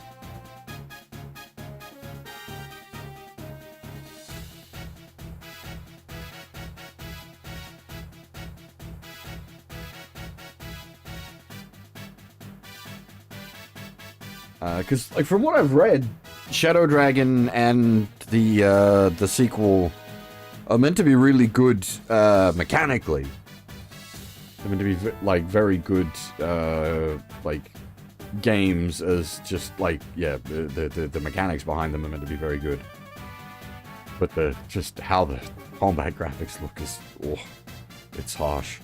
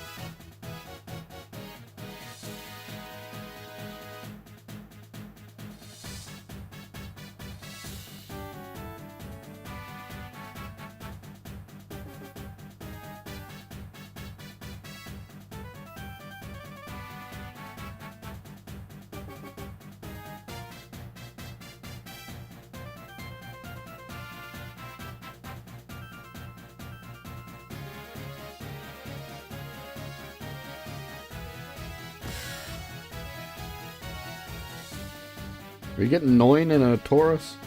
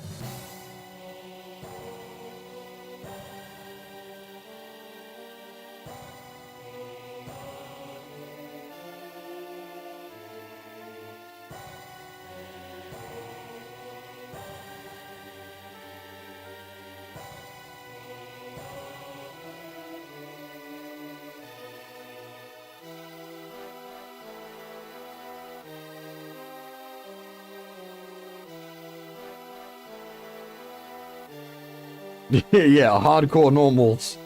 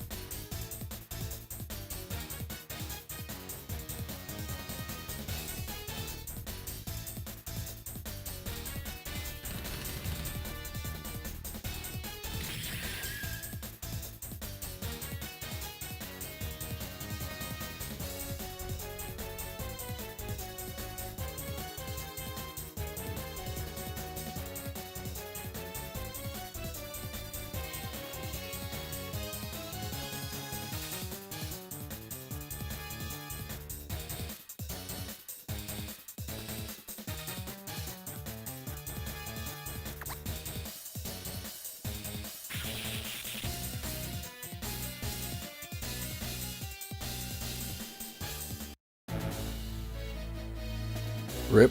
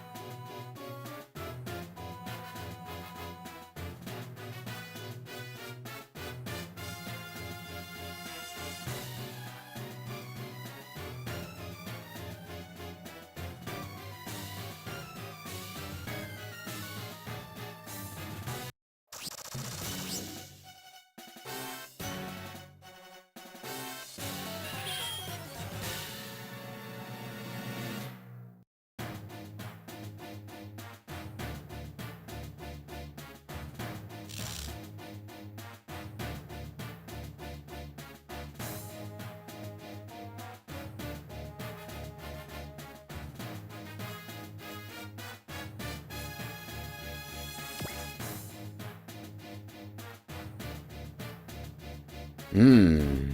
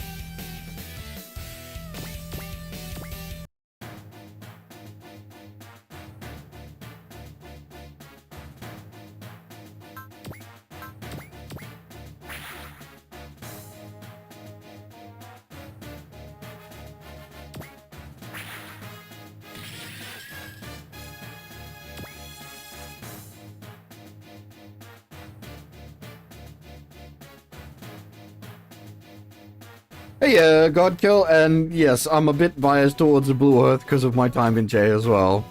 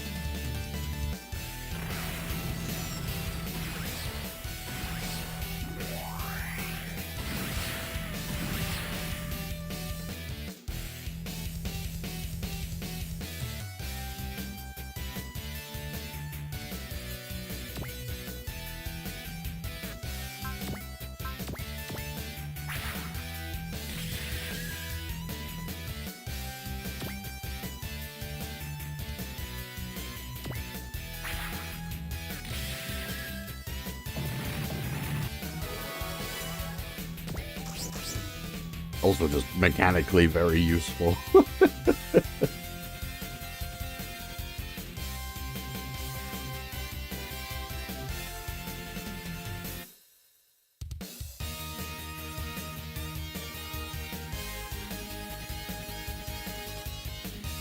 I mean, Alpha has a few interesting stages where you play as, like, initially play as the, like, component parts of super robots and whatnot.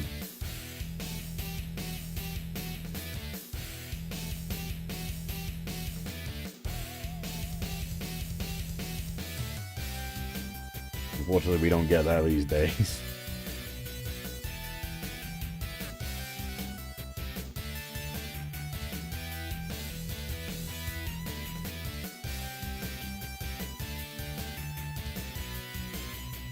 I always found the Marzinger support unit a little awkward. Like, I like Boss a lot, but you gotta give him a flight suit and multiple movement boosters to even get him up to, like, base standard. It's just so much effort to make him go.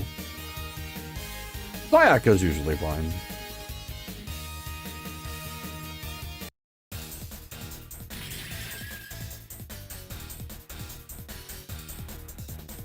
June as well, also, like, reasonably acceptable.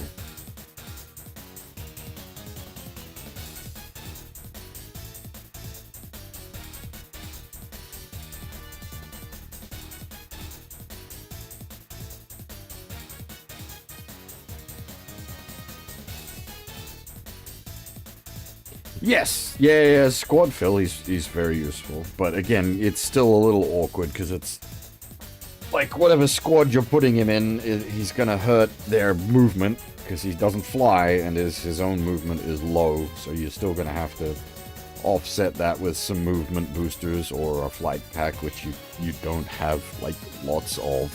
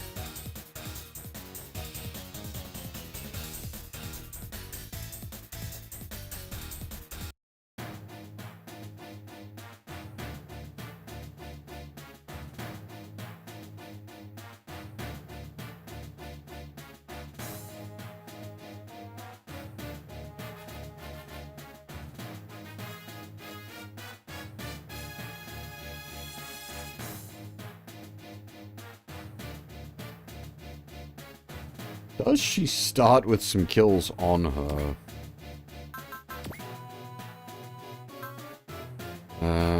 Where's their kill counter on this one? 0. 0, okay, that's a bit rough.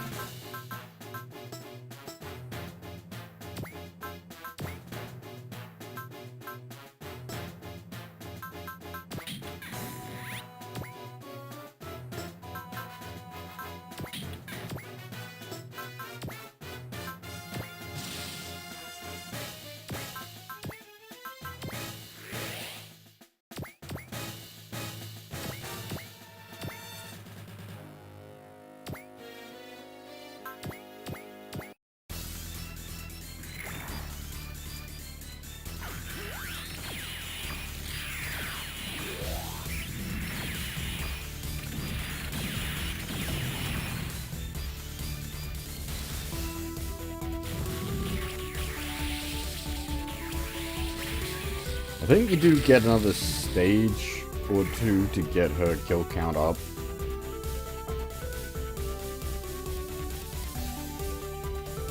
Oh, actually no, we got ages to get her one up. It's Moo that's the problem. Oh, I don't know how many stages we get her for though.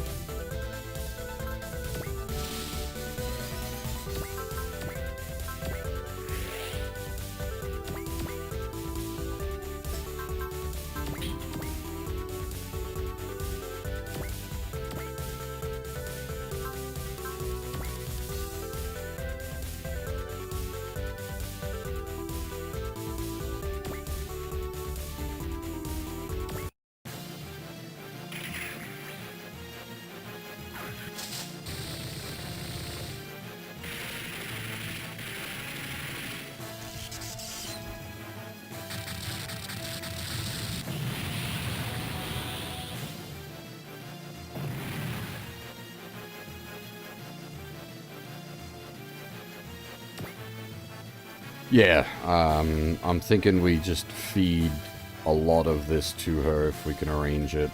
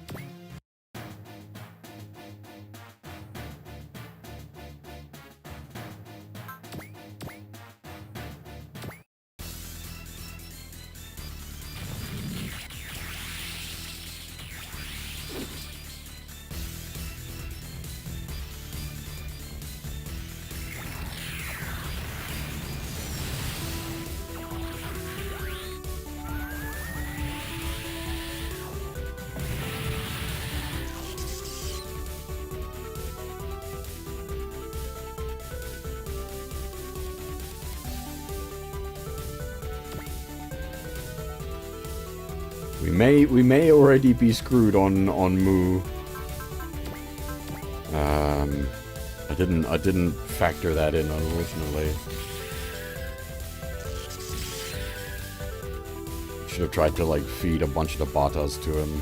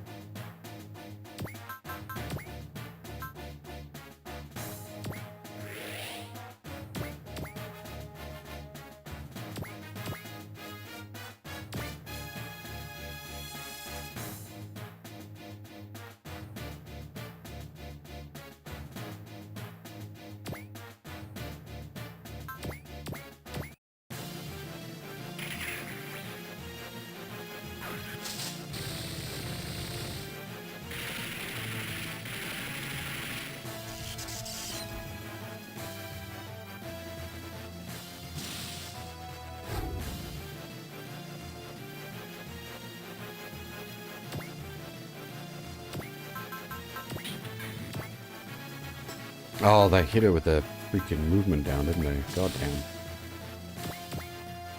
Annoying assholes. Take a man blade.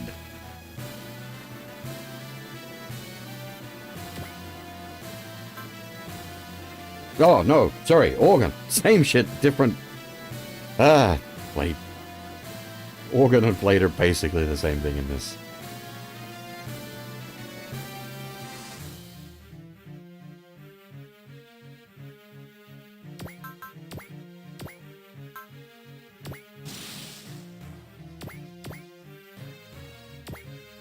Maybe my brain's a bit more frazzled than I realized.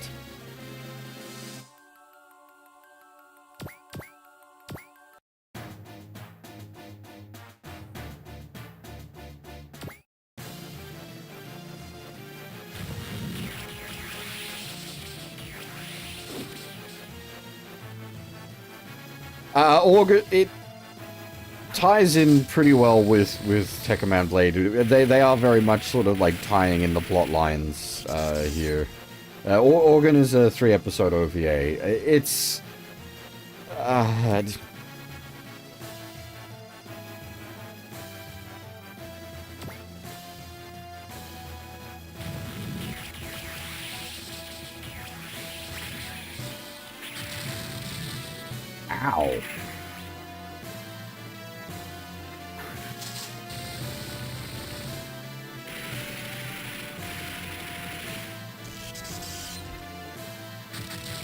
Hopefully she has prevailed.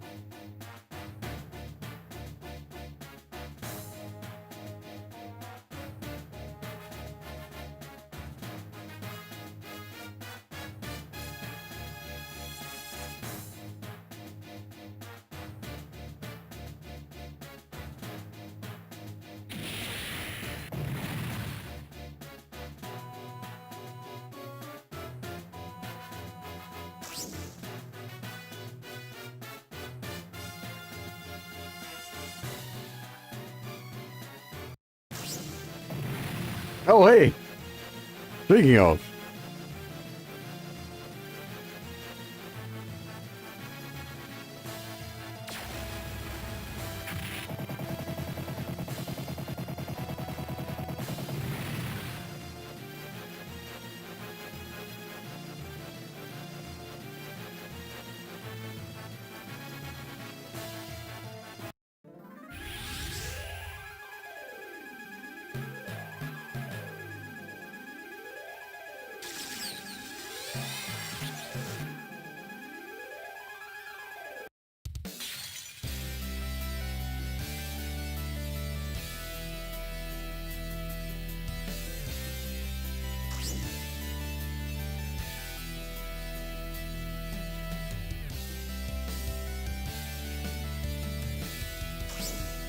And he's gone.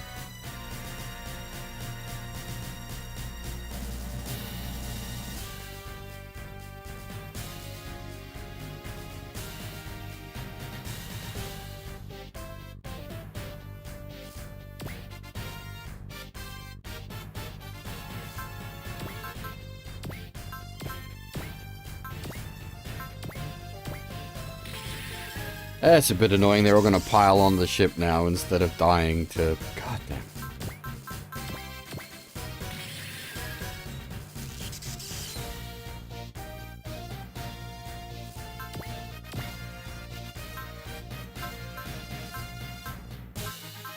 Oh, we can actually use that. Oh.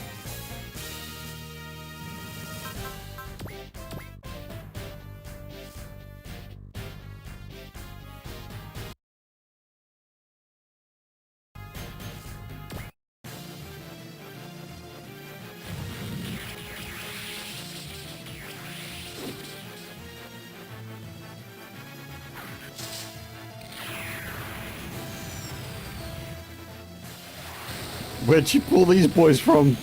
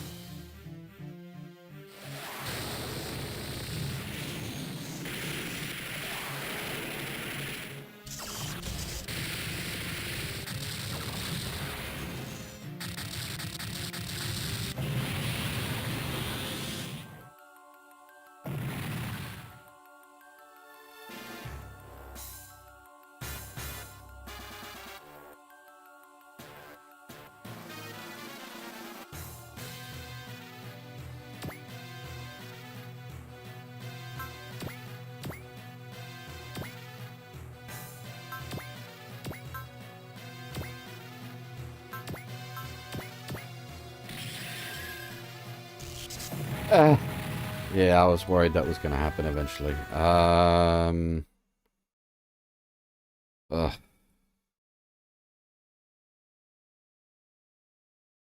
We were rolling, not long odds, but we were rolling odds. You never want to be rolling odds.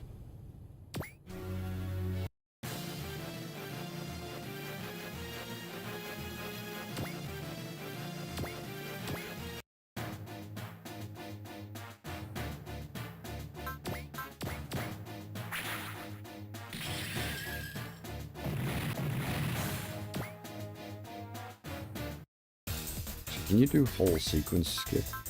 Oh, you can save mid.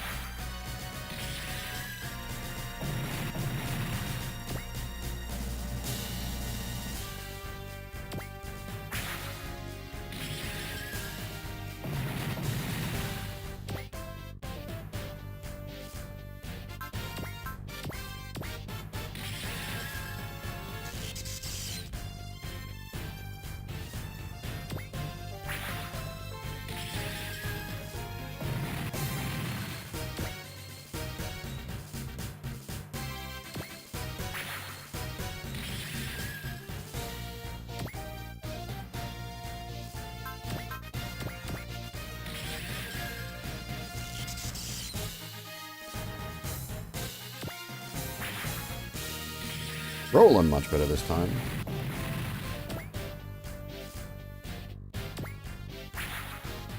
Much better.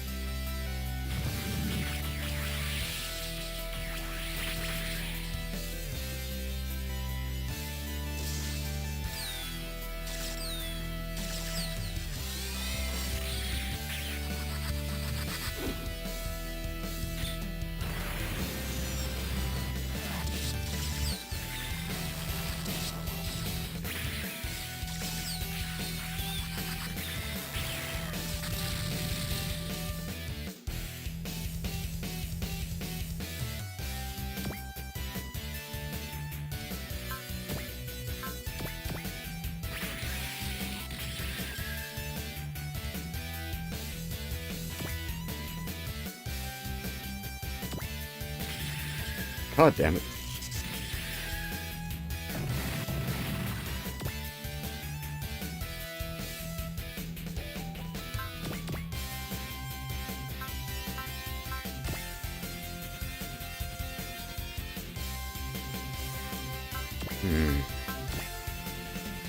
We don't need to be, like, speedrunning the fight down here. Better to just not die.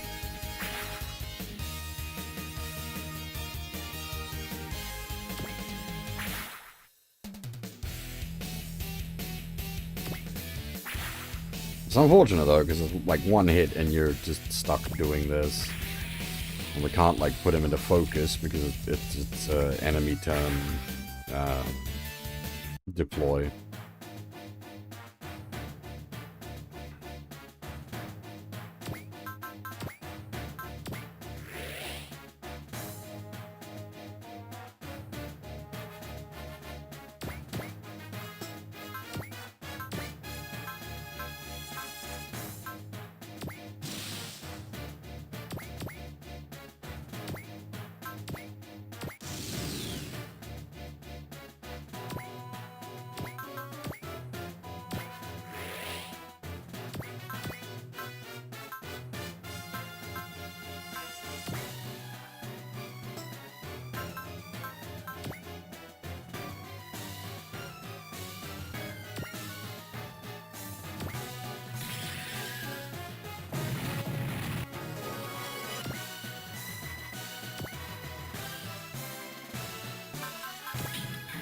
No G Gundam in this, unfortunately. That would have been pretty great. G Gundam's a really awkward one, though, because it's always so... Like, trying to fit the G Gundam plot in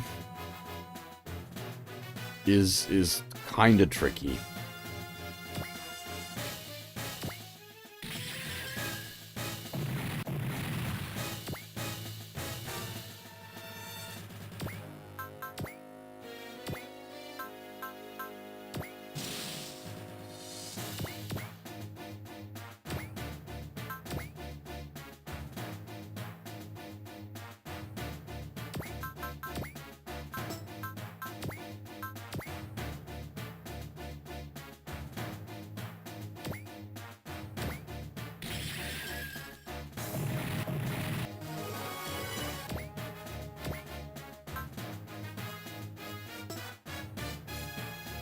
If she can get those kills, then that's her Dunskies.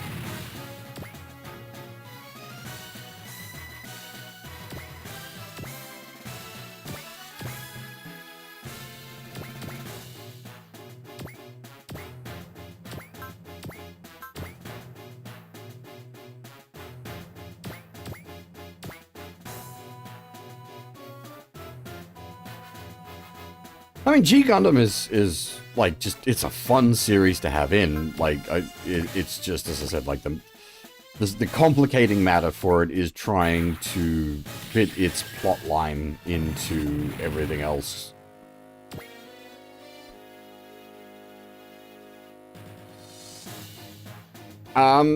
It's again, because it is such a big cast, you do definitely end up with, like, do you run, like, if you're running the whole Shuffle Alliance, it's like, that's a lot of deploy slots. And, like, not everything is made equal. Rose is usually pretty useful. Bolt is...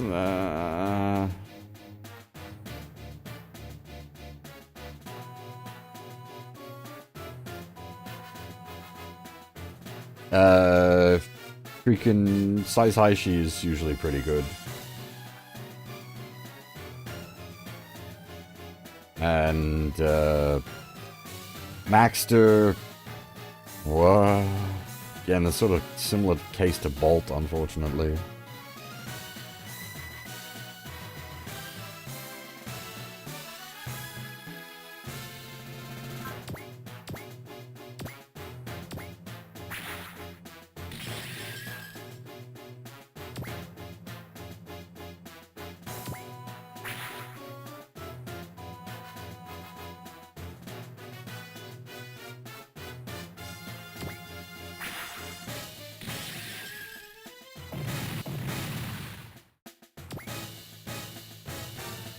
Well, it's like you want to if the game has the team attack, you get the full shuffle Dome Ken. Like it is really tempting to run for that.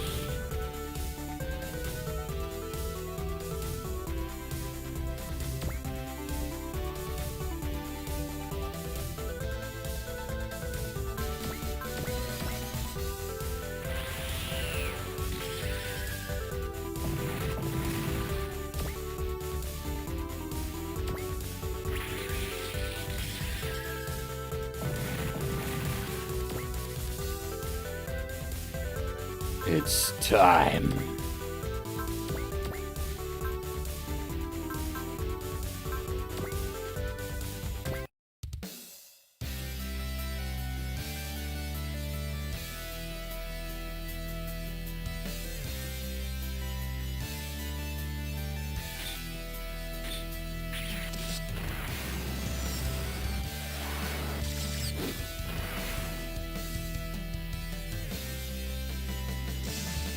So he put himself in an awkward position. Well done, sir. You put yourself where we can't vault deck value.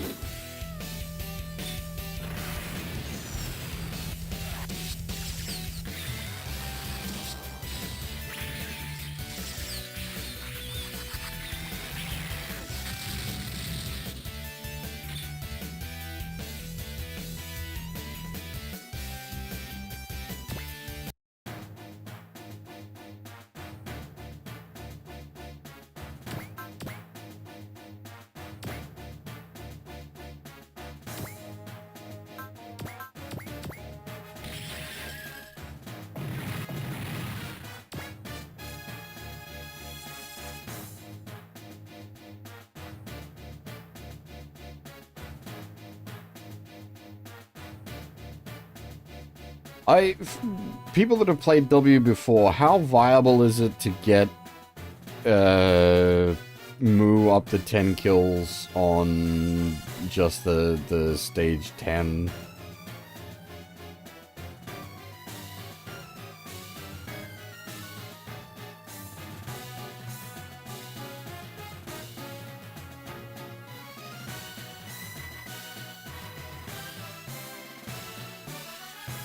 I don't think we actually got him any kills on that first stage.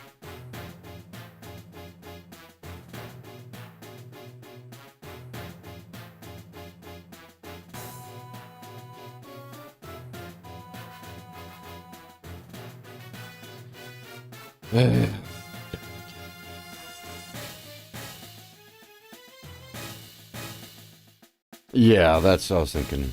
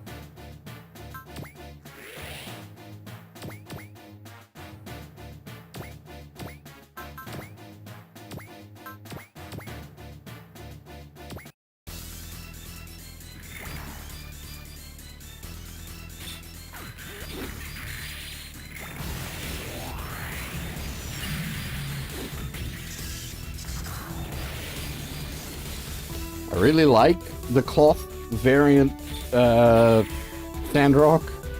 Doesn't make much sense in space.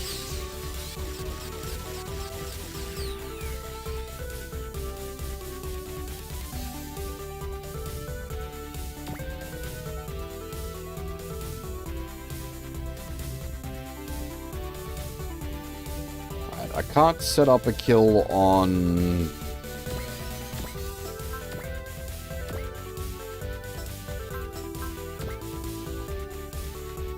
Dagger and get the other beasts this turn. I'll have to do a bit of jiggery pokery.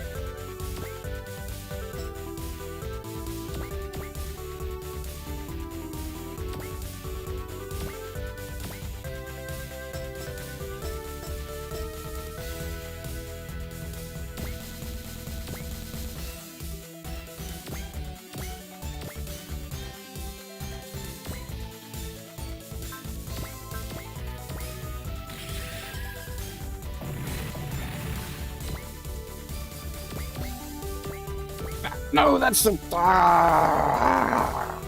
wrong square.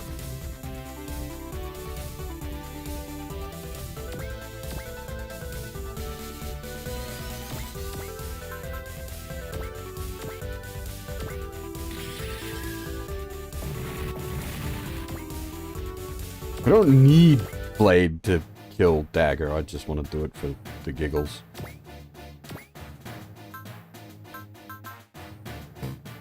We ran out of bullets.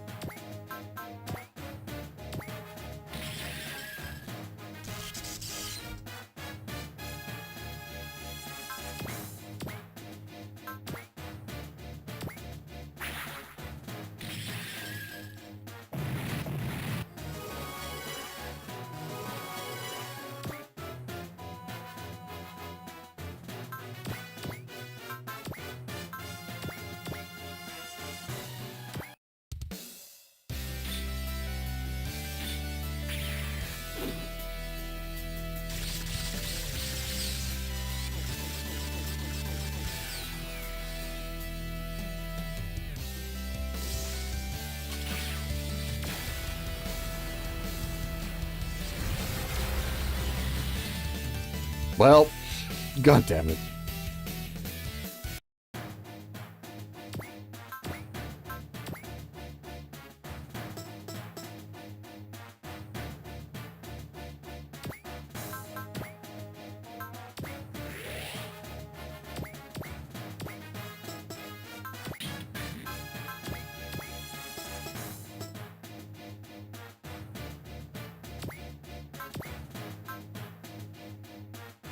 She's one kill short.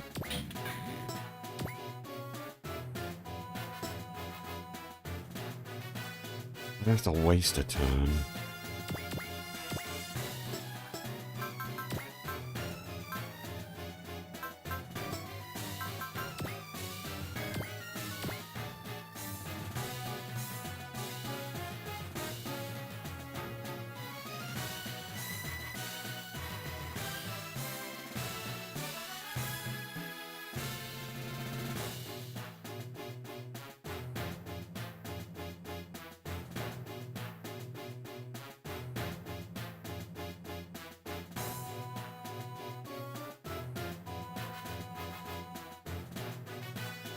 Yeah, but the thing is, technically, we don't have to rush this.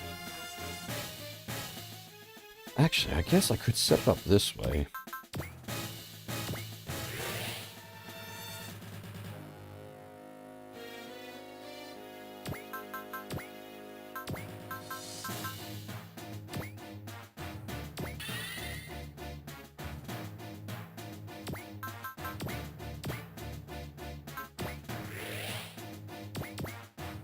Because Blade will be the last to act. Not Blade, Dagger. Dagger will be the last to act.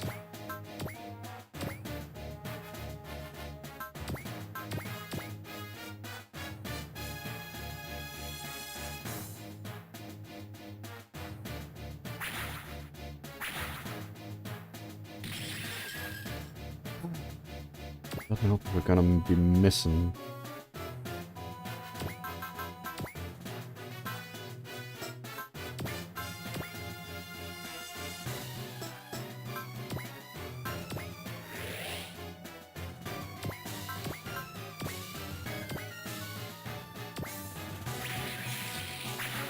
Harry! God damn asshole.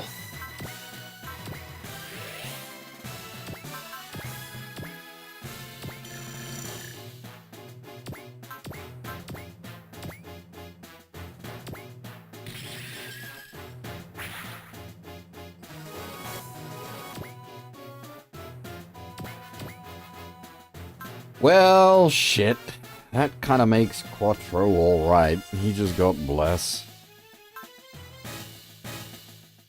Yeah, you do have potential.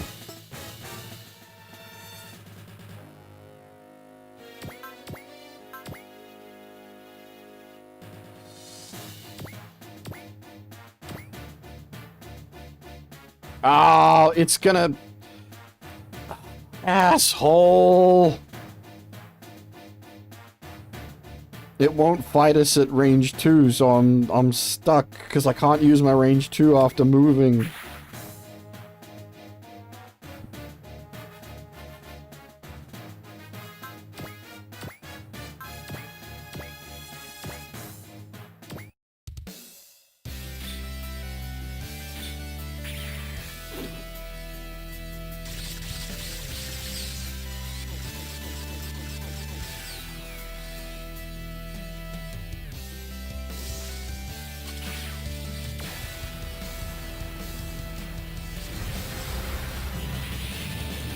I forgot he heals. That messed up my math.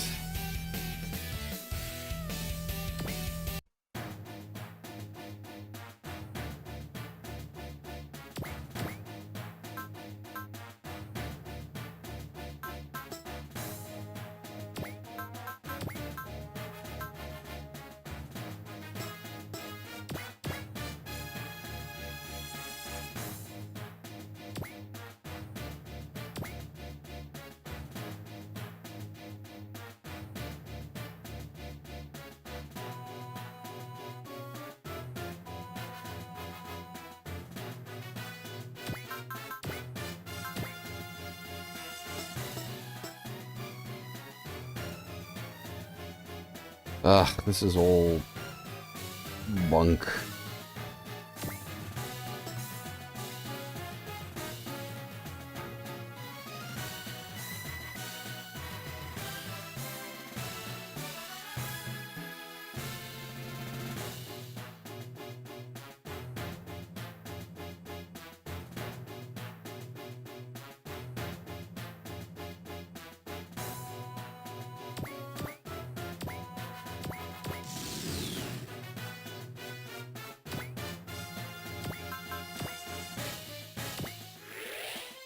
Problem is, if I draw it out much longer, like, I'm just not going to be able to hit him.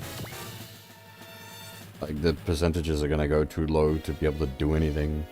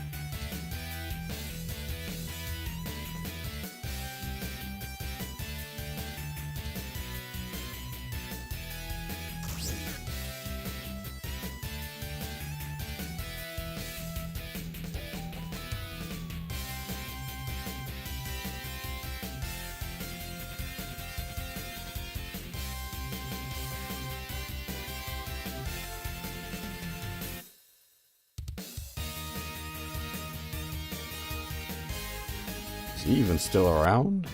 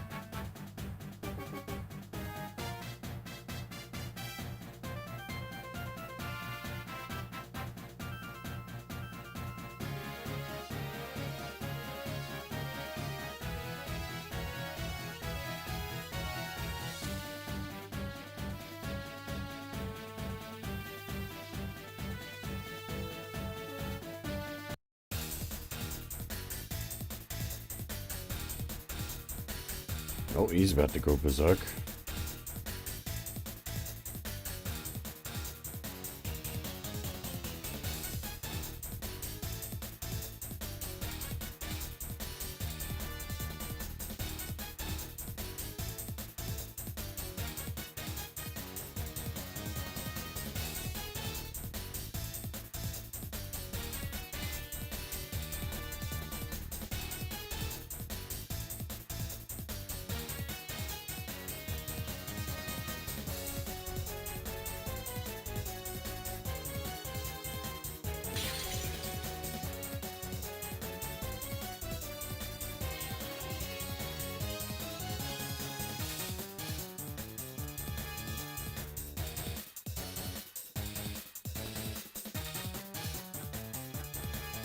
Oh no, not berserk. Well, I guess personal berserk rather than...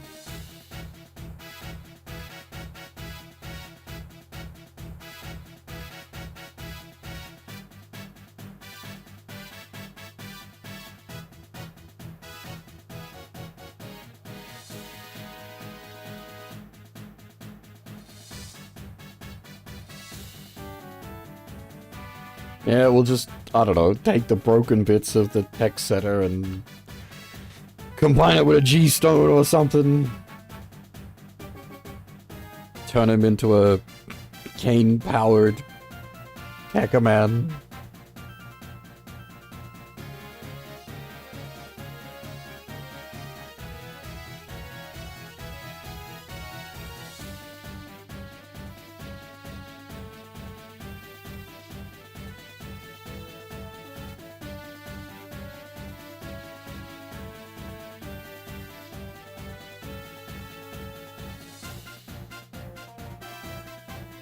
Jesus, that'd be spooky though, like... Somehow, like, G-Stone Power Source Attacker-Man. Goddamn. Vault Techer to delete half the fucking... solar system.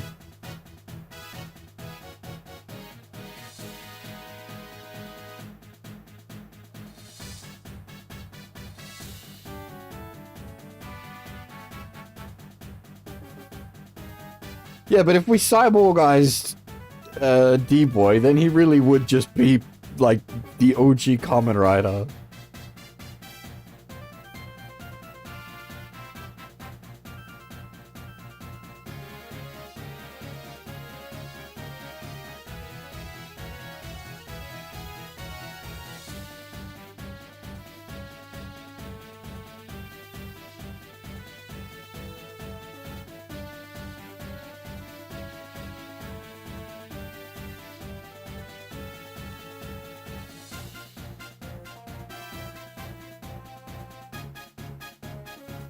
The call there, nice touch. Touching on Larkus being the, like, Moe Moe Aidoru. And sometimes forget that fact.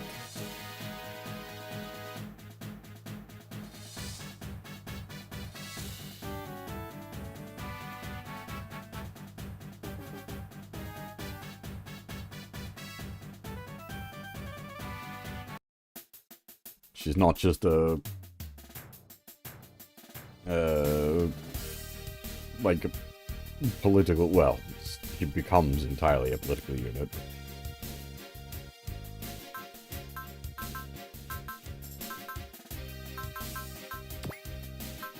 Alright,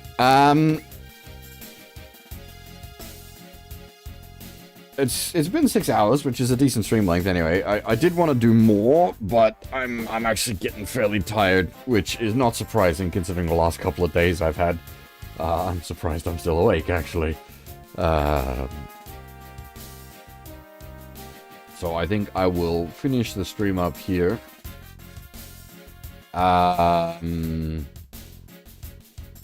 Pretty certain I'll be back tomorrow night. It just depends on how tired I am, really. But yeah, we should be continuing on from here tomorrow night. I may, if I feel motivated enough, I may wind the save back a couple and try to get some kills on Moo. But that's a lot of work. I don't know if I'll do that.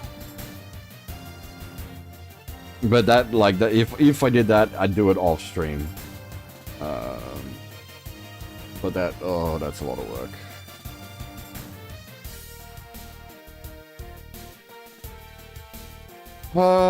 But yeah. I should be back tomorrow night. Barring extreme tiredness. Or, unwellness. But yeah, for now... that is all. Thanks for watching, everyone, and hopefully I'll see you all next time.